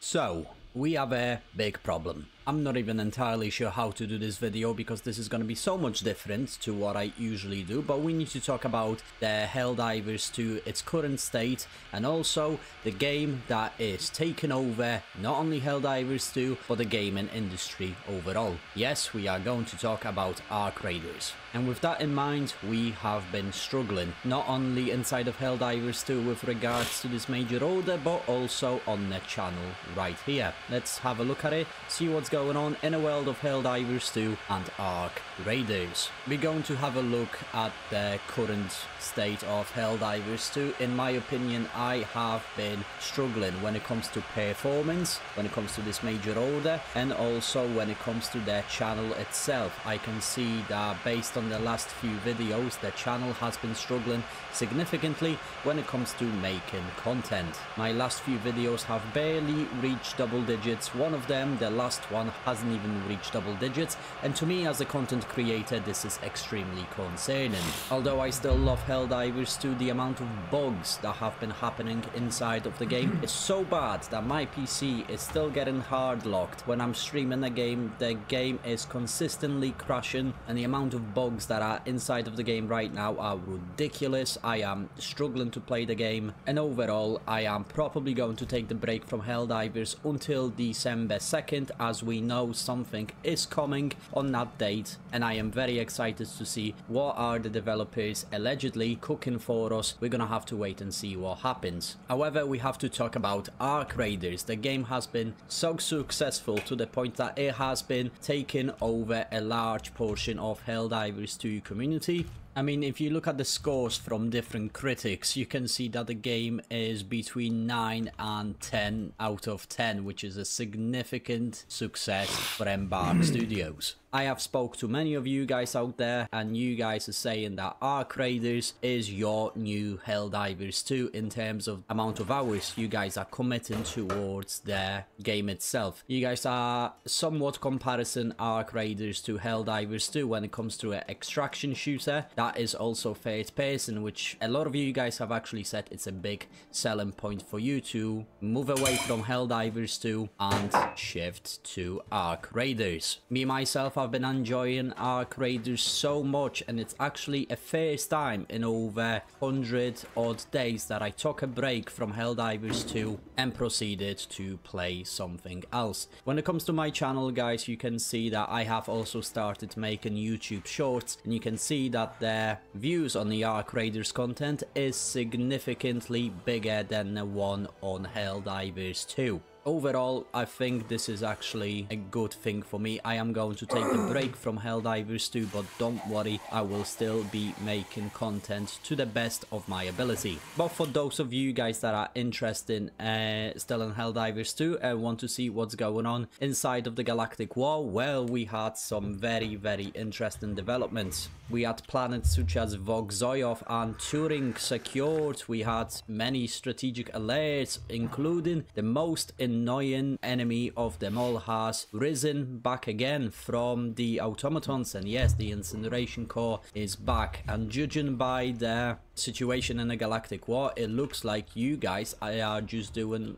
whatever you guys want, and honestly, I cannot blame you. This major order at the moment is looking very bleak. We only have 3 out of 8 complete successful defense campaigns, and in my opinion, considering we have only so much time to do this, I don't think we're gonna get this one done, as the Helldivers are not committing towards liberating certain planets. We are all over the place. In my opinion, we are about to lose 6 planets: Rulta, Lezaf, Marfark, Akama 4, Ainari and New Stockholm. We have been losing defense campaigns on all of these planets, and it looks like this is going to be extremely difficult to recover. Not to mention the increase of dissidents inside of the game as well as in the community. Speaking of dissidents, let's have a look at image inside of the Helldivers 2 official Discord. We can see right here that we have a new bot inside of the Discord known as Citizen Surveillance, and it says monitoring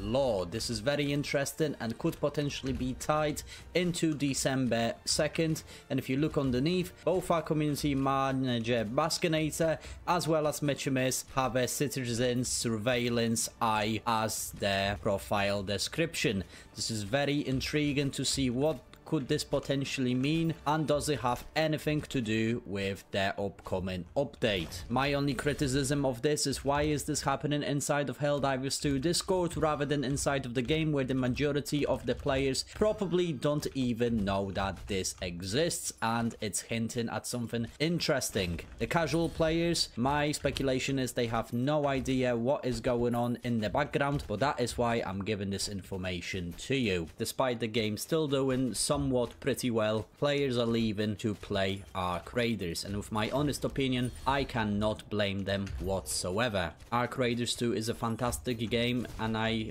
have actually started making content on this game myself. As you can see, the shorts have been doing significantly better than the Helldivers 2 recent content. It's a very sad one for me personally, but I am also very happy that the Ark Raiders shorts have been received so well on the channel, so thank you so much for that, guys. Overall, the state of Helldivers 2 is still a little bit of a shamble, considering still there is a long way to go when it comes to the bug fixes, crashes, and the one that is the hardest one for me to swallow is the constant hard locking of my PC, to the point, yes, I am scared to play the game because I have a new equipment, and if that equipment is gonna be lost because of the poor performance of Helldivers 2, I will be extremely frustrated. Overall, I just want to say congratulations to Embark Studios for creating such an amazing game, and I hope that they are going to continue making this fantastic game, because it's actually a lot, and I mean a lot of fun. Helldivers 2 is still fun, but I am going to take a break from it and wait till December 2nd to see what is Arrowhead preparing for us for the next update. Thank you so much, guys. As always, smash that beautiful like, subscribe if you want to see more, and as always, Discord is in the description down below if you want to check it out. I'm Krennic, and I will see you on a battlefield or topside.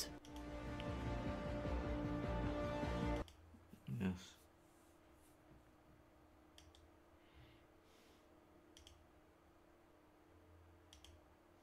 Hi everyone, it's Rax. We got some huge news about EHG and Last Epoch and Crafton today. about the roadmap and the future expansion and whether there's going to be monetization or not. Spoiler alert, there is going to be monetization. And actually, some people from EHG were in my chat that were able to answer some questions when this update dropped. I had no clue this was coming. I had no like advance notice I of don't know this. who this is. So I want to take you through what happened and explain to you like the situation. And some people on the internet are kind of mad about it. So at the end, I'd be extremely interested to know what your feelings are on this. And of course, I'll share mine with you as well. We'll get everything started right after a quick word from this video's sponsor. Guys, today's video is brought to you by Displate. They make the absolute best metallic posters in the industry with the glossy finish. And as you're doing your Black Friday and Cyber Monday shopping, it could be the perfect gift for you to pick up for yourself or for others. They have a brand new amazing feature where you can upload a custom image and turn it into a displate if you don't want to go with one of their thousands of characters or artworks that they already have. You can turn that photo into a memory for your friends and family. Like, for example, if you want to highlight the family pet that everybody loves or celebrate a certain memory, it could make an unforgettable Christmas gift. Right now, they have some amazing deals going on where depending upon the number of displays that you buy, you can get up to 46% off.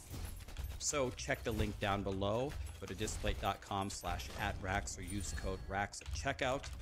And I hope that you can get some amazing presents and gifts from Displate for your friends and family. Thank you so much to Displate for sponsoring this video, and let's get back to it. All right, here we go. Let's read the post, and let's understand the information, and then we're going to have to go over to Paint, and we'll draw some pictures, and we'll figure out where we're at on this. Real quick update, if you did not know, Crafton, which is the company that's currently going through the lawsuit with Subnautica 2 about paying them $250,000 or not, if you haven't been following that. Crafton purchased 11th Hour Gaming and Last Epoch back in August, I believe. We don't know the amount. I'll just throw out a number. I don't know the amount. I think it's like $100 million or something. So it's now 100% owned by Crafton and not 11th Hour Gaming. Also, if you did not know this, 11th Hour Gaming in the past has said that they don't plan to have future charges for the expansions or characters or anything like that. But now it's not EHG, it's Crafton. So anyway, with that little preface in mind, Last Epoch Season 4 and Beyond expansion paradox classes and the roadmap. Today we're going to get answers to our biggest questions from the community. The first one is, will Last Epoch, will the expansion be free for existing players? And the answer is yes. Anybody who on PC who owns the game before the launch of the expansion gets the expansion as a free update. I did ask them, does that mean it's going to cost money if you don't own it before? And I don't think we got a clear answer on that. But new players and PlayStation 5 players, if you purchase Last Epoch, you get all of its seasonal content and the expansion as one updated purchase. So I think what this means is, with the expansion, and I asked them this, with the expansion, it should coincide with the PlayStation 5 launch, and you will simply buy the update and its existing game as one purchase going forward, so it won't be two separate ones for new people going forward. So here's where the monetization comes in. Alongside the free expansion, they're announcing that there's something genuinely new to Last Epoch, a fully alternate playable class built on systems that work differently from anything else in the game.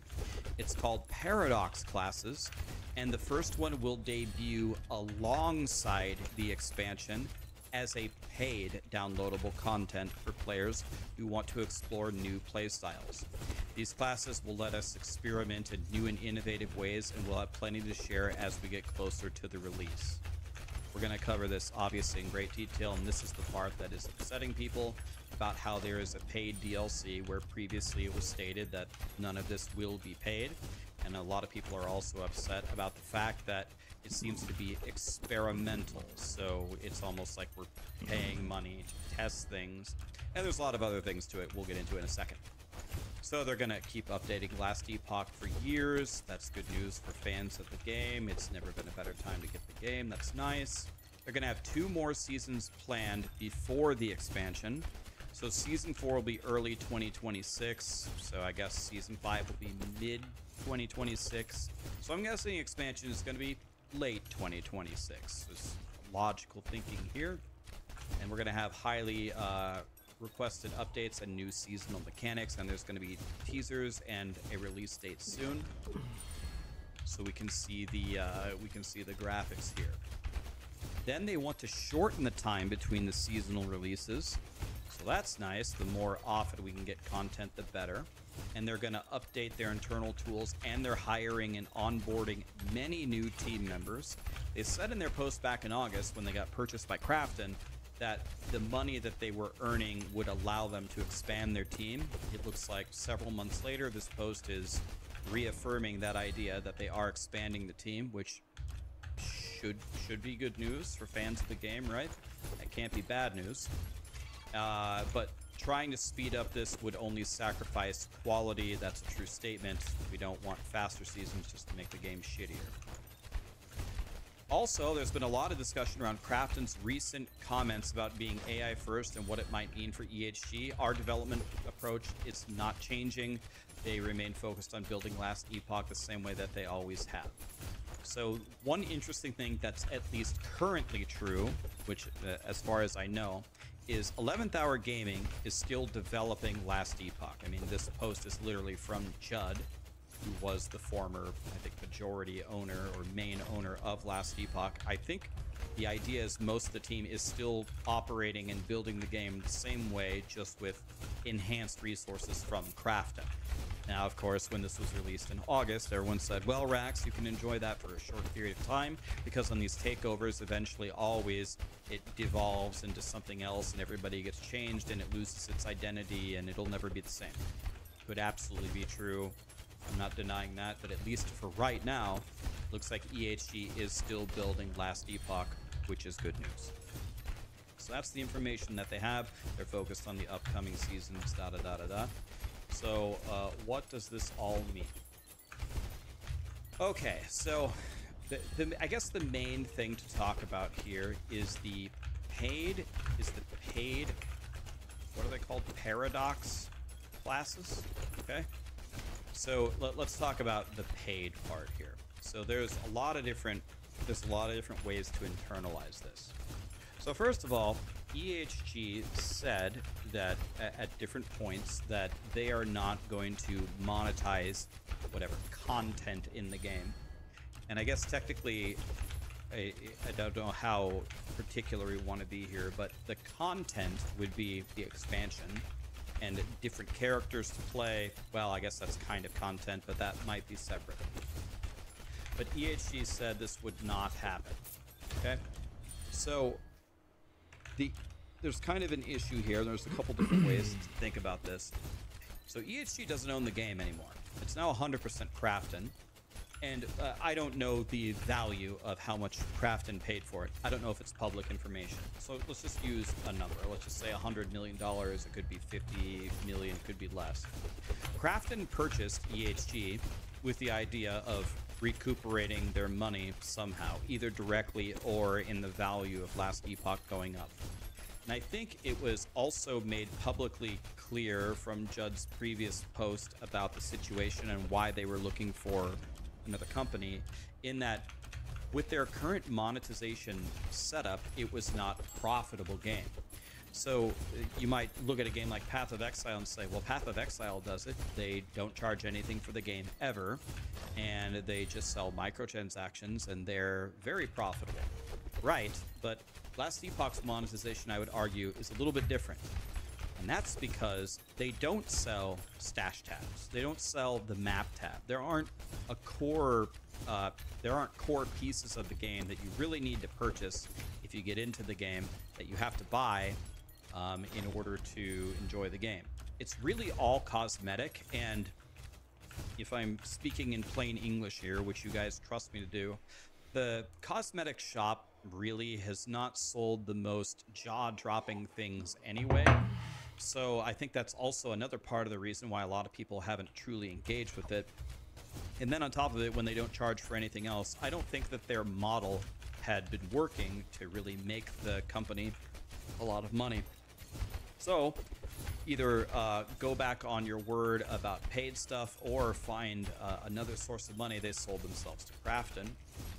And Krafton paying $100 million, they expect to recuperate this in some way. So whether that's paid expansions or paid characters or critical things that you need to buy in the microtransaction shop, or tuning up the microtransaction shop for more cosmetics. One way or another, at some point over the next however many years, whatever their plan is, they're going to plan to recuperate some of this money.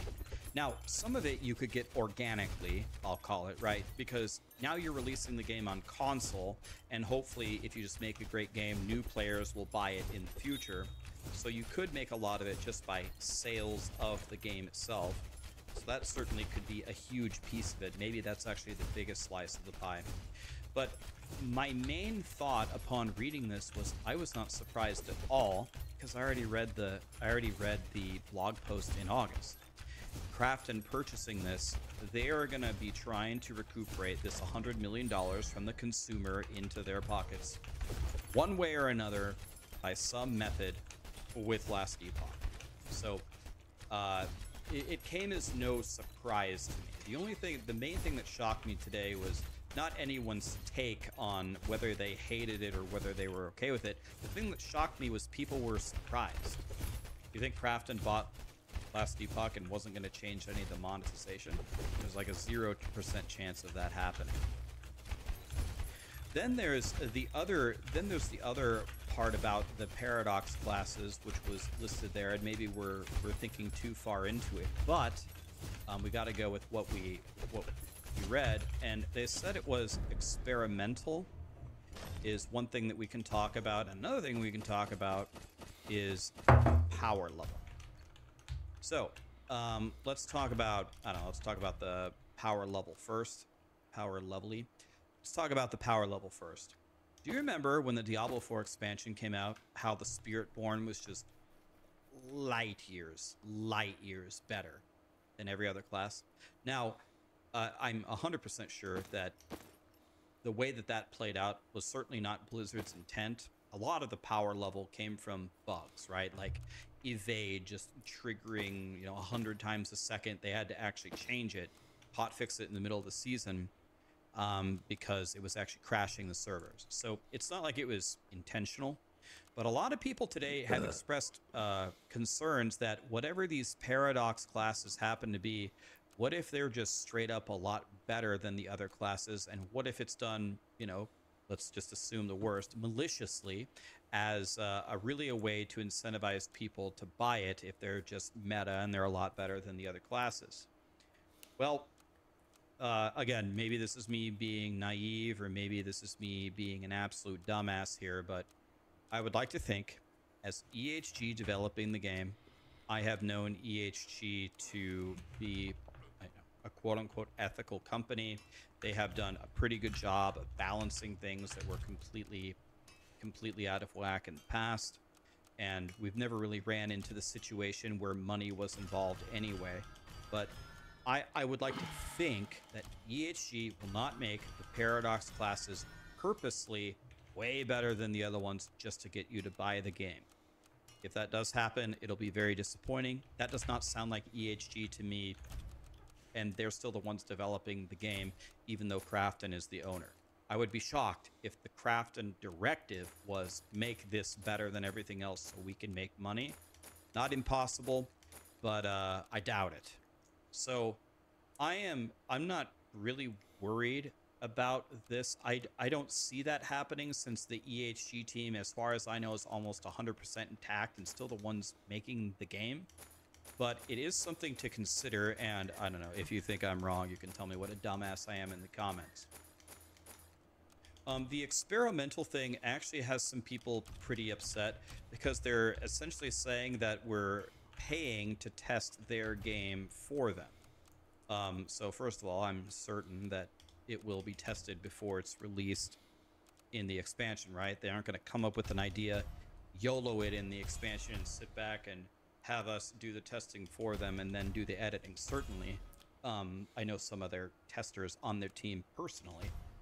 Certainly they will test it, but I think this experimental word in their blog post has kind of worried some players, and I absolutely understand why, because it's not even something to do with like Last Epoch necessarily, but there's been so many games that have released not completely finished, and well, we're just trying something and we'll get the community feedback and then we'll fix it. People are really tired of that. People are really looking forward to, you know, a semi-finished or a polished product, especially if they're paying for it, right? And in this case, we actually are paying for the Paradox classes. So I don't know, like, I don't look too deep into this experimental word. I'm sure it will be tested, and I don't know, it's not impossible they'll give me the opportunity ahead of time maybe to test it for them. I don't know, I haven't actually ever been a part of Last Epoch testing in the past, but maybe I will be able to get my hands on it a bit early, and if that happens, I will give them my honest feedback, and of course I will be honest about the power level and whether it actually works in the game. But I think a lot of the news about it being paid is overshadowing the fact that hopefully this is actually just a really cool feature of the game, right? It looks like every time that Last Epoch adds a new mechanic to the game, it's usually a lot of fun. I mean, their quality of life is top tier. Their crafting, a lot of people consider it borderline the best in the industry. They're pretty good at implementing new ideas. I mean, all their skills have entire skill trees attached to them. So when they say they have a cool new experimental thing called Paradox classes, I'm personally pretty excited to see what it is that they're cooking up. But of course, the sour part of it is the fact that it's paid, when they said that it wouldn't be. I don't think the roadmap is too surprising. I think they're finally, by the way, I believe the next season they said is in January, so it's finally not landing directly on top of, I think, any of the major game releases. So we can play Last Epoch a lot more. I personally appreciate that. Yes, of course, as a streamer, but also just as a gamer, man. When they're spread out, man, I can have a lot more fun playing them.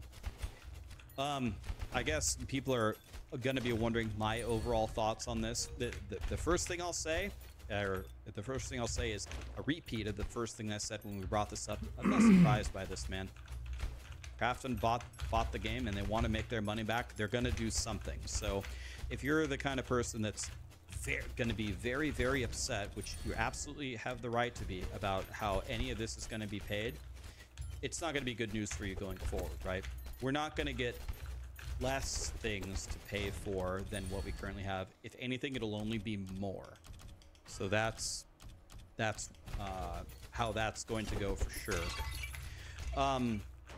But for me, it's really just, for me, I guess I don't have a strong opinion on it right now because I don't really know what it is.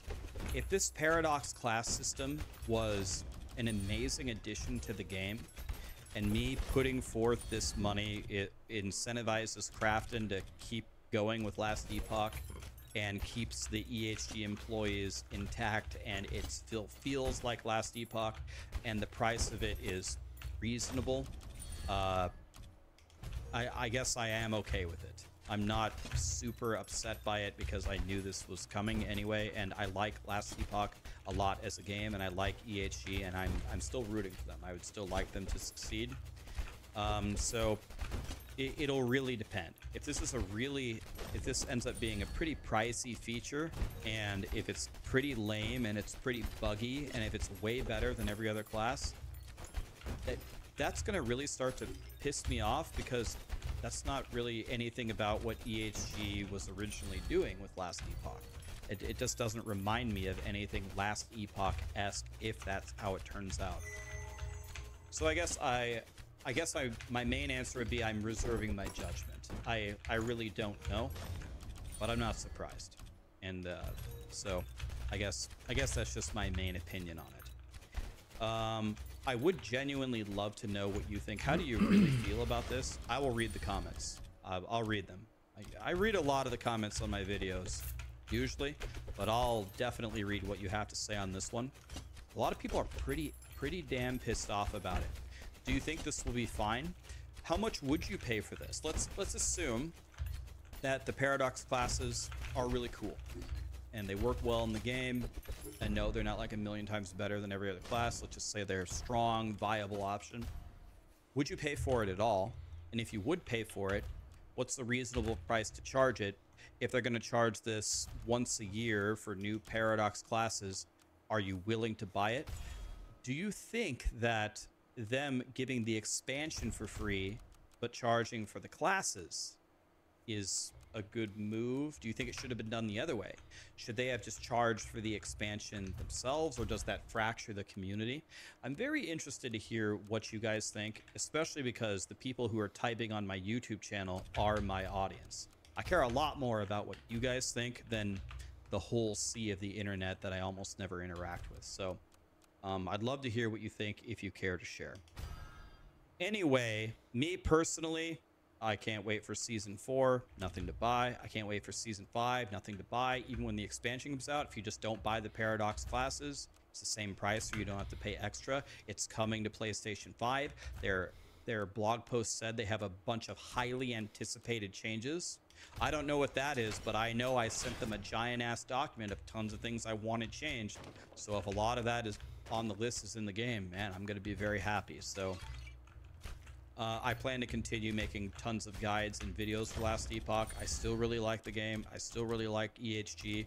I don't really have an opinion on Crafton. I don't know them at all. I don't have an opinion, but I still like EHG, and they're still making the game. So as long as that continues and Last Epoch feels like Last Epoch, I guess I'm a happy camper.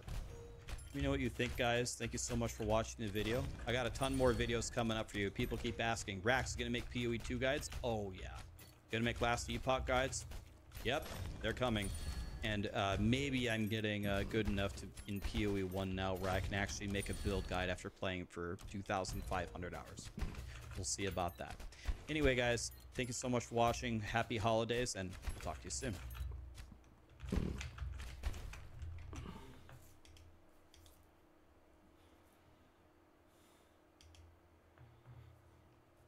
For most of my life, I was always a really light sleeper. The slightest thing would wake me up.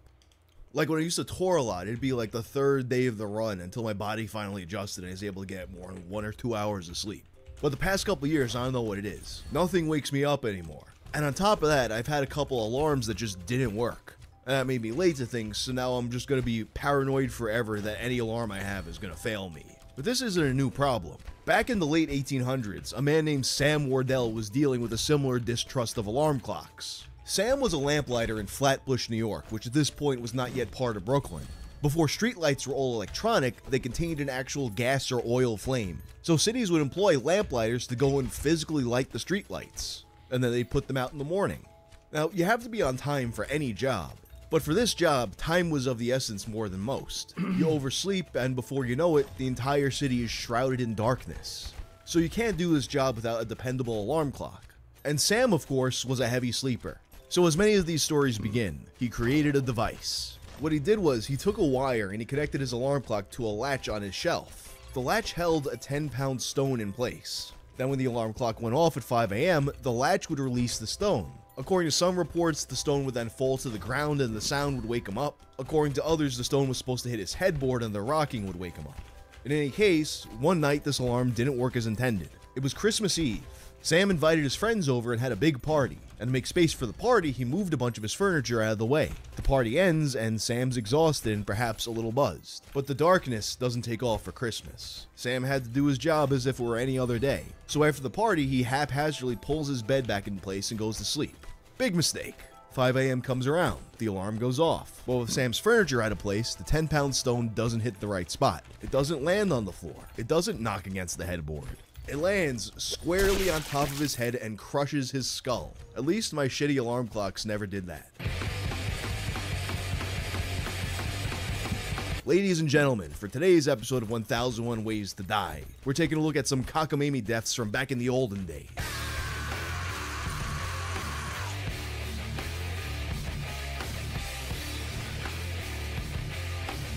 This video is sponsored by Helix. Helix makes premium mattresses and bedding custom fit to your needs and shipped straight to your door, with free shipping in the US. Everyone sleeps differently, so Helix has you take a sleep quiz to determine which of their 20 unique mattresses work for you. I'm a side sleeper, so Helix set me up with their Sunset mattress. Comes rolled up in a box and it's easy to set up. And if you want to upgrade your mattress but you aren't ready for a whole new mattress yet, Helix offers a line of mattress toppers. You can use them to upgrade the comfort and extend the life of an older mattress, and they also come with Helix's patented Glaciotex cooling technology. Additionally, all Helix mattresses are fiberglass free. Even the factory they're made in contains no fiberglass. I've been sleeping in a Helix mattress now for several years, and it's some of the best sleep that I've gotten. Thank you to Helix for sponsoring. Visit helixsleep.com/wang to take advantage of their Black Friday offer. You'll get 27% off site-wide.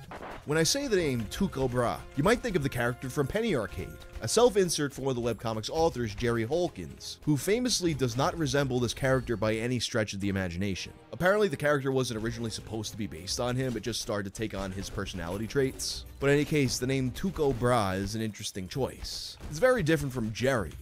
You've probably never met a person with this name. And now I see a lot of people say Tycho or Tycho, but it seems that native Danish speakers say it should be pronounced Tugo, so I'm gonna trust them. This name comes from a Danish astronomer from the 16th century. And when you learn a little bit about this guy, you can see why the author of Penny Arcade would find him interesting enough to name a character after him. On one hand, Tycho Brahe is widely considered to be one of the greatest, most influential astronomers to exist before the invention of the telescope. His most famous discovery being the supernova of 1572, now known as Tycho supernova. After noticing its sudden appearance, he coined the term nova, meaning new star. Of course, by all previous understandings of astrology, there should be no such thing as a new star. Since the times of Aristotle, it was believed that the world of the stars could not change. What we saw in the sky was the same thing that people centuries before us saw, and it was the same things people in the future would also see. So because of Tycho Brahe's work, centuries of scientific understanding had to be revised. This person is one of the most important figures in the history of astronomy, but he's also famous for things like having a prosthetic nose because his real one got cut off in a sword fight, and keeping glue on him at all times in case his nose got loose, which happened often. Having a dwarf that he kept as a court jester but was also supposedly psychic. And having a pet elk that died after a nobleman at a party got it drunk and it fell down a flight of stairs. But perhaps the strangest detail of Tycho Brahe's life was how it ended. On October 13th, 1601, while serving as the imperial mathematician to Emperor Rudolf II, Brahe would attend a royal banquet in Prague. Following the banquet, he became sick and died 11 days later. According to a German doctor who examined his body, he died after kidney stones blocked his ability to urinate. This was kind of a peculiar explanation, because at this point in time, kidney stones were very treatable. In fact, Brahe's own personal doctor had written about using catheters to treat kidney stones. Tycho Brahe's assistant, the one and only Johann Kepler, had a different explanation. One of the only people to see the astronomer in his dying days. He said that the truth was during the banquet, at which Brahe had drank plenty of wine, he felt it would be rude to excuse himself to go to the bathroom. So he held it in the whole time and waited until he went home to pee. But when he got home, he found that he couldn't pee except for a small amount of driblets. And it hurt to get those driblets out. Over the next few days, he'd start peeing blood and eventually succumb to fever and delirium, noting before his passing that he lived like a sage and died like a fool.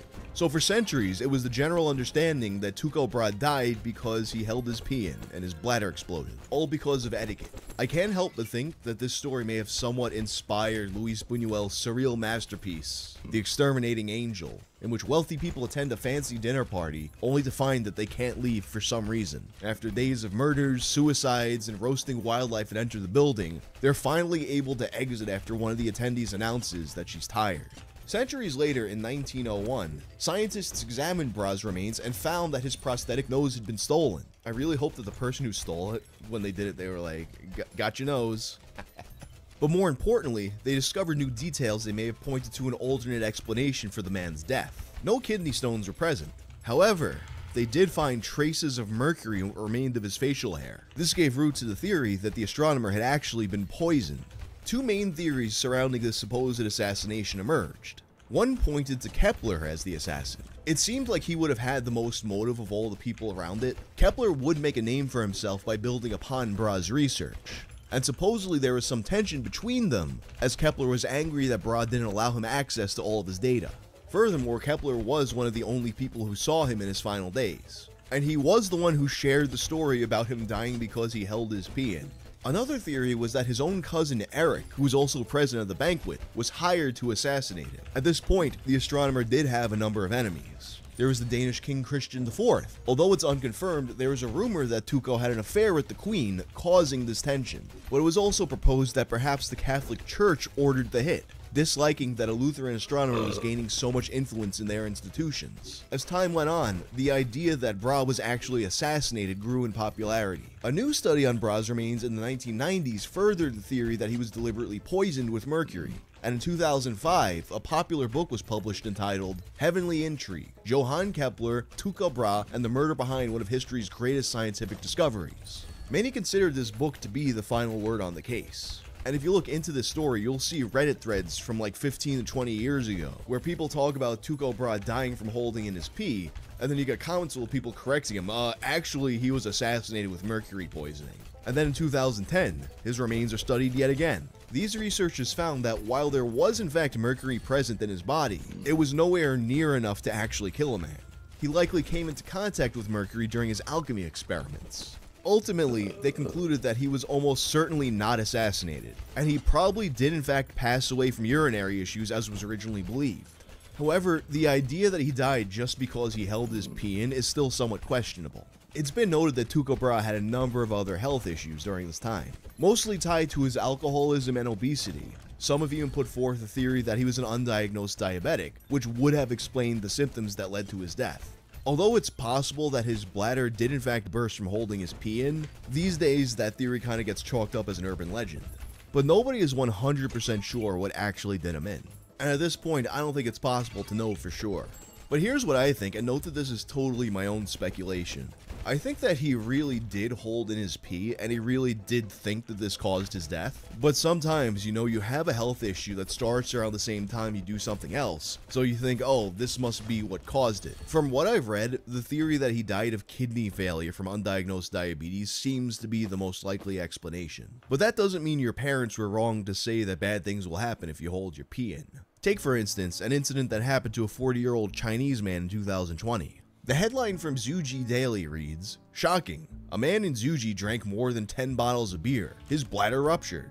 Now frankly, 10 bottles of beer doesn't sound like that much to me. But what was more of a problem was that during this bender, he held his pee in for over 18 hours. And apparently, during this period, his bladder ruptured 3 times.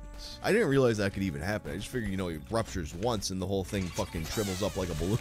He didn't urinate until he fell asleep, at which point he pissed himself Liam Neeson style. He eventually woke up, still drunk and in severe pain. So much so that when he was brought to the hospital, even mildly touching him was agonizing. In this state, he couldn't even lie down on the hospital bed. And now, much like Tycho Brahe, he couldn't urinate at all. Fortunately, the doctors were able to repair his bladder and the man survived. But Chinese doctors noted that they've been seeing an increasing number of ruptured bladders recently. At least once a year, usually a person who had been drinking. They also noted that getting drunk can suppress the urge to urinate, which I assume must be a person-to-person thing because when I drink I gotta piss like a racehorse. At the end of the day though, while sometimes parents will say ridiculous things to scare their kids into behaving, your mom telling you that if you hold your pee in your bladder will explode isn't one of them. It feels like these days, invention happens in the most controlled, safe scientific environments, done by experts with prestigious academic backgrounds. But when you study the history of innovation, you'll hear a lot about eccentric dudes with no particular educational background. Just a spark of inspiration that made them go out and do stuff while everyone called them crazy. And although there's a lot of figures like the Wright brothers who eventually got to tell the world, told you so, there's so many more who never got to experience such glory. Enter a man named Franz Reichelt, also known as the Flying Tailor. Hailing from Austria-Hungary, he moved to Paris at the age of 20 in 1898, and it was in Paris that he would become famous. Franz was a tailor by trade, and through his 20s made a good living working at his own dressmaking business in Paris. But Franz saw something in the news that inspired him to something greater. With the advent of the airplane in 1903, there began to be reports of fatal plane crashes. And at the age of 30, Franz believed he could solve this problem. At this point, parachutes had existed for centuries, but the traditional parachute was not effective for escaping a plane crash. Franz believed he had a solution: the parachute suit.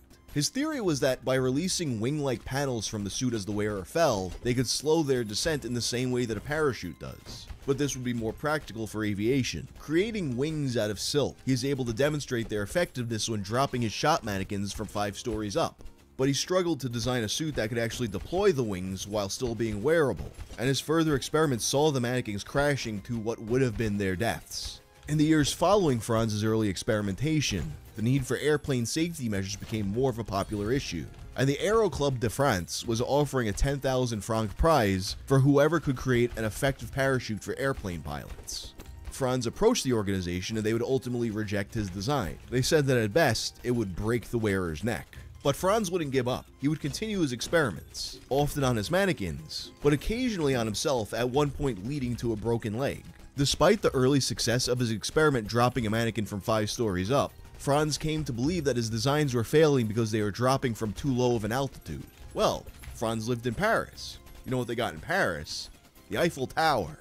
So Franz applied for over a year to be able to demonstrate his invention from the Eiffel Tower. They rejected him several times before finally relenting, and he would finally be given a chance to conduct his experiment on February 4th of 1912. And much in the style of his contemporary Thomas Edison, Franz hoped to make a spectacle of the event. On this unexpectedly cold, windy morning, a modest crowd gathered to witness what could have been a world-changing moment, and in a sense, it was. Newspaper photographers captured Franz standing at the base of the tower wearing his suit. It's kind of fitting that he sort of resembled Super Mario. The officials, of course, were stunned that Franz himself appeared wearing the suit, because that wasn't part of the agreement. He wasn't given permission to do the experiment on a human, he was only supposed to drop a dummy. But in retrospect, perhaps he did drop a dummy after all. In fact, he even hid his intentions from the 3 friends who accompanied him. When they realized what was happening, they tried their best to dissuade him from jumping off the Eiffel Tower. After all, he had no reason to believe that this would work. Ever since that first shot mannequin, he had never had another successful attempt. Still, he was convinced of his theory that these were only failing because the altitude was too low. So he ascended the tower with determination. A guard attempted to block his path, but ultimately he was told to stand down.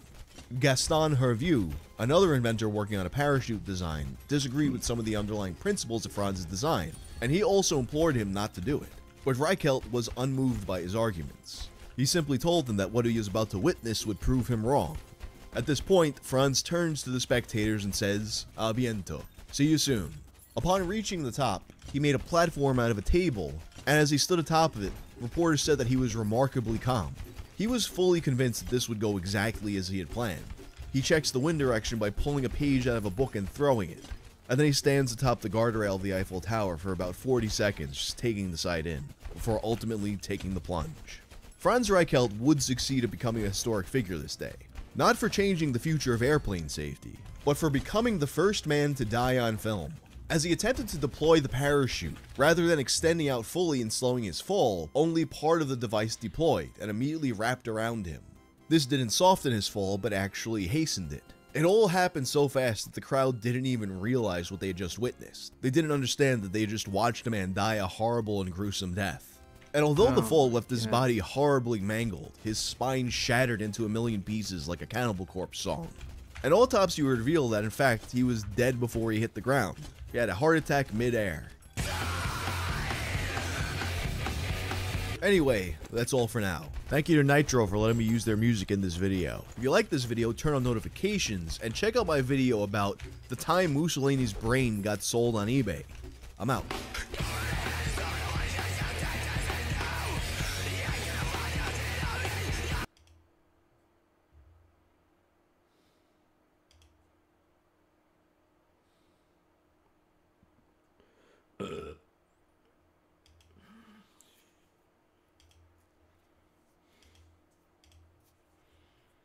Hey, so I just wanted to put a quick disclaimer here that we're about to play a game with a pretty crazy level of violence and gore and war crimes and even some nudity. So I'm probably going to get demonetized, but yeah, just figured I should give one final warning before we start the video for real. You're still here? Great. Alright, roll it! Yes, sir! Be prepared to enter a world stranger than you have ever imagined. The world of witchcraft, magic, and ritual.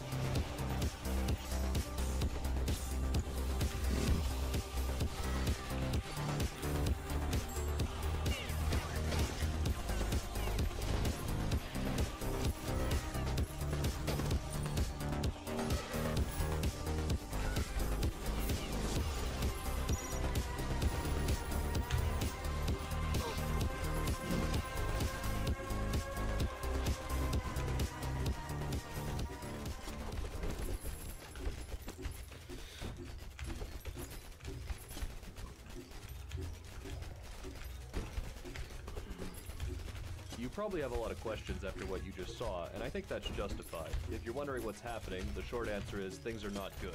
It's not an exaggeration to say that the apocalypse has come and gone, and the world, as we know it, doesn't exist anymore. There's pretty much no sentient life left, and the landscape of our planet has been reduced to destroyed cities, ash wastelands, or oceans of blood. So the whole planet is pretty much California. The next logical question would be to ask who did this to us, and as far as we can tell, it was the 7 trumpeters of the apocalypse, and if that's true, someone needs to go kill them. However, the issue with that is that they're protected by a giant legion of anime women, all of which are cybernetically enhanced killing machines. What's left of the planet is overrun by the armies of the trumpeters, and violence is the only language they speak. However, you are very fluent. You are Special Unit 919, the Martyr. You don't know where Geneva is. You're not going to any stupid convention. You're a god among women. You can jump 15 feet in the air. You can pack a 30-round mag in 2 seconds. And you can kick someone so hard that their whole body just turns into fucking mashed potatoes. I love the kind of woman that will actually just kill me. Confucius said, "Before you embark on a journey of revenge, dig 2 graves." What a stupid fucking expression. We're gonna kill way more than 2 people. So come with me on this journey as we explore this crazy little indie game. And don't forget your sacred irons. You're gonna need them.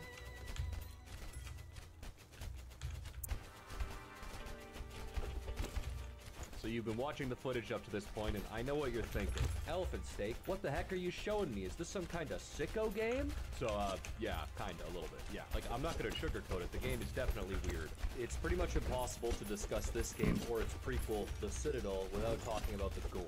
We aren't talking about the over-the-top action of Doom, or violence that gets played for laughs like Postal. This is different. There's this kind of staggering attention to detail that's been put into all these sprites, and seeing all these kind of cute manga anime style characters get mutilated like this is pretty sickening. For the first couple hours of my playthrough, I was genuinely taken aback a lot of the time.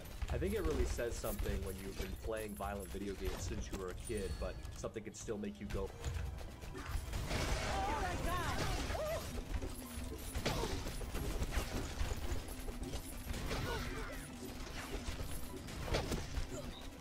I think it'll make a person become insane. Why would they even make something like this? It's not just the detail on the sprites, either. A ton of work has also been put into the enemy behavior to sell this violence as well. Enemies are often wounded when they're shot instead of killed, and in this wounded state, some will draw their sidearms and attempt to shoot back at you, while others will detonate themselves with grenades to try and take you down with them. So basically, showing mercy is going to get you killed. Every wounded and dying soldier is still a threat to the player, especially on higher difficulties, so you're always going to be double tapping. Enemies killed with explosive weapons also explode into gives. And this isn't anything new for an FPS or a boomer shooter at all, but some of these body parts are pretty wild. I mean, talk about a hot piece of ass, am I right? I think that despite all this being kind of disgusting at times, it does really succeed in adding to the bleak and oppressive atmosphere of a world that has had pretty much all of its humanity removed. You're not a hero in this game trying to save the world, you're a martyr on a mission after the world's already ended. The thing that surprised me the most was that when I was past the halfway mark for this game, I barely noticed the gore anymore at all. It's honestly amazing what you can go numb to after enough exposure. And if you don't believe me, ask anybody who's played Cruelty Squad for 12 hours, and they'll tell you that the graphics don't even bother them anymore. Things that disgusted and shocked me when I started playing slowly just faded into being part of the world. And if all that violence wasn't crazy enough, this is a game where you play as a hot anime girl who wears revealing clothing in a battlefield environment. And anybody on Reddit will tell you that this is unacceptable and quite frankly ridiculous. So, you know, if that kind of thing bugs you, you might want to stay far away from this one, guys. And please don't misunderstand me. I'm not making excuses for this game or trying to act like it's actually some deep commentary on violence. That's pretty obviously not what it is. I just think that a ton of time and effort has been put into the gore system in this game, and it really stuck with me. To be honest, it was a major part of why I decided to make this video. I understand that this level of brutality is definitely not for everyone, and that's fine. Not every single game will cater to every single person, nor should it. However, I don't think that this should be controversial, and I don't think a game like this should be judged solely on its violence. Call me a killjoy, but I think that because this is not to my taste, no one else should be able to enjoy it. Luckily for those of you who might think playing this will get you on a watch list, the developer has now added an option to toggle it off if you want to. Unlike certain parts of this video where I may shame viewers for turning certain settings on or off, this is not one of them. I think that Beyond Citadel is a well-made game created by a very talented developer, and I think that more people should play it. So if the gore is the only thing stopping you from buying the game, then I think having an option to toggle it off is a good thing. Beneath all the blood and guts, there's a really special shooter here, and any good shooter is going to need a lot of good... You get 10 weapon slots in total, and every one of these slots also has 2 or 3 options, so you get to play around and find the weapons that appeal to you most. Each one of these weapons also has an alt fire, and some of them even have different ammo types or a fire select. I'm not going to go through all the guns in this game because this is not a pyrocynical video, but I'll highlight a few. Welcome to my channel. The machine rifle A2 has a 60-round banana clip and a laser mounted to the bottom, which allows you to have pinpoint accuracy with pretty much infinite range.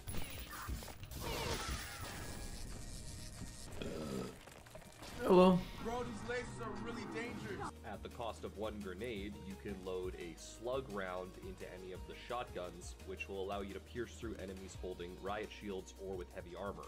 You can fan the hammer of the revolver to get close-range burst damage out of what is usually just a precise and slow-firing pistol. There's a pretty sweet belt-fed heavy machine gun in this game as well, but what's crazy is that it also comes with a flamethrower mounted to the bottom. You see what I got to say to the haters? Yeah. Especially to you keyboard warriors. Go eat a dick and watch porn. This is amazing, because the high caliber rounds from the machine gun are really good against armored enemies, but the flamer is really good against lower tier enemies who don't have heavy armor. Hey, hate on this.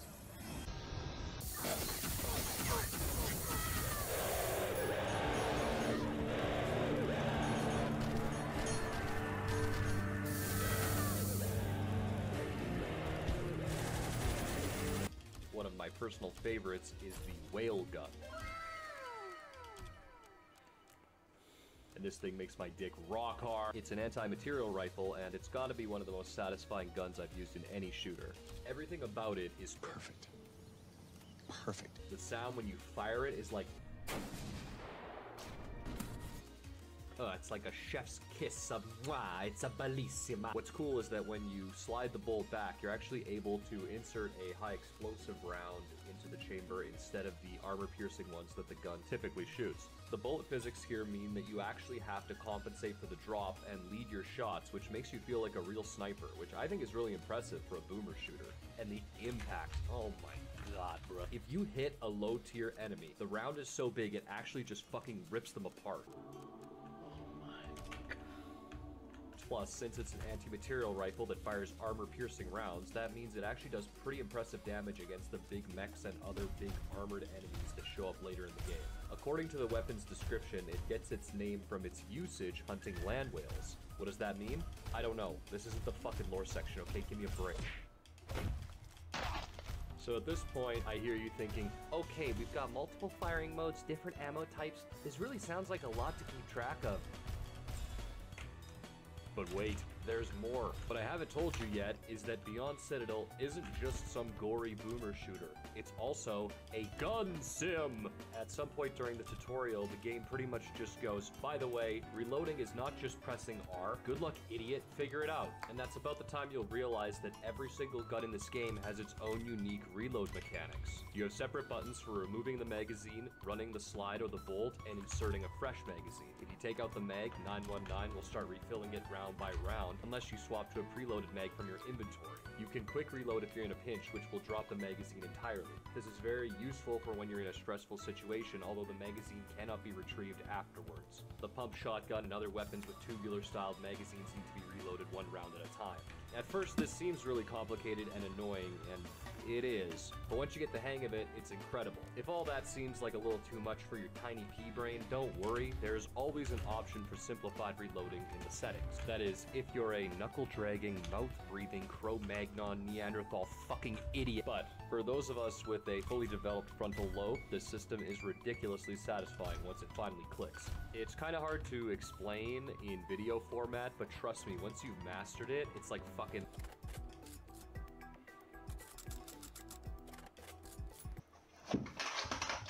Or better yet, when you're reloading the pump shotgun, you're all like...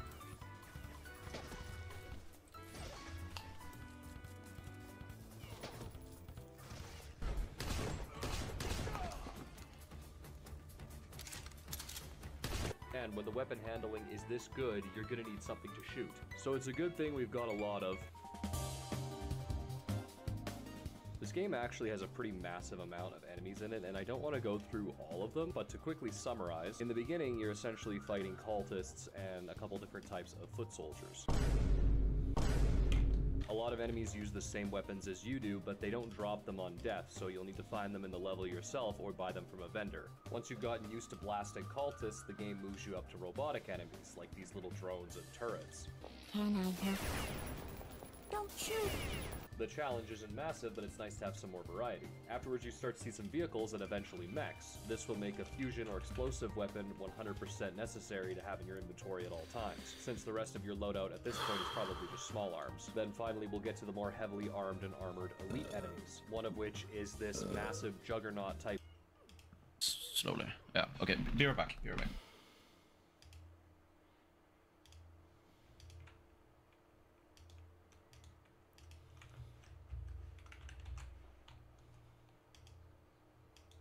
Shit.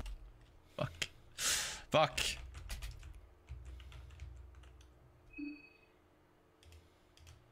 We didn't do that much though, right? We just ran through the church. Maybe killed a couple guys. How often do you stream? Well, I haven't streamed in a very, very long time until now.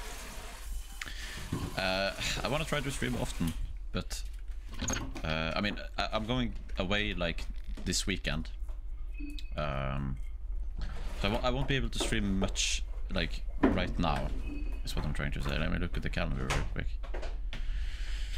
I'm gonna try to do another stream tomorrow and maybe Thursday, but I have some plans with friends. It depends on when that starts.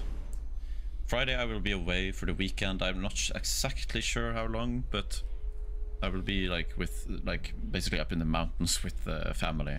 It's my grandma's birthday, and then I will come back in December. What's happening in December? I guess not much is happening until like Christmas, so I'm gonna try to like stream consistently through December, I guess. That's the plan. All right, it has a chance to stun, right?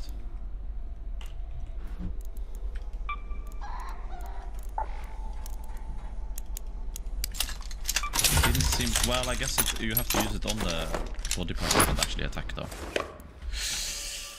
Oh, I forgot about you. And you can't. I can't talk. Well. Oh no! Wait. No, we're fine. We're fine.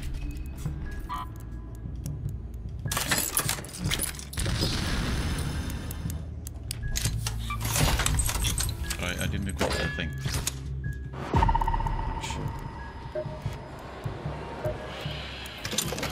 Step right in. I mean, it deals 285. I gotta like compare that to my normal attack. Oh, okay, I'm just dead. Fuck. I was thinking of painting the walls mauve. You think mauve says trustworthy medic? It's not always about the torso damage, Spider-Man.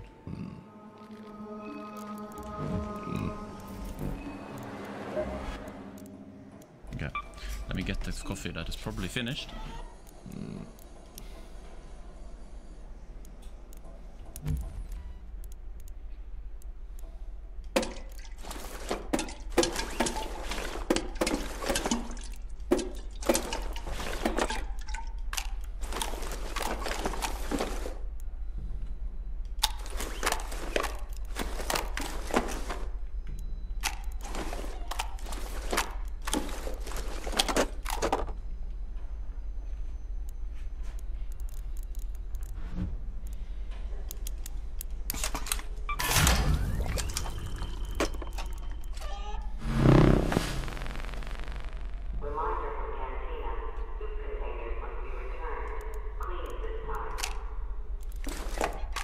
What the?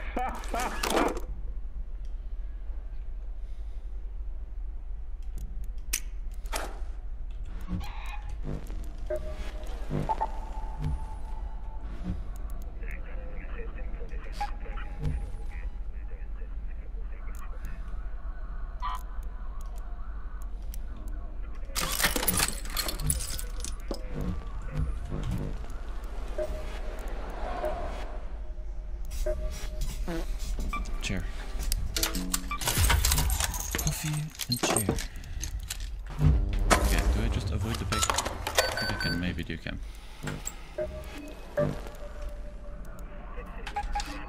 I'll do that. Wait, what? Oh, I have to do the engrave.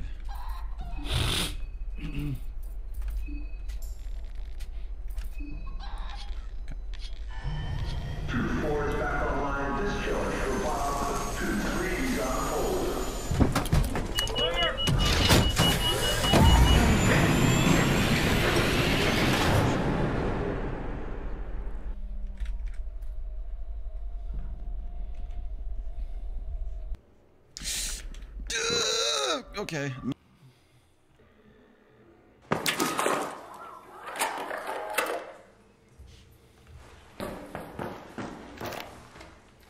Professor Amizi. Hello. Welcome to my channel. Good morning. What you up to? Well, not much, I guess. I mean, you know, running around like an idiot. Stuff like that. Using grenades. I have a new theory about bringing the plastic and the chemicals and making hand grenades. It kind of works.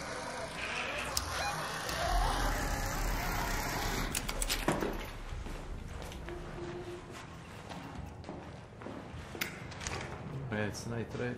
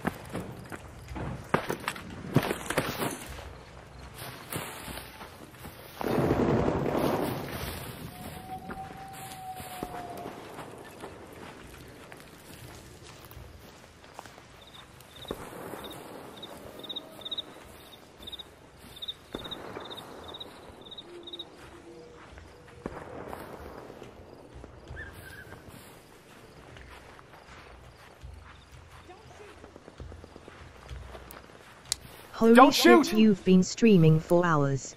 Hello, Raider! Nah. Most of the time, I owe you!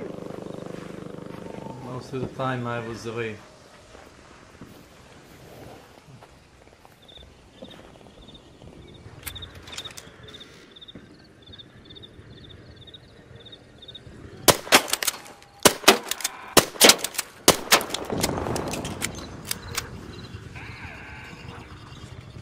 Oh god.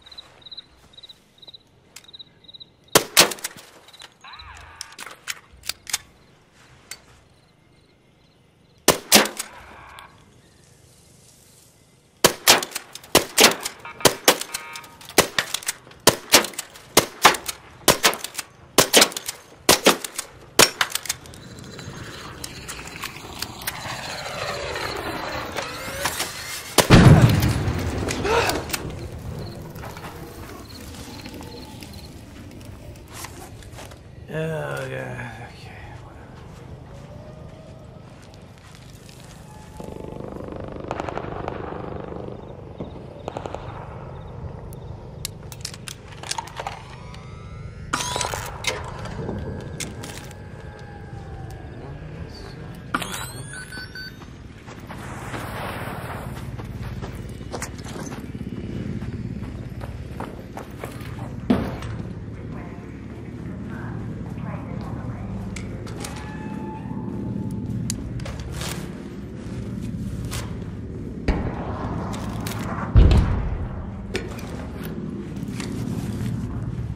What a catch. I killed 2 toasters to get a toaster. What expensive way to make a bread. Bread fresh.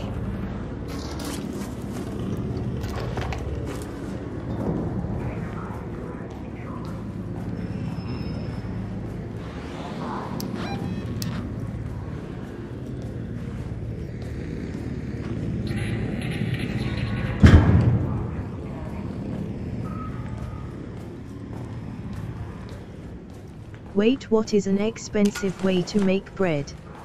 Killing 2 robots. I would call that expensive. Little disco balls, you know?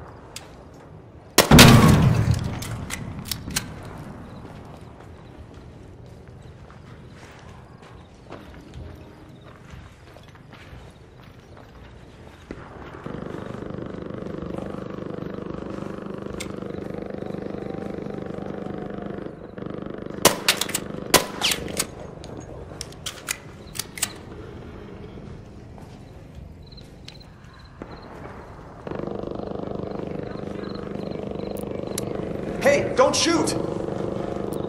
Hey, Raider! Hello, Raider! Don't shoot! Hello, hello.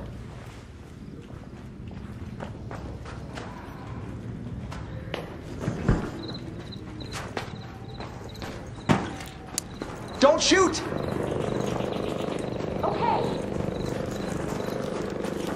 Oh, I see, group. Okay. Oh god, really? Thanks. Thanks. I can offer you grenades if you want.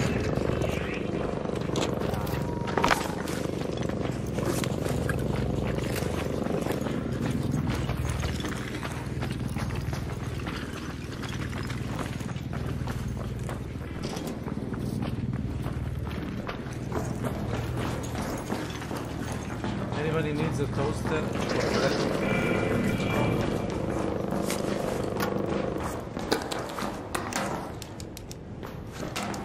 Oh, what's this?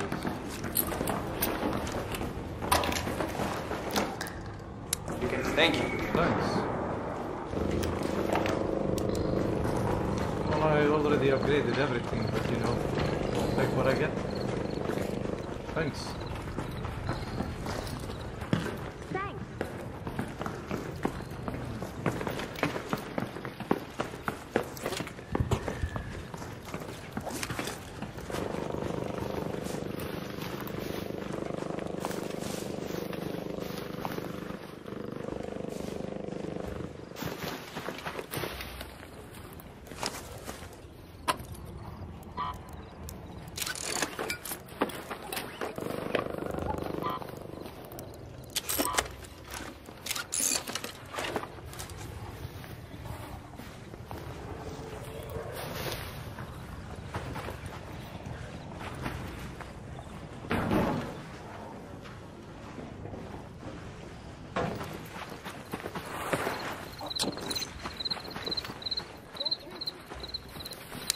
Don't shoot!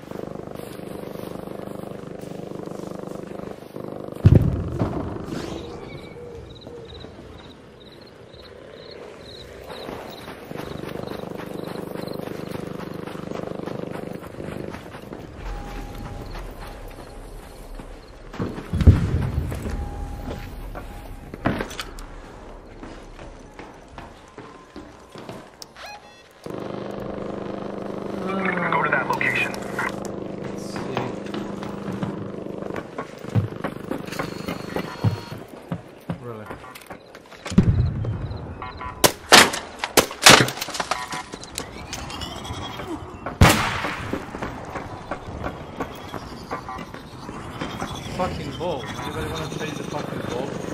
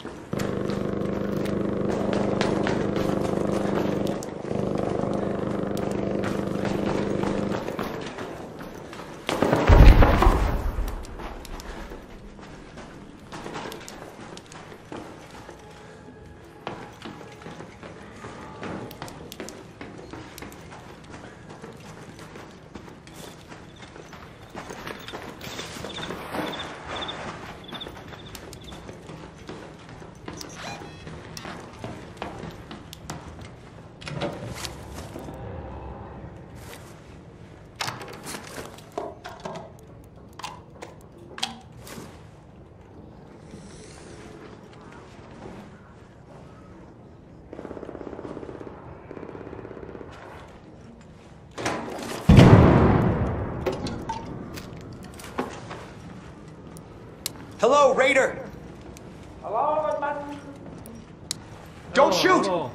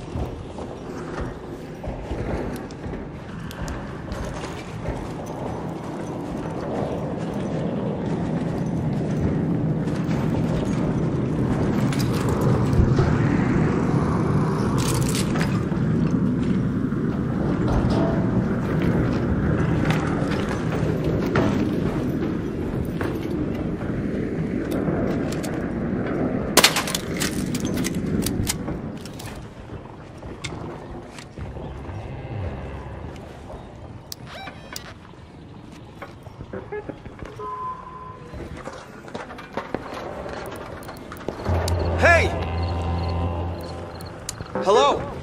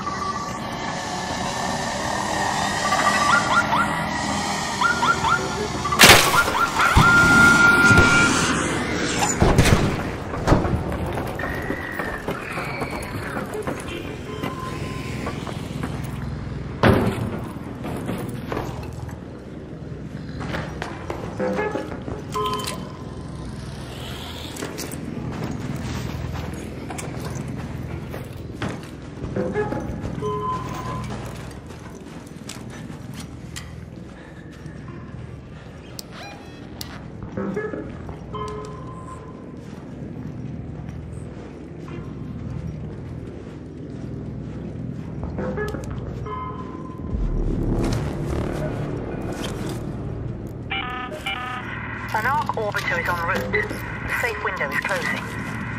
10 minutes to get out of there. I repeat, 10 minutes. Head home at the northern station.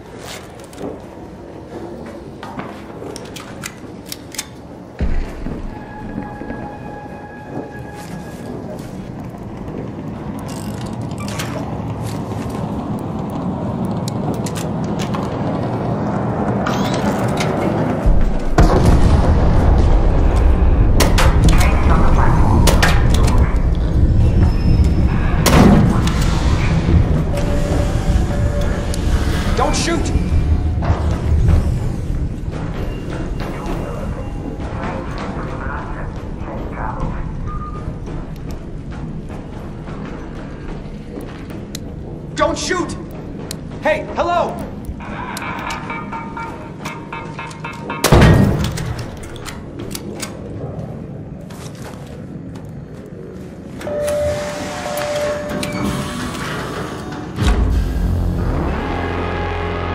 Whatever.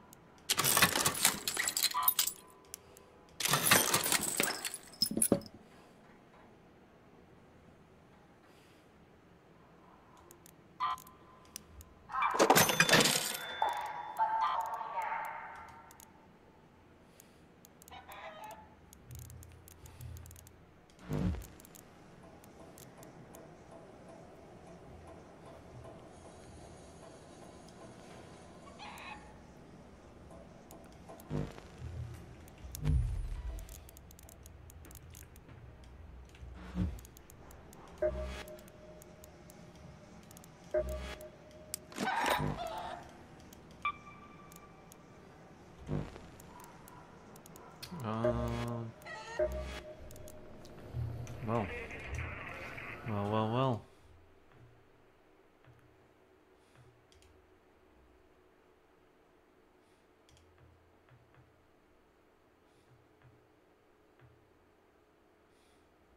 Interesting.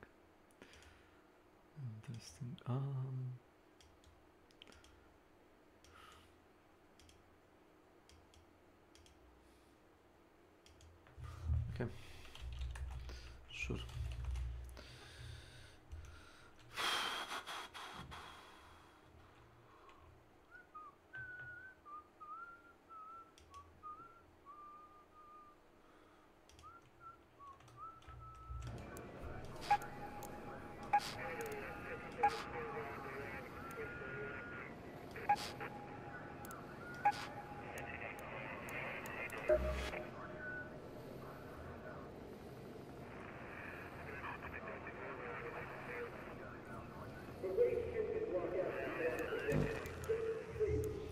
Snitches. Ugh.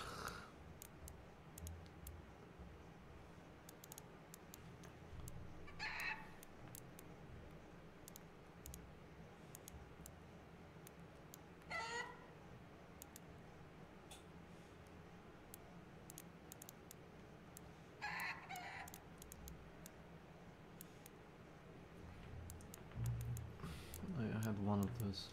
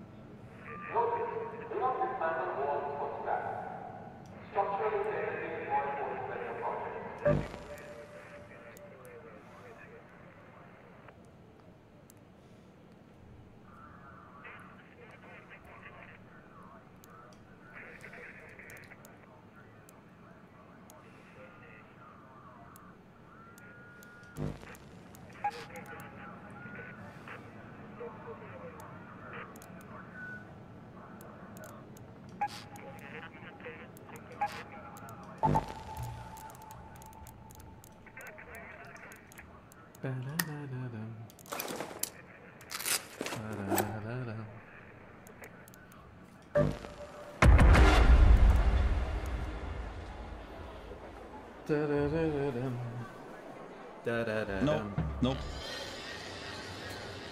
Well, okay, I should probably red arc his thing now. I don't know what's more dangerous. I'll do the pesticide, I suppose. 300. But how much? How long does it? I don't know what the gas is leaking actually does.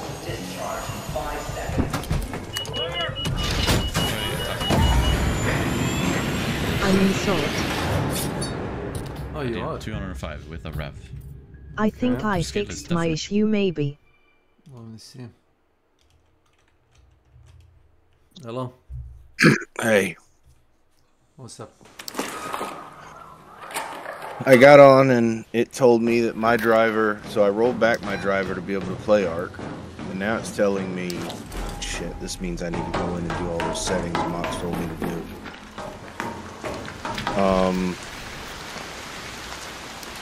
And now I got on it and it was telling me to Download?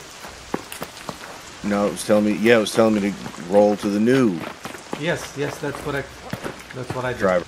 And I went into AMD, yeah, it was telling me the old driver has issues. Now I need to go to the new one.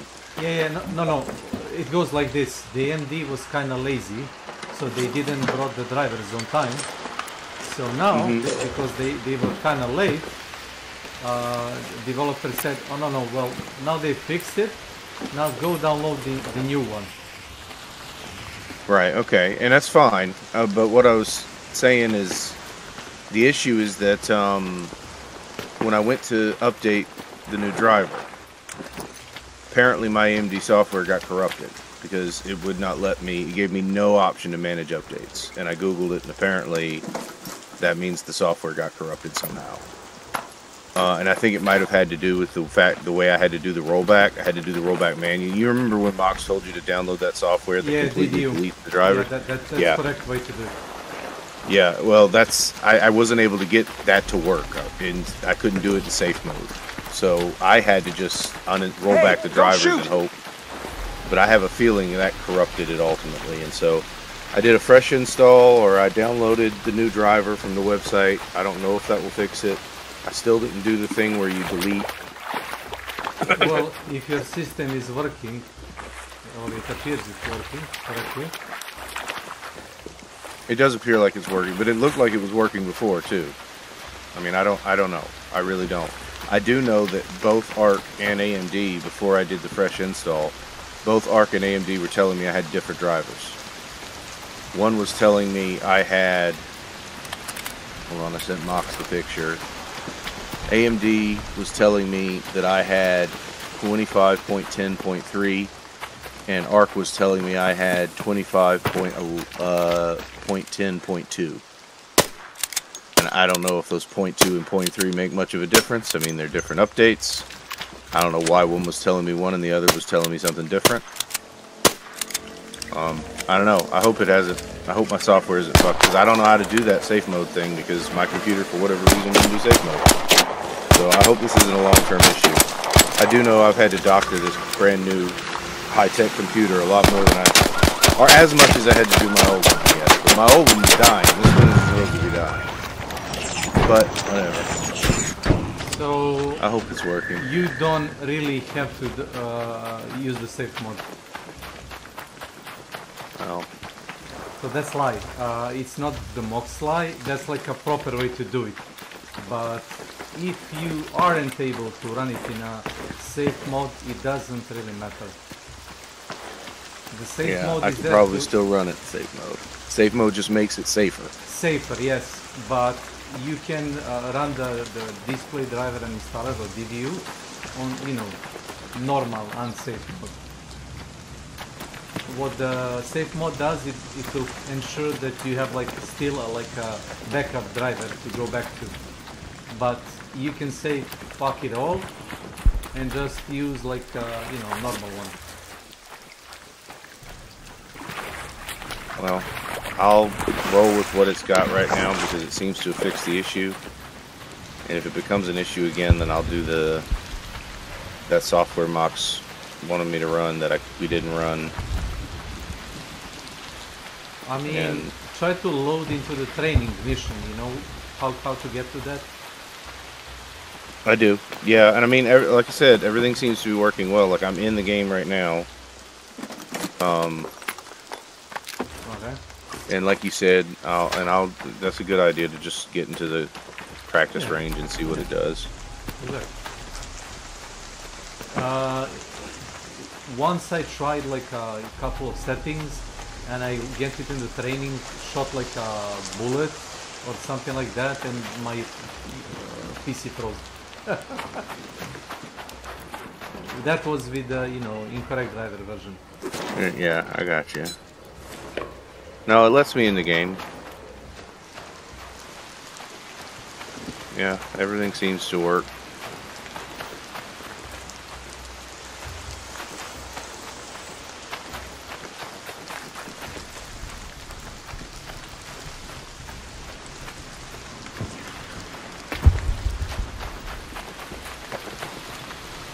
Boy, there is a huge difference between upgraded and non-upgraded guns in this game. Yeah, it's not like a number. It's like a reload speed, bullet velocity, or everything. Ammo Aim. capacity. Yeah. A lot of stats. Yep. So, if you really wanna like run any gun, unless it's like a, you know, the Beretta, whatever, you know, the basic pistol, semi-automatic. That pistol only gets like a reload speed faster, but that's not even an issue. If you put like extended mag, you get like from like 18 to like 22 extra bullets. So it doesn't really matter if the reload is slow.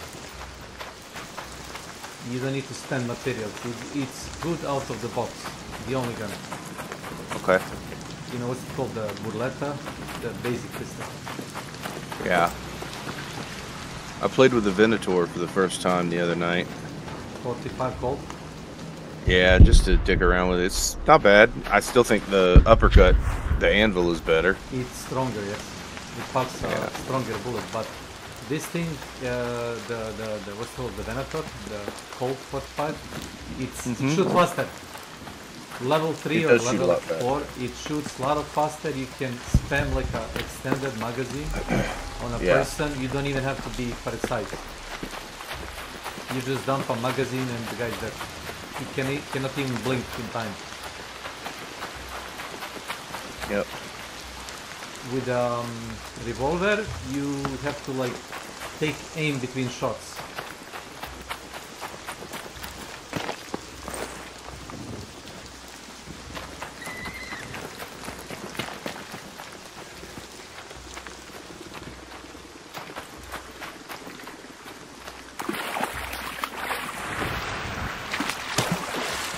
So that's what you meant when you said you had like issues. I was wondering about that. Well, I mean, there's also my host of other issues, like, you know, my mental issues, but those don't stop me from playing the game. I mean, you know, I can be blunt, but I try not to insult anybody.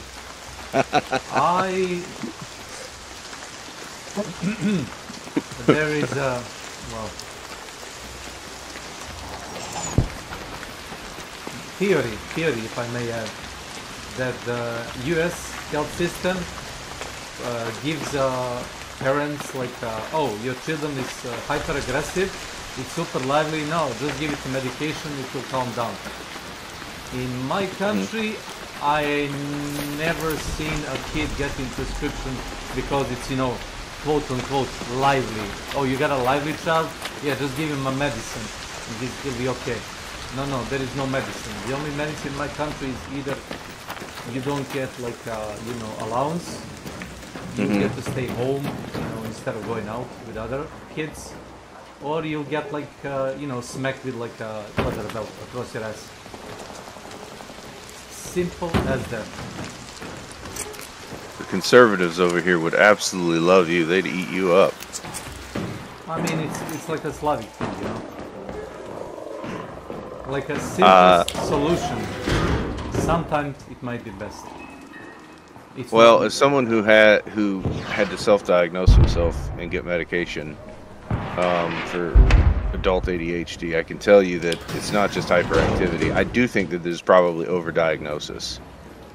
And the reason is because the system, quote unquote, has incentivized overdiagnosis. Doctors make money off of prescriptions. It's one of their primary ways they make money. So of course they're gonna, if they can get away with prescribing it, they will. I do think ADHD exists. I don't think it's just hyper. I also think it's a misnomer to call it hyperactivity. Like when they first started developing the idea of it, I think that they fucked up. They saw it. They based it on a symptom only some ADHD people have, and that is hyperactivity. Not everybody expresses it. Like I don't. Like my mother never saw me as having ADHD. It's only when I started investigating some of the less common symptoms that I realized that I probably have ADHD. But anyway, yeah, no, I get you. Yeah. I guess I'm trying to say that things might not be as bleak as you think. Yeah, no, they're not. You're right. I'm trying to figure out what I can craft. Well, you can craft a lot of stuff, I guess. No, I know. I'm just going through, looking at stuff, wondering if I should recycle certain things. I still don't quite have the stuff I need to upgrade my workshops.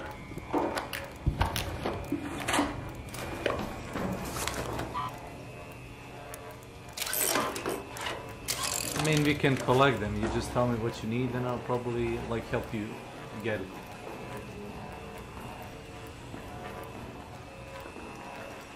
Yeah, no, I'm just doing quests at the moment.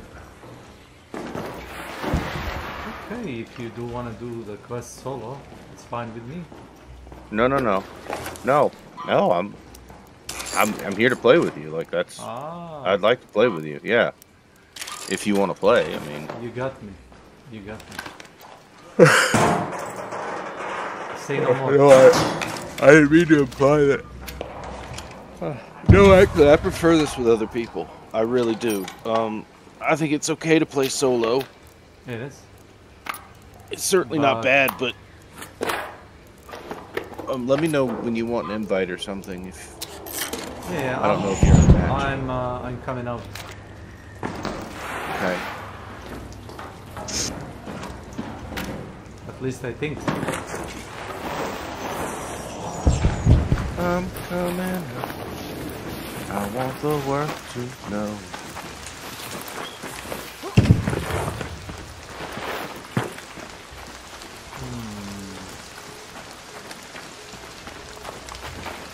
Look at that, somebody killed that. Okay.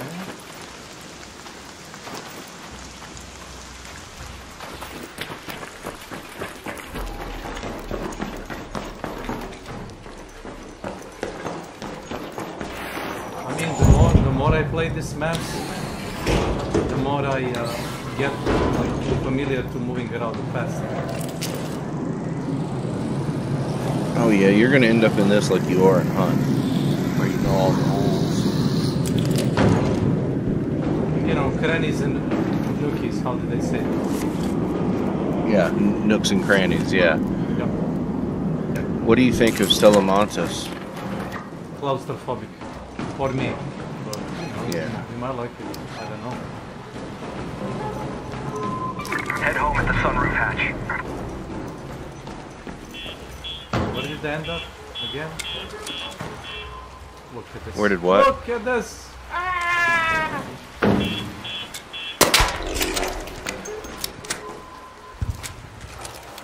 No, I was wondering, where did they end up?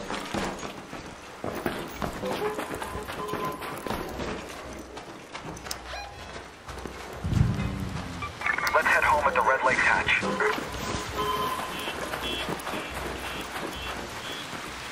There is like a security cameras all over this place. Oh, I see.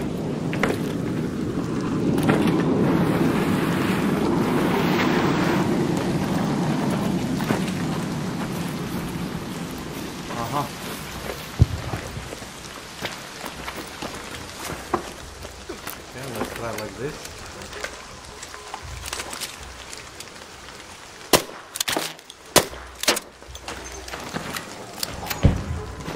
We got his attention.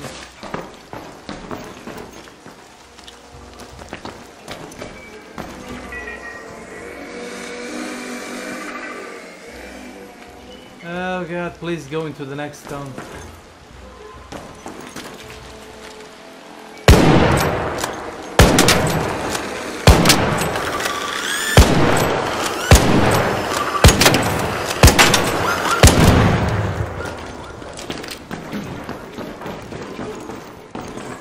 Like level 1, you know, the lever action rifle, Winchester one, it shoots so much slower than the pistol that you have to like manually, you know, move the slide. Unbelievable. You know, which goes, like, you know, to your theory that, you know, upgrading guns is important.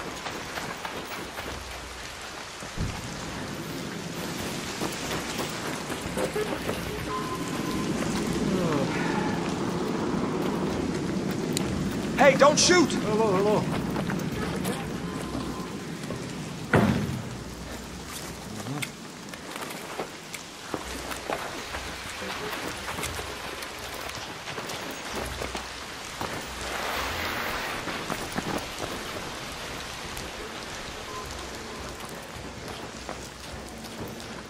At the beginning of the match, I almost bumped into the guy. We just, you know, run past each other. Because usually what happens in the beginning of the match, you really don't have much stuff you can, you know, loot from somebody.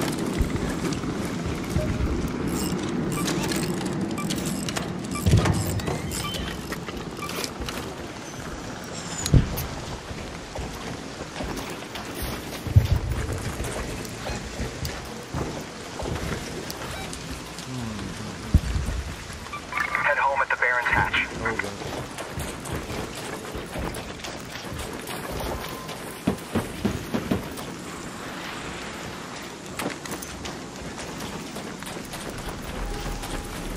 Say, do you remember when was the last time they introduced the fire in a control gun?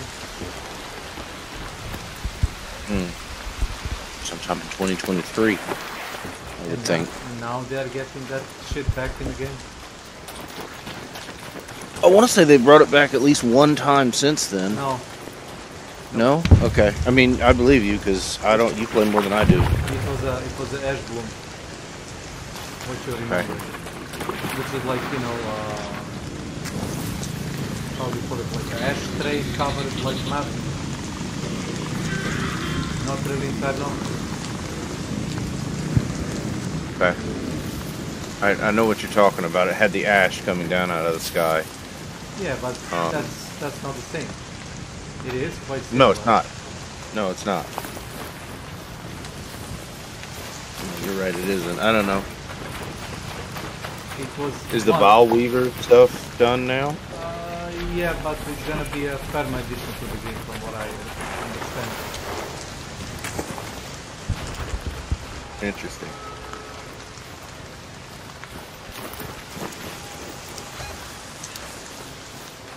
Well, you know, because they work their ass around like, you know, different AI. You know, that I'm gonna go like a bit technical because I play like old Counter-Strike games. You gotta make this like patterns of behavior, how to move around the map and move around the obstacles, which they probably did. It's not the same as like a zombie movement. You know, because they can clearly jump and, you know, make an ambush. So it's quite a bit different, and I doubt they did like a lot of jobs like that, you know, just to be one and done. So it was, you know, logical for that to stay actually as addition.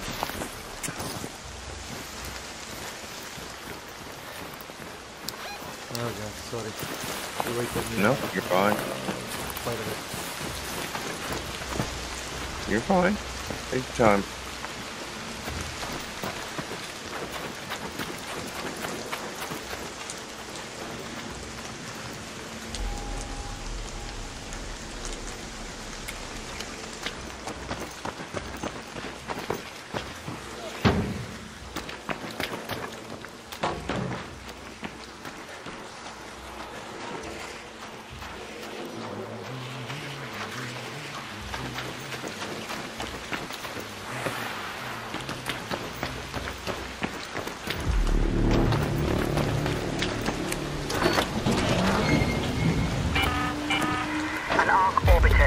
Yeah, I was talking to Blank. He doesn't like them in that. He doesn't. The new AI is apparently a bitch. The shredders or whatever. India, yeah.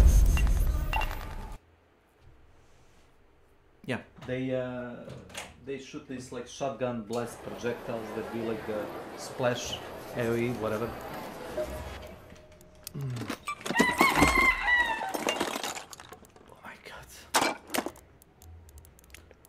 Now do I sell this? I don't know. I think this is unburied. Buried City? Yep, okay, Buried City, alright. I'm just looking at the quests I have and seeing...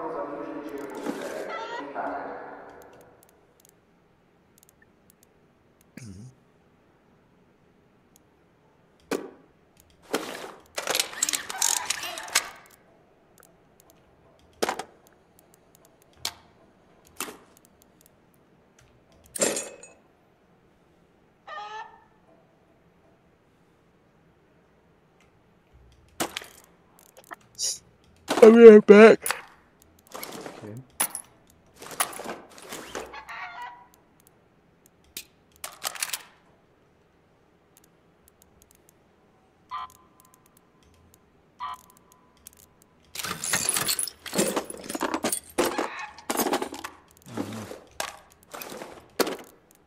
Wait a minute.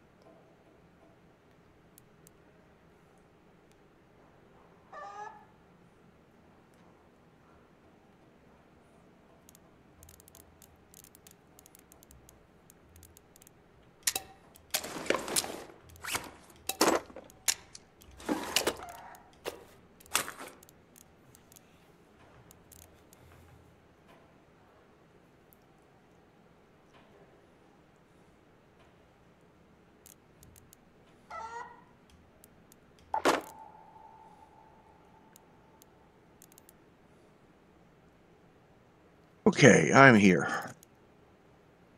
Okay. Oh, you said a match. No, I got out. Oh, I sent you an invite. Should have, anyway. Oh, you did? Sent you another one. Maybe it ran out. I was thick-headed, I guess. Possible.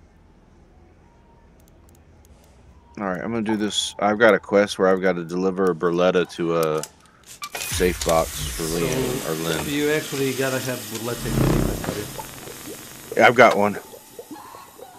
Yep, I got a dinky level 1 that Yeah, no attachments. I don't know where I got it. Like empty.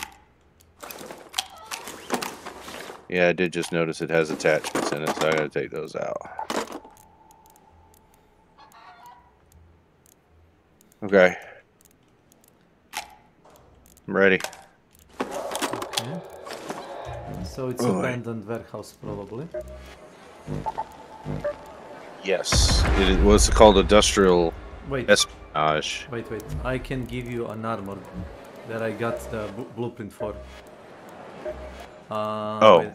Okay. You can, but you cannot equip it immediately. You gotta extract with it.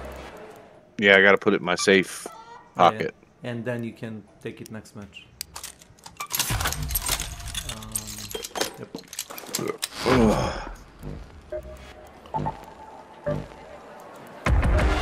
It has unlimited recharge option. It has like a free recharging kit for shields.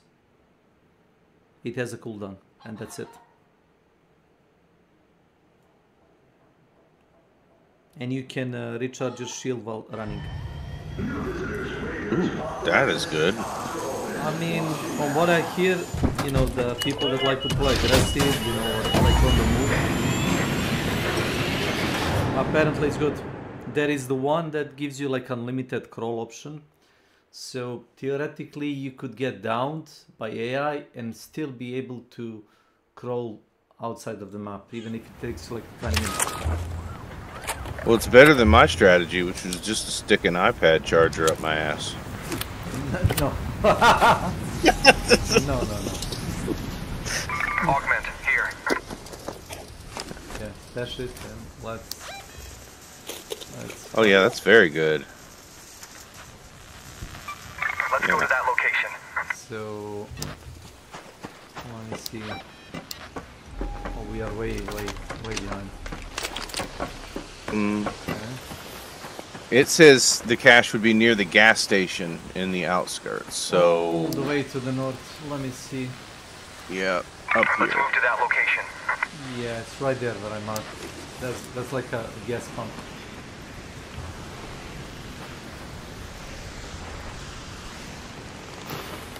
I mean, there is like an easy way to do it. Just stick to the right side of the map and flank it at the edges. And eventually you go left and, you know, take back. Unless you wanna, you know, cut through the... over here. I don't know if you need this for a rooster. I don't know either, but I'm taking it. What I actually need is apricots, I think. Ah, then it's a blue gate. Yeah, Blue gate at the orchard. Probably you wanna run what's it called, the free kit. I don't know, I got so much shit in my inventory now that I kind of just want to run. Yeah, I did it also. When my inventory is almost full, I run, you know, custom, you know, flow that. Just, even if I die, it doesn't really matter. Oh, you went straight to the city, did you? Oh, did I? No, yeah, I did. I can come back to you. Yeah.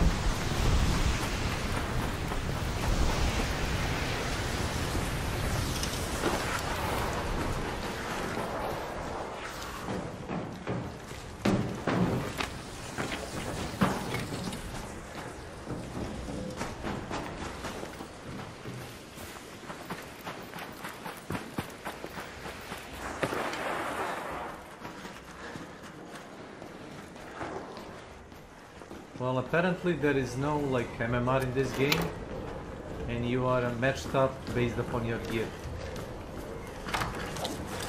That's what I heard. Oh god.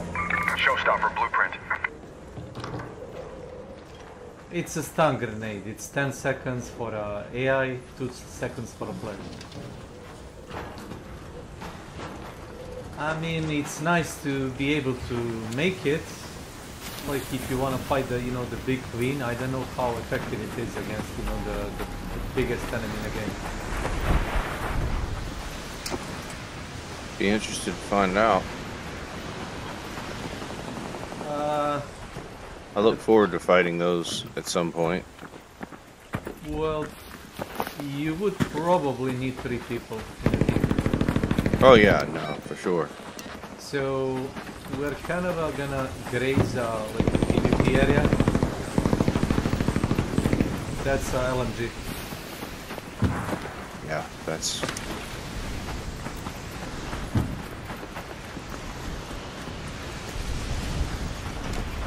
So these 3 buildings, let me show you. So this is like a... There, by the Galleria. Yeah, Galleria. And... Down there. Still Galleria, okay. And hospital. There by the hospital. Those are like, hotspots for PvP. And you wanna be at least 150 meters, away if you don't wanna die while doing some stuff that's non-related to really PvP. If you want a PvP, just go into those areas that I told you not to go. You'll probably have like a fun time. Some of the quests take you in there. Hold on. I gotta take a phone call. Sorry.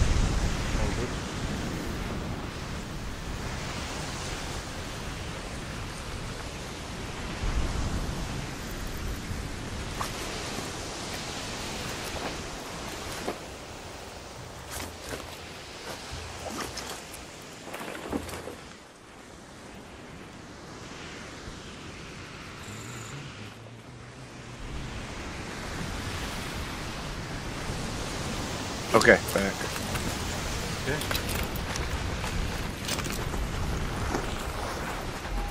Sorry, my mother had surgery, and she called. I needed to make sure she didn't need something, but she's good. She's probably like 60-something years old. Mm-hmm. Yeah. I'm kind of guessing because my mom is like about the same age. It's like a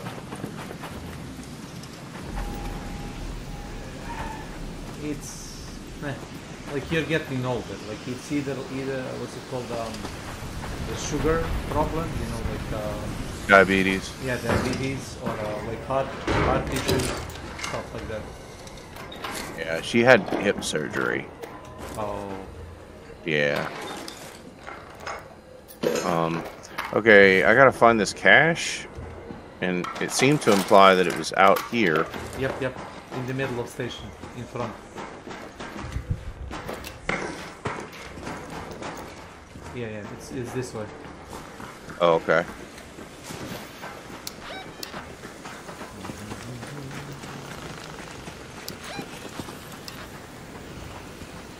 You see? There. Last time I was here with the friends, they got sniped, even though they just want to. You have to interact again at the same crate. So. Okay. And that's it, I think. Yeah, I think so. And now we can just go Yep. get a new mission. Do you have Yep. anything related? No, I mean, I've got, cache. Here. Yep. Gear I can look for, but no, I don't have anything.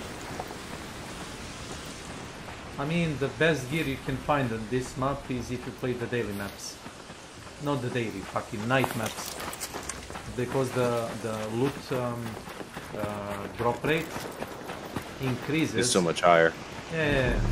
Like, imagine having like a double bounty worth in a hunt when it's, like a dark or whatnot, Head home at the train station hatch. Yeah. stuff like that.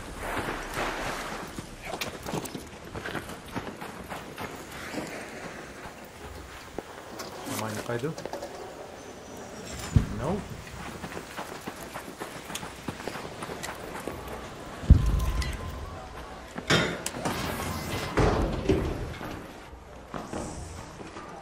Nada.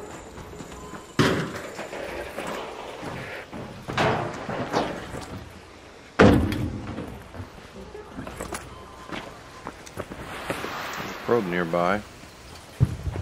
Yeah, there is.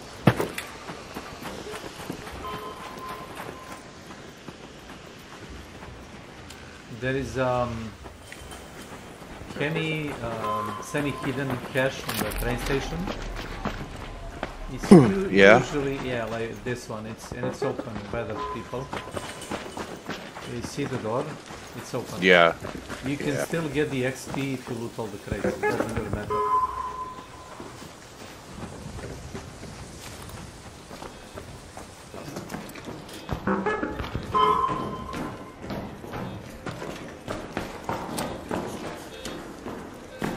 It's gonna lift off. Oh, okay.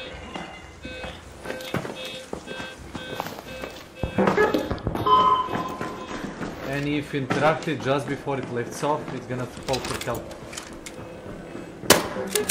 Okay.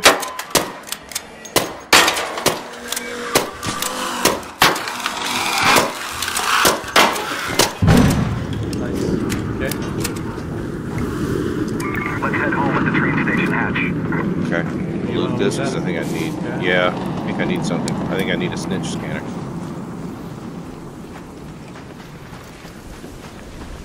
Okay. Where are we going? This way. Head home at the train station hatch. It's always here. Like you went all the way there. No, here. Head home at the train station. Oh, you're doing a hatch. That's right. Okay. Yeah, I am kind of filthy rich. You. Oh, yeah. I know. I forgot. No, really. Why would I? If I can pay my way out, why would I go like a peasant? I mean, no, that makes sense. Would you take the Raider a walk? hatches are so much better because nobody knows. I mean, it's hard to camp those. Yeah, but there's like 5 of them around the map, and would you gonna camp like whole place? Yeah. There's no guarantee that anybody's gonna have a key and use them. Because it takes your inventory space, so you can say, okay, I'm gonna drop a key, and I'm gonna get this extra cool piece of equipment. But you don't have to do that. Yep.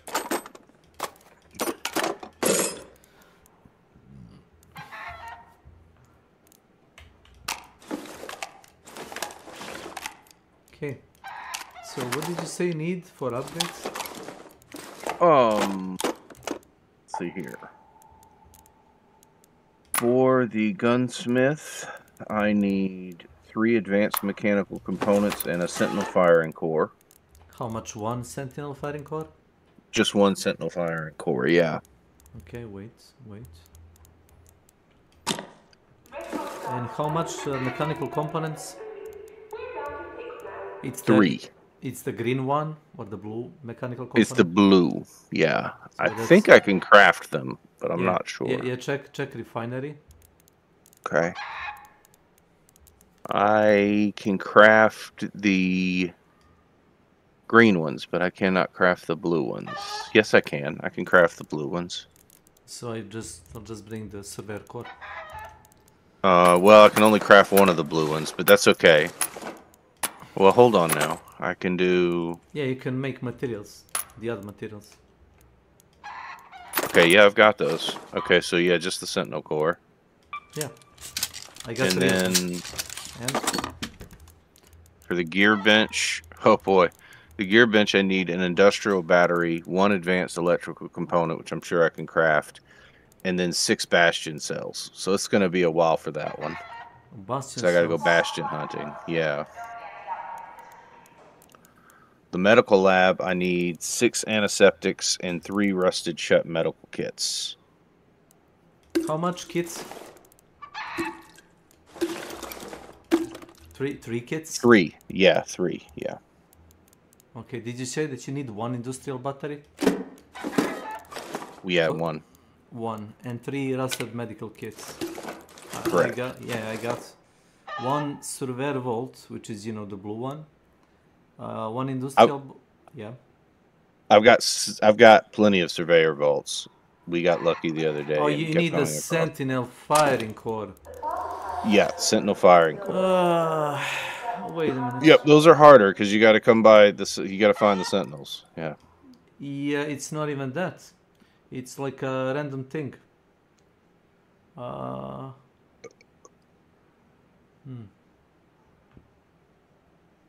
Okay.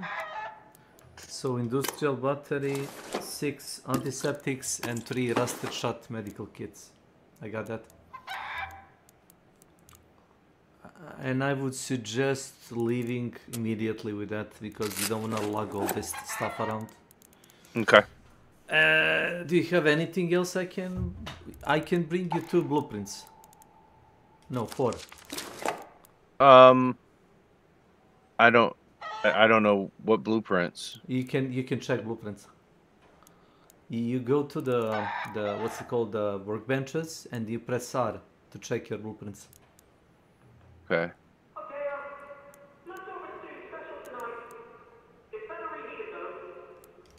So you go to workshop. Wait. Yeah, you go to workshop main menu, then you press R. Got you. It will Okay. show all the blueprints. It does. Yeah. So, All right. Whoops. So do you have heavy gun parts? Blueprint. It's a red. Do yes. Yeah, Yep. yeah. Do you have light gun parts? I do. Yep. Yep. Do you have angle grip level 2? No. Okay. Do you have vertical grip 3? 3. Nope. Yeah, I'll bring you those 2. Awesome. Thank you. You're a peach. Sorry, my brain stopped there. Okay. I'll suggest running the armor that I gave you. Not the armor, the rig that I gave you. Because you can put either a medium, light, or heavy on it. You know, the what's it called, the augment? The one that you extracted with. Right, what about it? Yeah, try equipping it, and you'll see you get like a free recharger kit with it.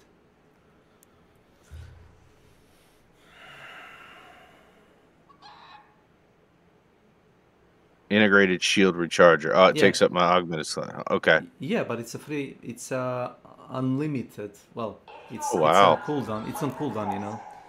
Yeah, I see that. But This also has a bunch of has more utility slots.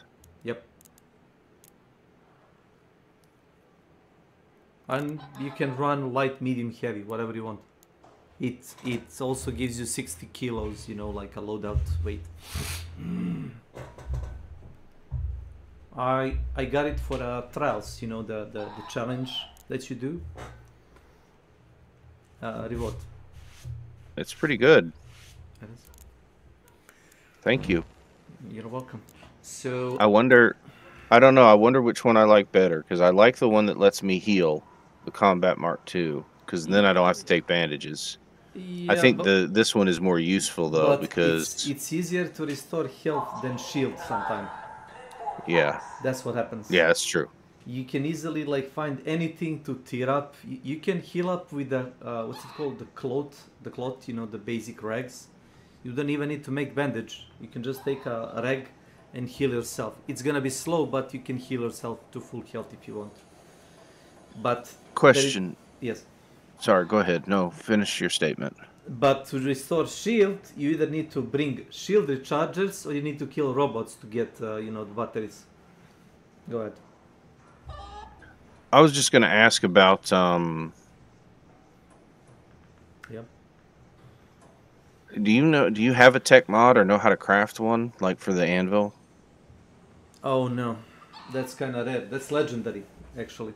Okay, I was just curious. Because it says. Yeah. I was just. That's it. That's it.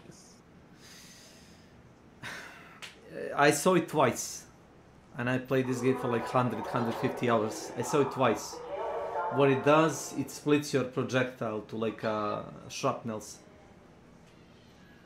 I think it overall deals less damage, but you got more, you know, more shots, I guess.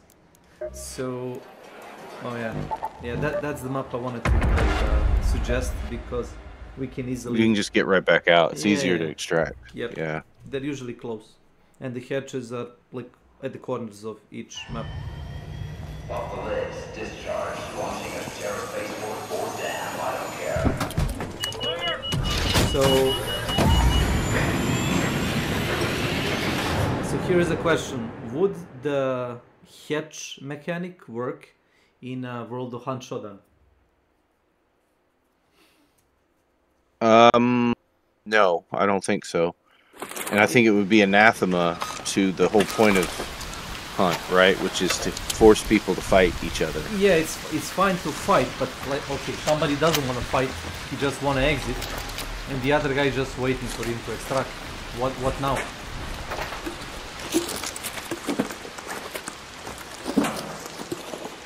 Thank you. You're welcome. I'm gonna put one of these blueprints. Oh Jesus, it's not even that far away. Yeah, keys aren't expensive to craft either. Raider keys, or hatch keys.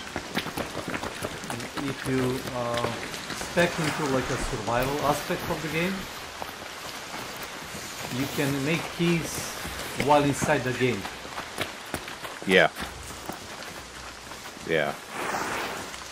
So if you really don't wanna, you know, deal with the ambushes around the extracts, you can just say fuck that, I'm out.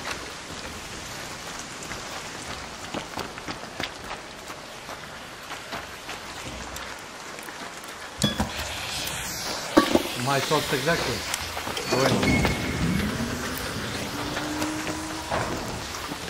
Thank you. You're welcome.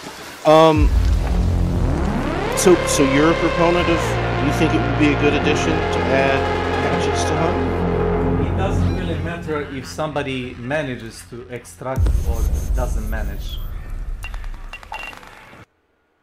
Maybe like induce some kind of a penalty in Hunt, like your hunter is wounded and he cannot play the next game, he needs to heal up or something like that.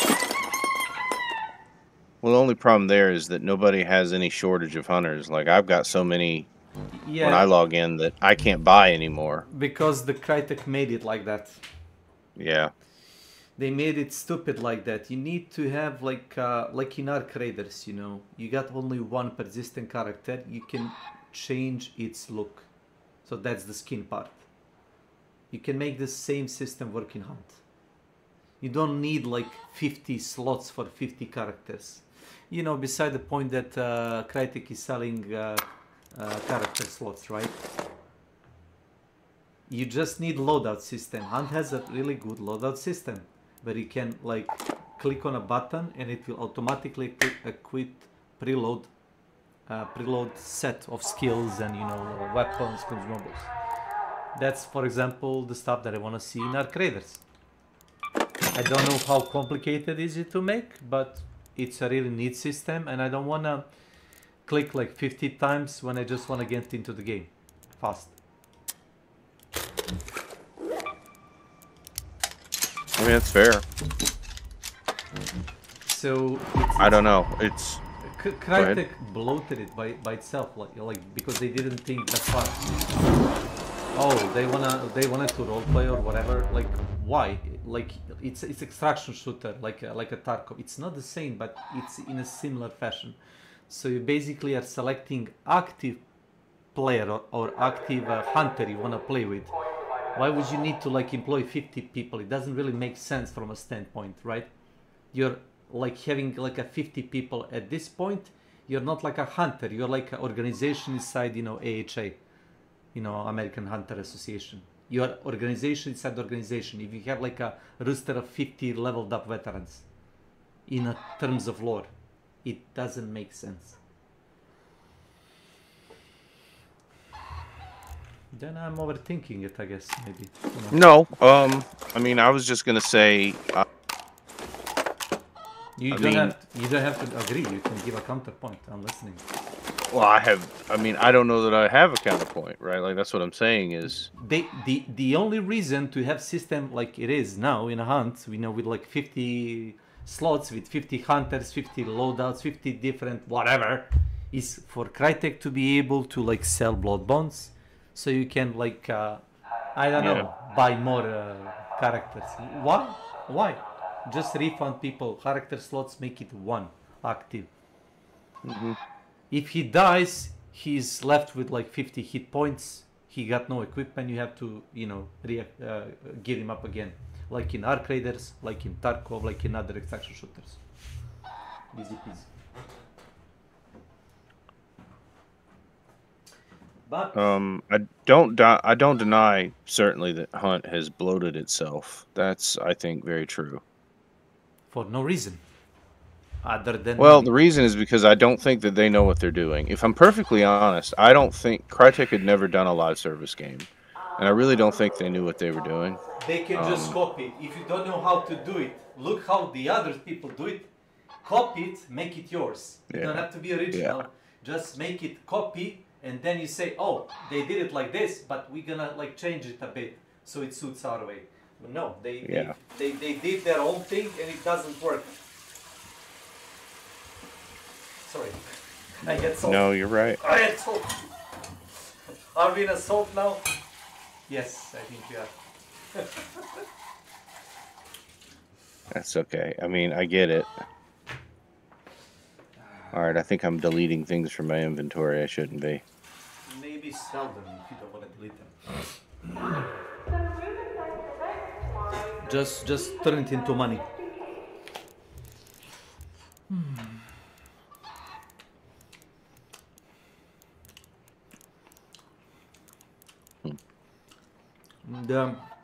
The French people that made what's it called, the Clair-Obscur Expedition 33, they didn't reinvent the wheel.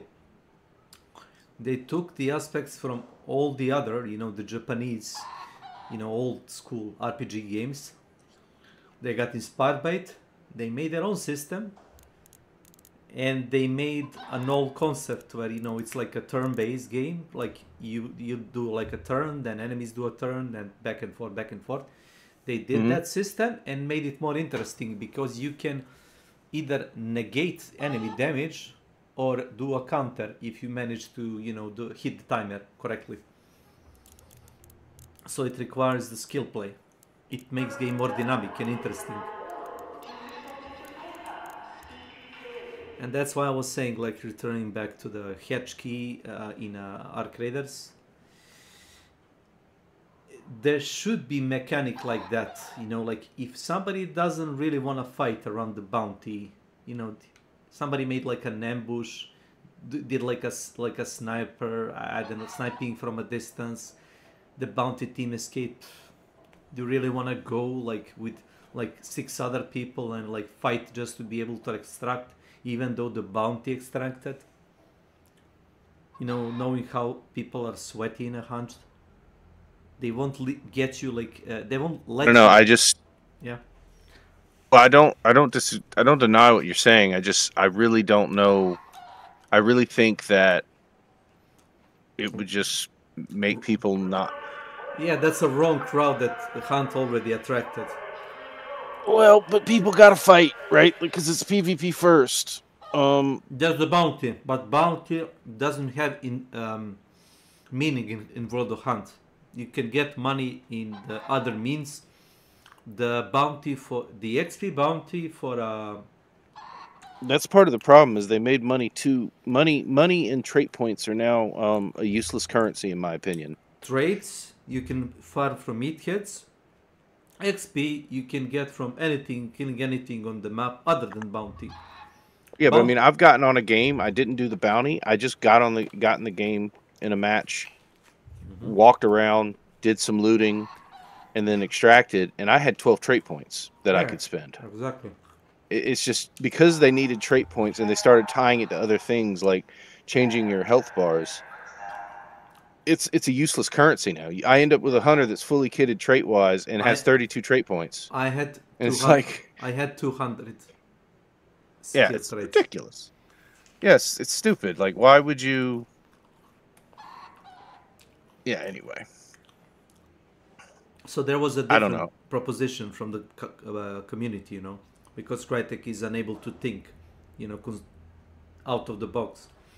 Make the bounty a token. Make the token being Welcome able to my channel. Give you like a either like a custom ammo, or you can buy like a special gun, something like that, or a special trait. I'll be right back. Okay.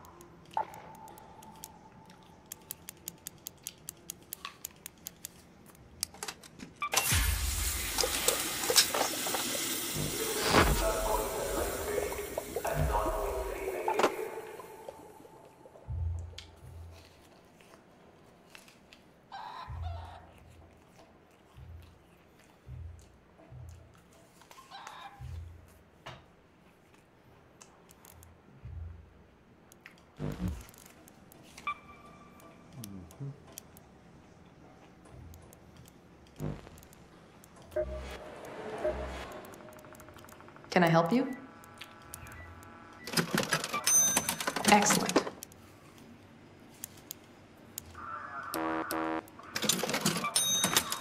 You'll...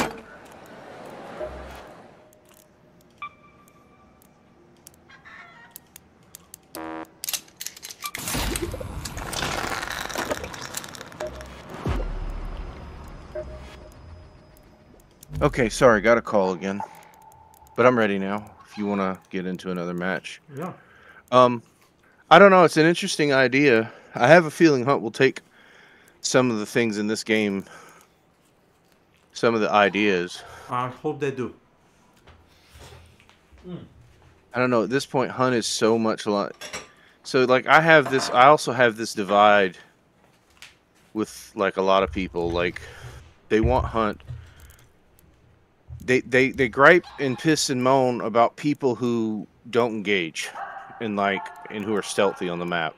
There is no... Right? They call them rats. There is no But incentive to play. Okay, go ahead. I know, but Hunt was always about being... Like, that's what attracted me to Hunt. Like, was that the gameplay was slow and ponderous. Like, I like action. In fact, I'm a loud player. But I still think that Hunt... Like Mox was talking the other day about reducing Hunt's overall time to like 30 minutes because he feels like people take their time and they're slow. But I don't know. That's part of what I like about Hunt. There was always the uncertainty. You didn't know if someone else was on the map. Nope. You didn't know if quiet meant safe, right? Like, I don't know. There was a narrative design element to that style of gameplay. It's called ludonarrative. Ludonarrative is where the narrative elements of the game align with the mechanics. And I felt like that was what was going on there, but I don't know. So you wanted to play this map? Got some things to do. Because... Want to help me out? Got a to-do list here. Oh, bro. Let's move to that location. I know, all the way on the other side of the map. And then we hope to go all the way back. Yep, I actually did this one the other day and then couldn't figure out the end of the quest and it didn't count. So the end of the quest is in the center of the map. Yeah, it's the tower. So here is like a pro tip. You don't even need to hurry. The more time it takes of the match, the less people will be on server, the easier you'll do the thing. The faster also, I'm running a heavy shield just to try it out. I was just curious. See what it did to mobility. Okay. Don't do it like this. I actually didn't take damage. Yeah, because you hit the pipe and probably slide it along the wall. Yeah, I did. Yeah. And I just bumped like a brick.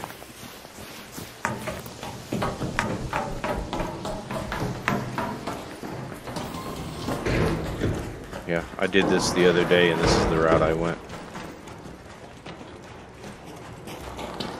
So you see this? By the North Trench Tower. There is like idea that people take like a zip line, and they would like use the zip line to bypass the key requirement and get on the roof and to get like easy loot. So Okay. I have a zip line. I mean, I can show you. Yeah.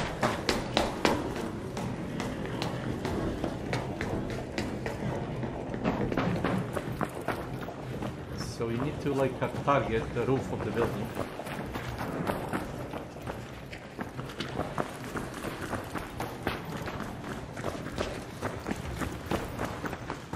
Alright, where am I?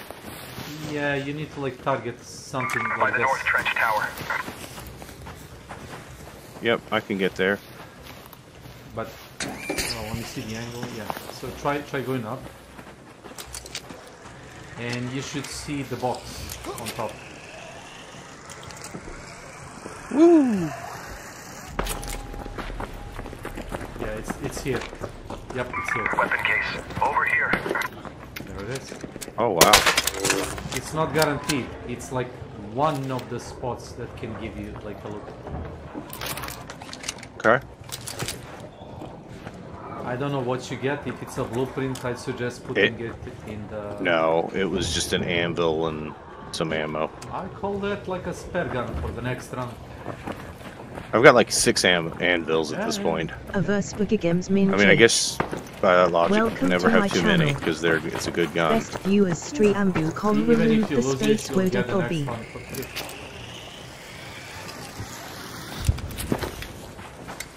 So yeah, if you got a spare zipline and you're running this map, you can check up the top of the tower for, free loot. Good to know. I actually think the zipline's a very useful item. There is oh yeah, is this a bastion? What did you say you need? The bastion for? Yes. So yeah, Ooh, that time. Yeah, let me show you what you can do with try to hide here.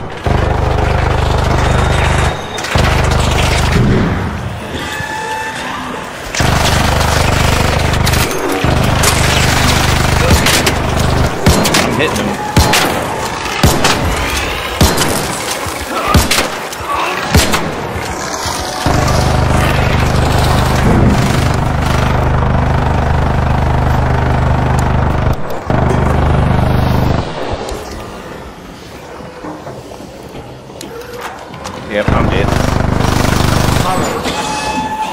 Yep, he was coming up on me. It's my bad.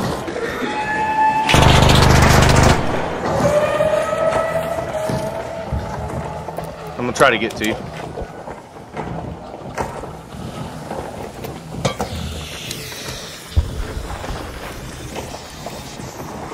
So you need to stand behind anything. That's the issue. Yep.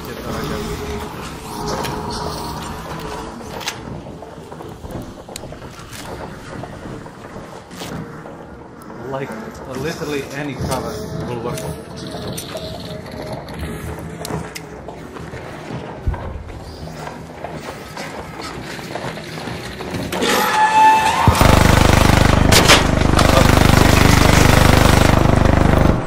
God damn it. Fuck you.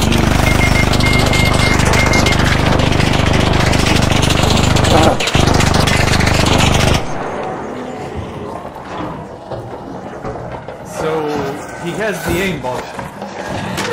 I know.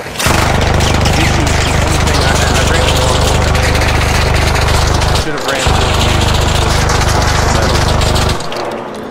because the only thing that way are just thin ass trees.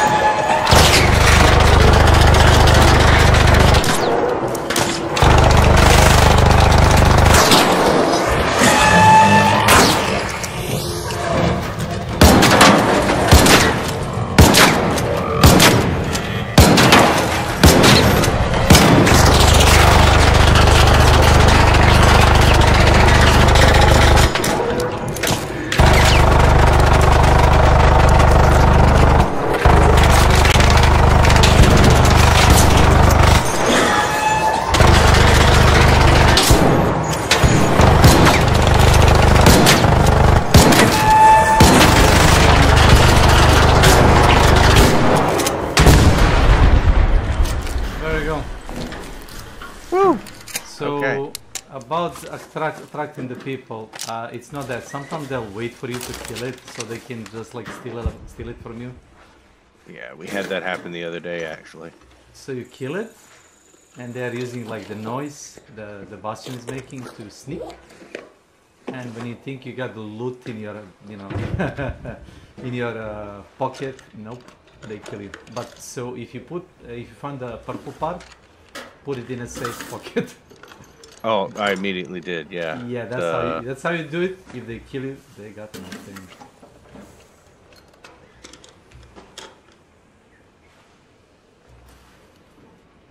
Yep. So you can, if you brought the shield with the recharger, what's called the augment, you can freely recharge yourself. Yep, I did twice in that fight. Yep. I feel like I was so stupid. I apologize. It's fine. It's the more you fight, like it's kind of stupid. Like you need like a really like thin piece of, you know, like sheet metal to block all the bullets, and you're good. It's silly. It's, you know, game logic, cartoony even. And I'm kind of glad, because can you imagine if that thing had armor piercing and just kept shooting you through everything? Well, you know, they probably have to like make some kind of MLWK penetration. Welcome to my channel. You said penetration. Alright, I think that's... Did you loot everything? I think so, yeah. I didn't take everything, so it doesn't disappear. Yeah. Okay, so here is a pro tip. Because you didn't take anything, certain parts are blocking your view. Okay, so good point. So you didn't saw like all the parts. So best thing to do is take it everything. and then drop it if you don't want. Even if you don't want it, just take it, drop it. Because yep, because I just found another Bastion core, so fair enough. Exactly.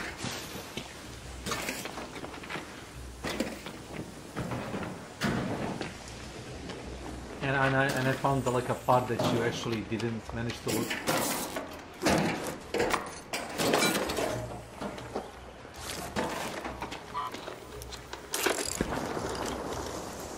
Yep, I got 3 Bastion cores. Don't shoot! Hello. What's up? Don't shoot! It's fine. We already looked at this piece of shit. And if you shoot us, you'll get nothing. You know, we stashed away. Did you need like 1 core? You need 1 core, man? Okay. I've got a bastion cell. I see. Let's go, let's go. Go back, maybe. Go back. Hello, hello. I see 2. I see 2. Just keep backstabbing. Trust me. Yeah, we won't. This way, this way. I'm watching them.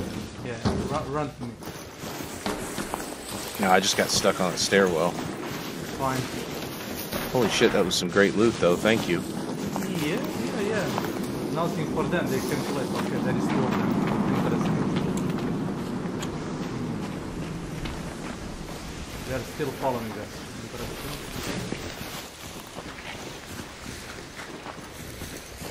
Come.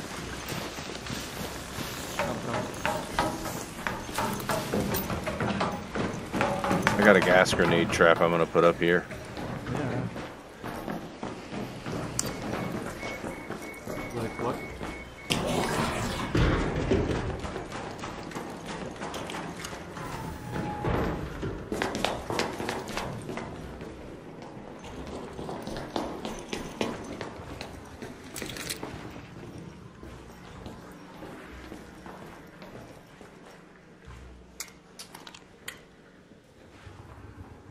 They're still running around. Hear them? Actually, no. I'm ashamed to say.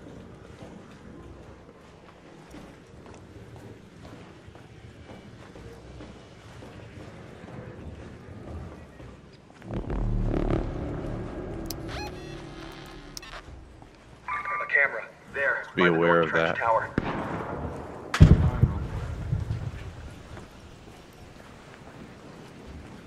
You think they were gonna try to kill us?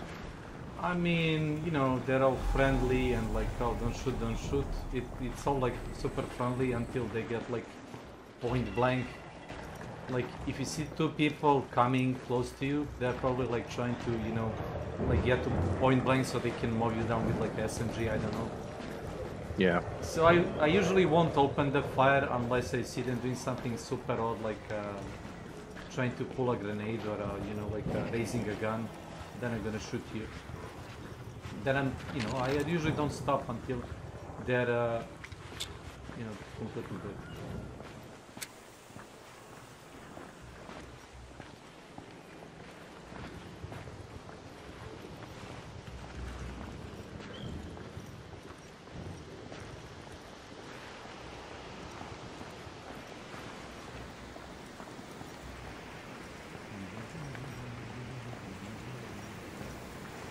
Problem is you have to go. After what? That's the problem. I slided my ass down. Yeah, like that.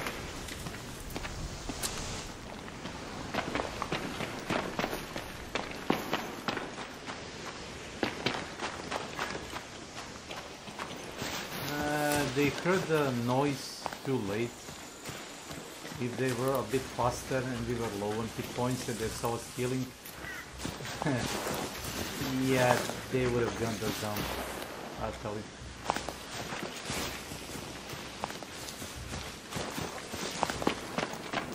I mean, I don't even want to exit. Even if you die, it doesn't really matter because you probably stashed it in a safe pocket. Yeah, my bastion cells are in my safe pocket. Yeah, Everything so else I'm willing to lose. Yeah, that's it. Like the stuff you have to like kill for. I'm not gonna give it away, you know, for free. Yeah. It's simple. Like if you want stuff, you know, kill it yourself.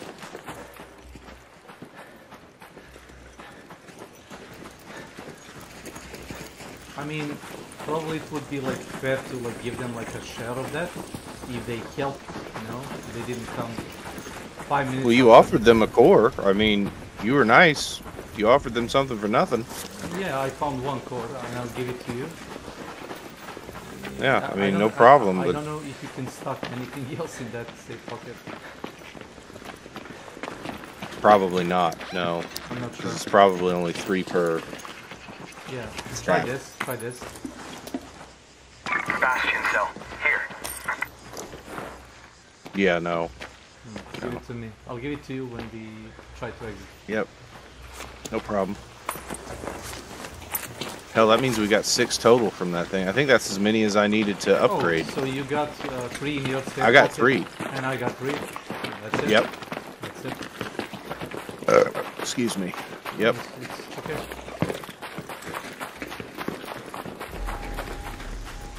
So even if you die, it doesn't really set you back. Not in this game. Nope.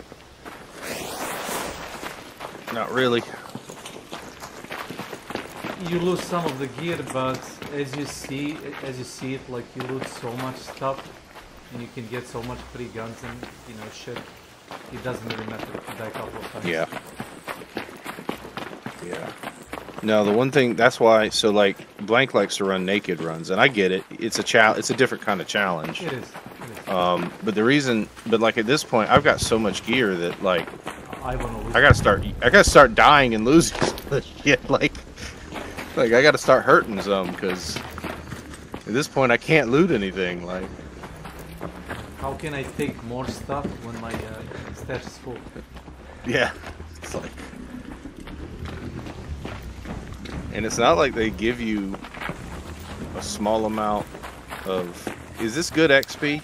Like, even if I don't care about the lead? It will also bump your trial score. Okay. Yeah, that didn't have anything I wanted. But that's okay, I just thought about the loot. I mean, the experience.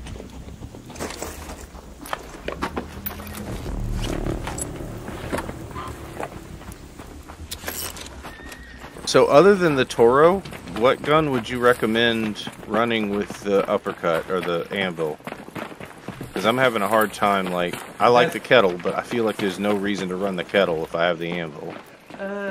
The kettle is your, like, a budget option. Four-man gun. I mean, I think it's also just a fun gun. Like, I wouldn't even necessarily say that it's a good gun. I just... No, it's not. It's not bad. But, like, there's no... Like, I like the Pharaoh a lot, but there's no real reason to run the Pharaoh with the anvil. At least I don't think so. No. I know people that use it. There is no penalty, like in hunt. You can, if you want, but you're running 2 rifles, the rifle and the shotgun. Yeah. The rifle has like 1 bullet, and your revolver can, like, say, has like 6, shots. Yeah. So that's why I run the Toros. Okay, that scared the shit out of me. Holy crap.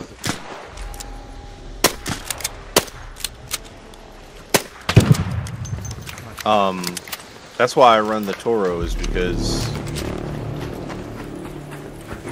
An arc orbiter is on why not, right? Like, safe window is closing. somebody did that 10 already. minutes to get out of there. I repeat, 10 minutes.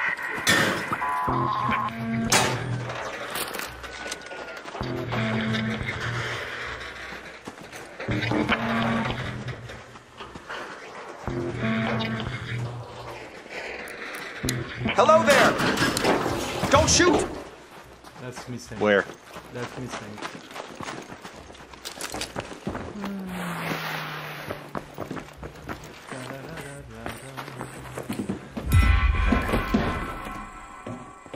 So you need to get inside here. Yeah, I need to get to the office. Top. 2nd floor. Yep. You've probably been here, right? Yep, I did all of this, and well, I say that, but I went to the wrong place. Is it here? No, it's in the office on the 2nd floor.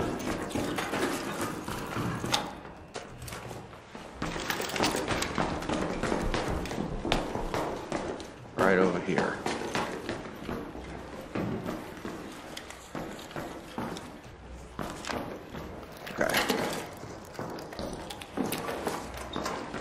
And then we need to get to Correct. Let's go to the control tower. The best way to do it is actually... Let's move to that here. location. Quickly. Okay.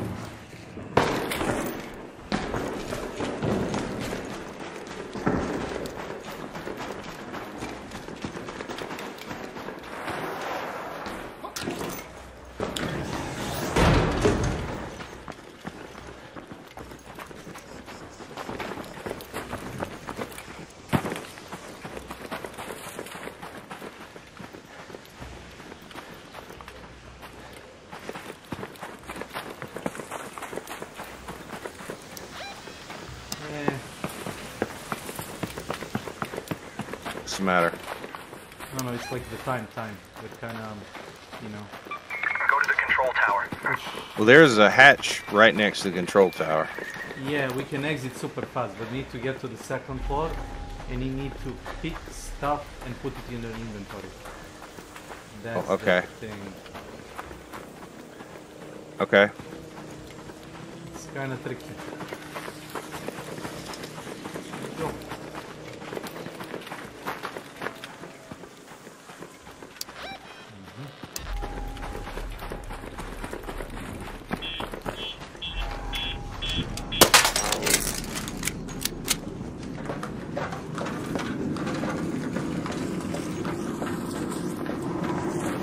Nobody's jumping.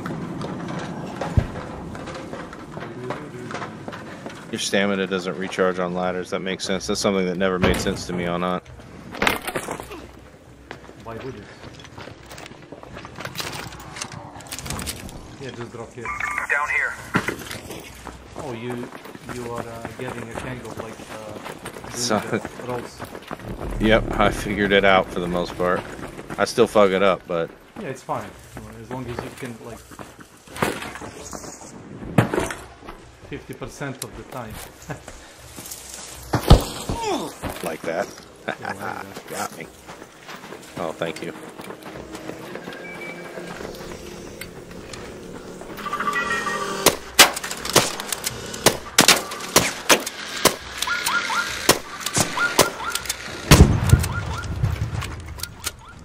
What's that?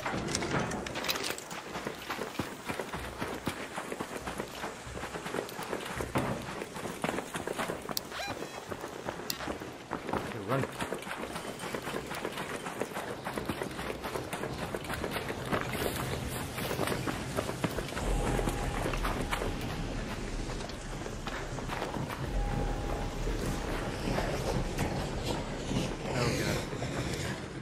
Oh fuck, I went the wrong way.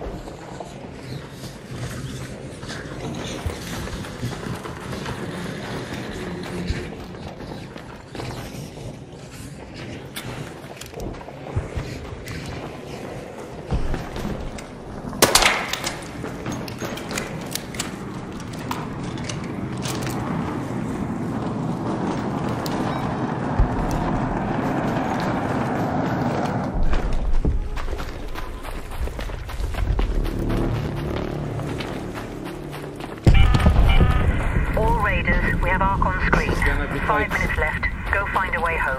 I repeat, 5 Yeah, minutes. the exit is like, you can get to the exit in like 30 seconds from the spot where you need to do the quest.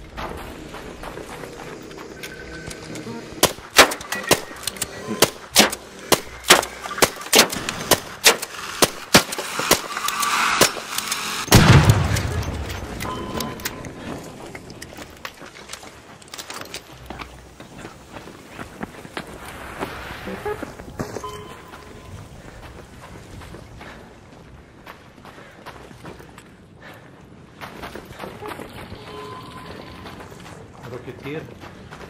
Rocketeer.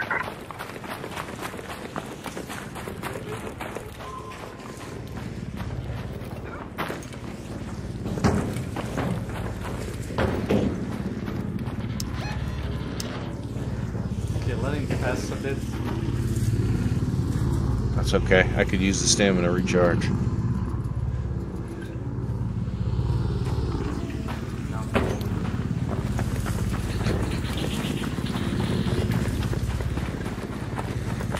Okay, so this was the part I couldn't figure out how to get up in the tower. Just I also had somebody else here who I did not fully trust, so... Yeah. If it's this place, trust nobody.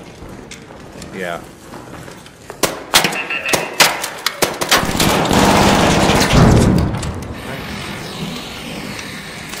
Second floor, what's we looking for?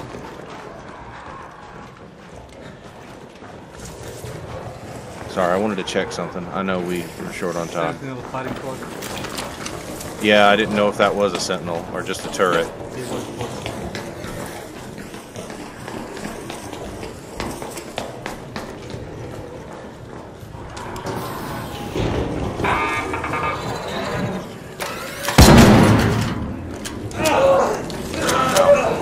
My dumb fault.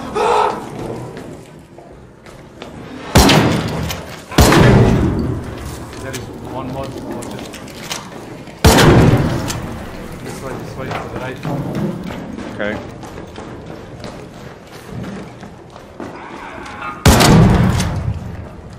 Found something. Looks interesting. Over here. Okay. Then you'll get the stuff, you need to pick it up. Okay, got it. Very good. You can go. Deliver one LiDAR scanner, yep. Okay. Put this inside the stash. Okay. Hey, a back. 2 minutes left. Last chance to get out safely. I repeat, 2 minutes.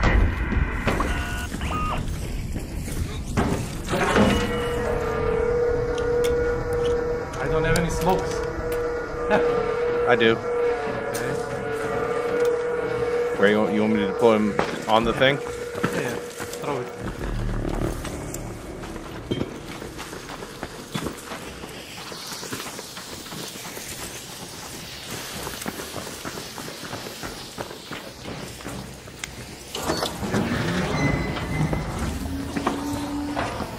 Right. Word, thank you so much. That's awesome. That quest is annoying because you have to go all the way across the map. It is. And he managed to get 6 cores. Yes, that was also like, holy crap. Yep. A lifetime loot value of 1 million. Damn. Oh, you got it? Yep, I just got that, Achievement. yeah, achievement, yep. Okay, my inventory's gonna be butt-ass full, though. Use the codes Holy crap. to upgrade stuff, to you know, spend something. Huh, I can. You need Gearbench something 2, else. yay! Oh, you can. Okay. Yep, now I can do some of my pink augments. I can do Looting Mark 3 and Combat Mark 3. Yep. Even though I think Combat Mark 3 is kind of stupid. Well, if you think it's Stowed or unequipped pistols and hand cannons are 33% faster to equip. Yeah, I don't know. If you wanna like get your like pistol out faster, but if I think I'm gonna fight, I'm gonna you know pull it out. It's probably a problem for somebody that didn't play like a extraction shooter like Hunt, because in a Hunt you usually get out your weapon like every time you wanna fight or get it ready.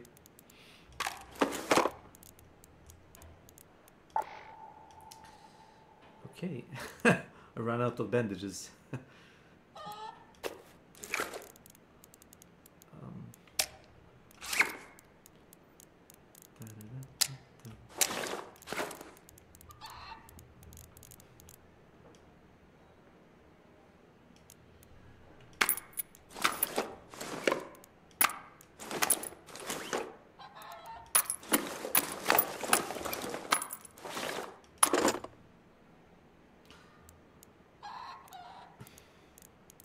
I don't know if you'll be around like a bit later, because I should probably hop off to see, you know, the lunch thing.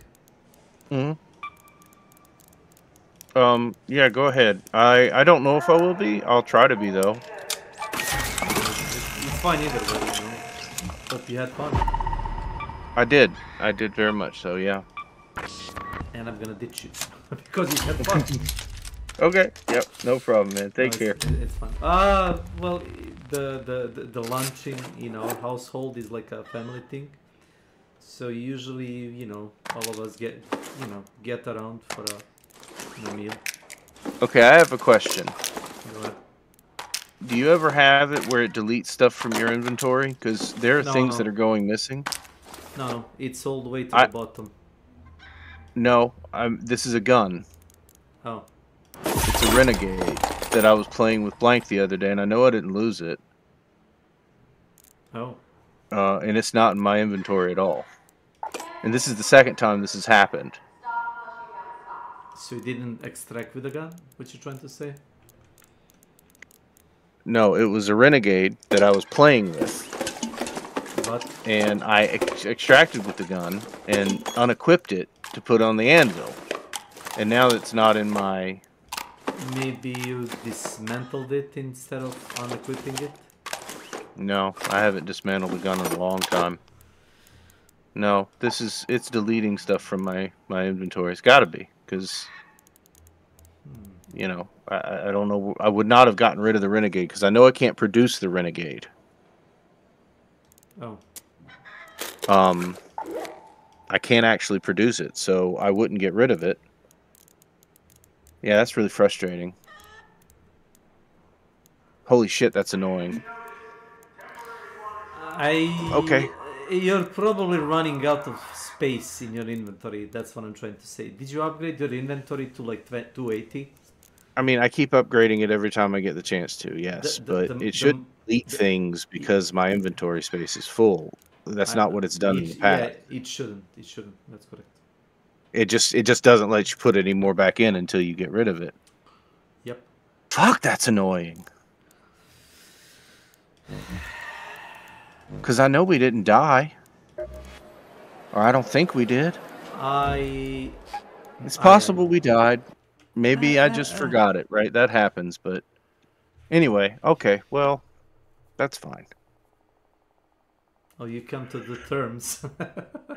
I mean, what else am I going to do, right? No, like, I mean... you can't do shit. I mean... You said anyway that you had too much gear, right? Yeah, but that didn't mean I wanted to get rid of fucking gun for me, like... Yeah, not like that. I get it. I don't know. I mean, I guess if I'm being perfectly honest, which is probably more reliable, my mind or the game system? I would imagine that the game would do better. They actually refund your gear if you get killed by a cheater. Well, that's cool. A friend of mine got the message from the developers. Looks like you were in a match with somebody that used the foul play. So we return you and the other players their gear, and they say something like enjoy your playing, I guess, something like that. That's cool. Yeah, who does that? Definitely not Crytek. Crytek doesn't. Yes, exactly. That's right. Definitely not fucking Crytek. They don't. Arc Raiders is not shutting down. Okay, there it goes. Jesus, that took a long time. Anyway. All right, well, I'm just going to assume that I died and lost my Renegade. But that's okay. I hope it doesn't, because that's the second time I felt like that's happened. I hope that doesn't keep happening. But anyway. All right. If I catch you around. Yeah. Yep. See you later. We'll get in some more games. Yeah. Thanks for playing, man. Yeah, always. Bye. Bye.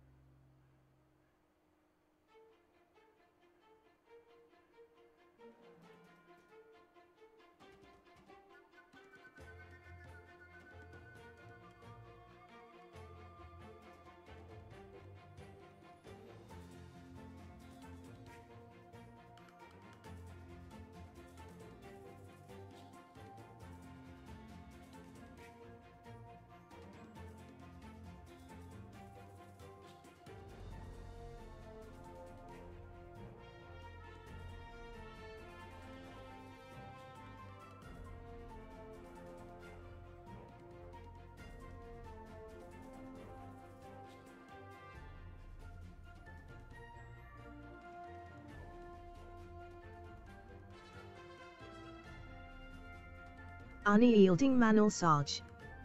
Welcome to my channel. Best viewers streambu.com remove the space dx oxchange.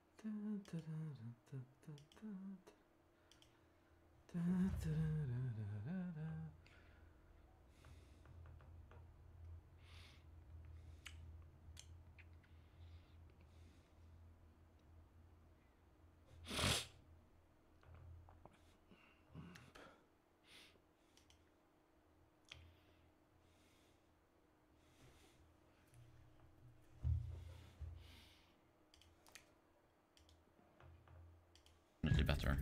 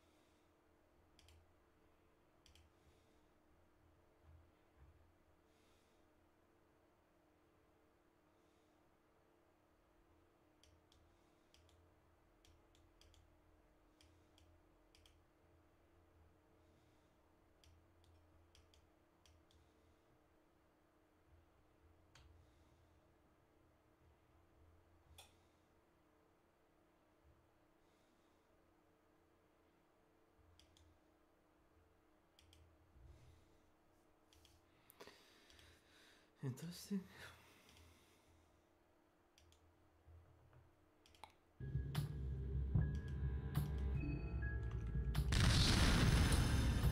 Damn. I don't think he can do much now.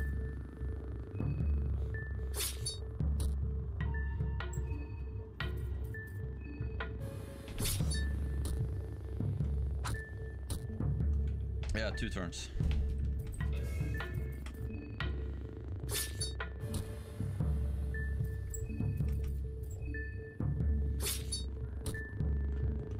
He is tanky though.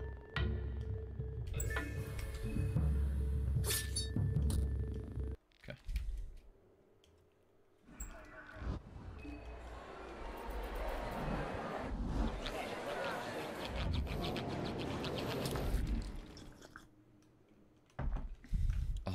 Oh my god, I love the taste of coffee, man. I love it.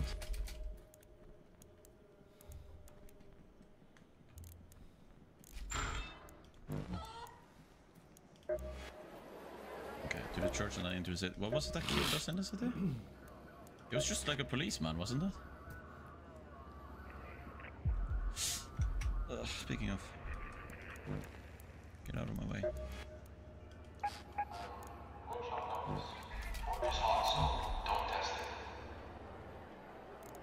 We didn't get Blood Golem. No. What?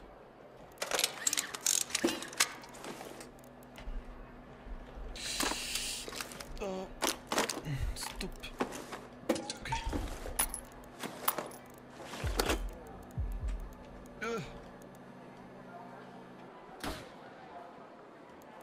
Bye.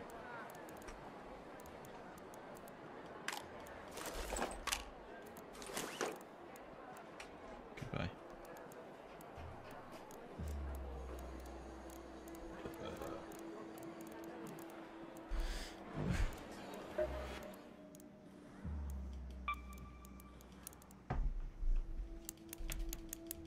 Even stronger than I think.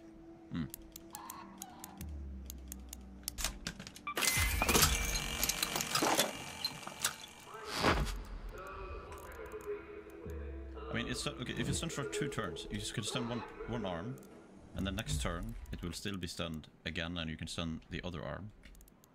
But then, oh well, yeah, I guess you can perma stun actually.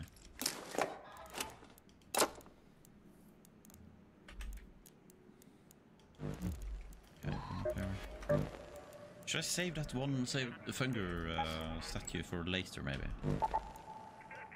I don't know, maybe I want to use it and like explore further early to see if there's any events I've missed.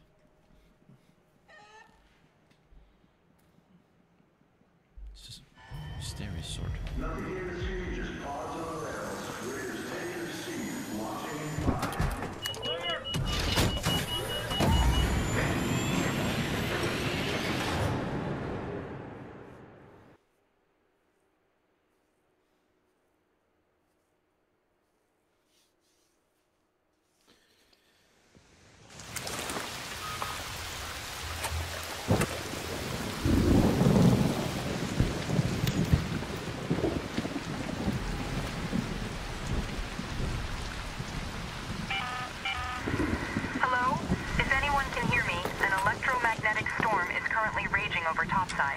Beware the lightning strikes if you're outdoors.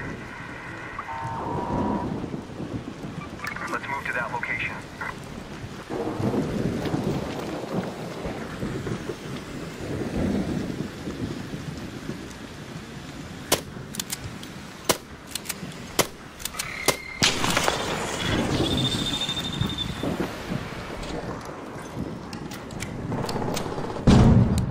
Hey, don't shoot!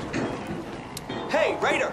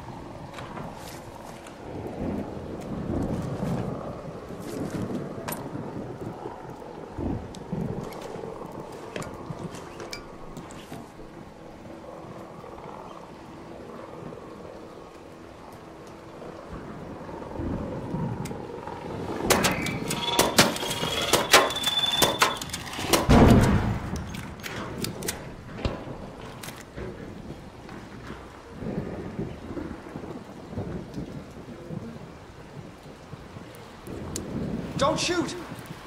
Hey there!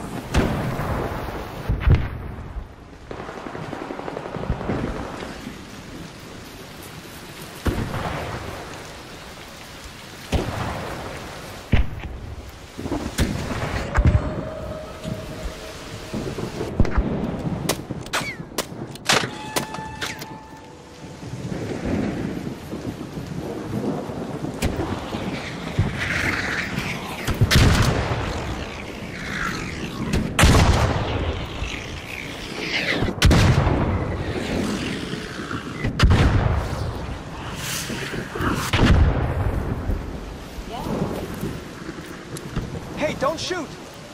Hey!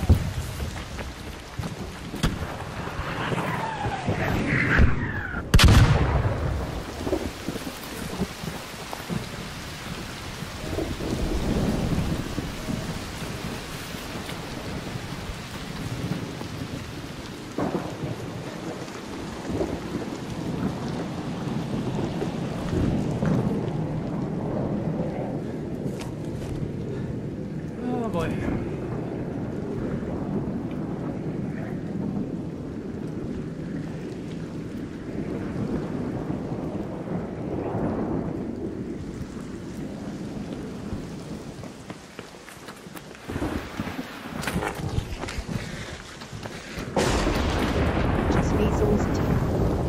Welcome to my channel.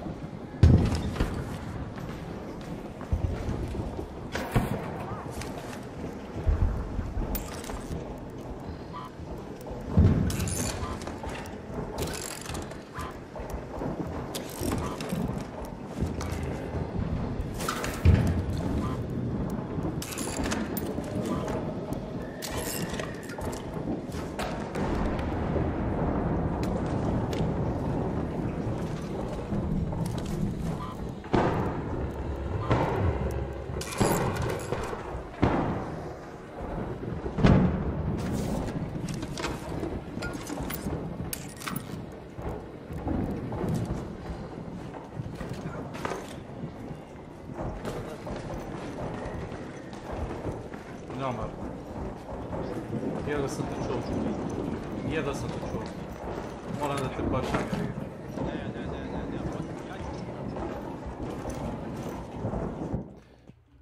Oluje i ova igra je jebeno glasna na mahova. Ujebim ti šest. A.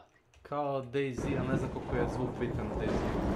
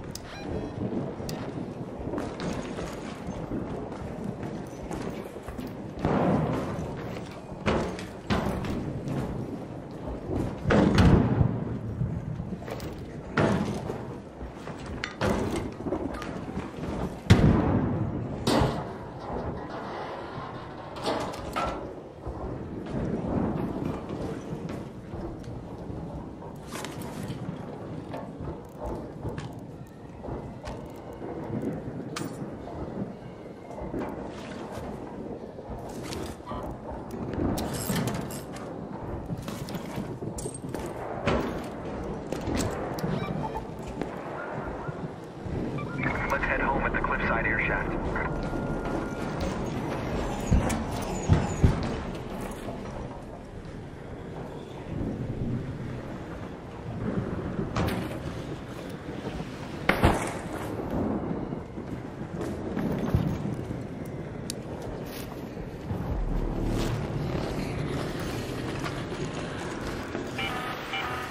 An arc orbiter is en route.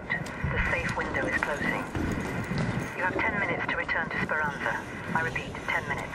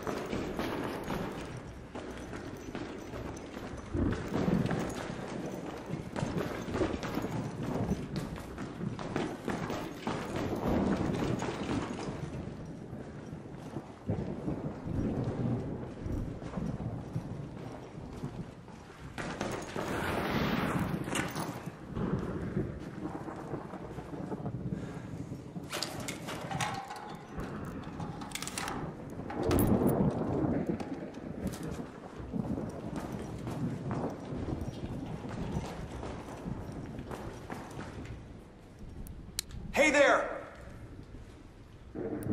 Hey! Hey! Don't shoot!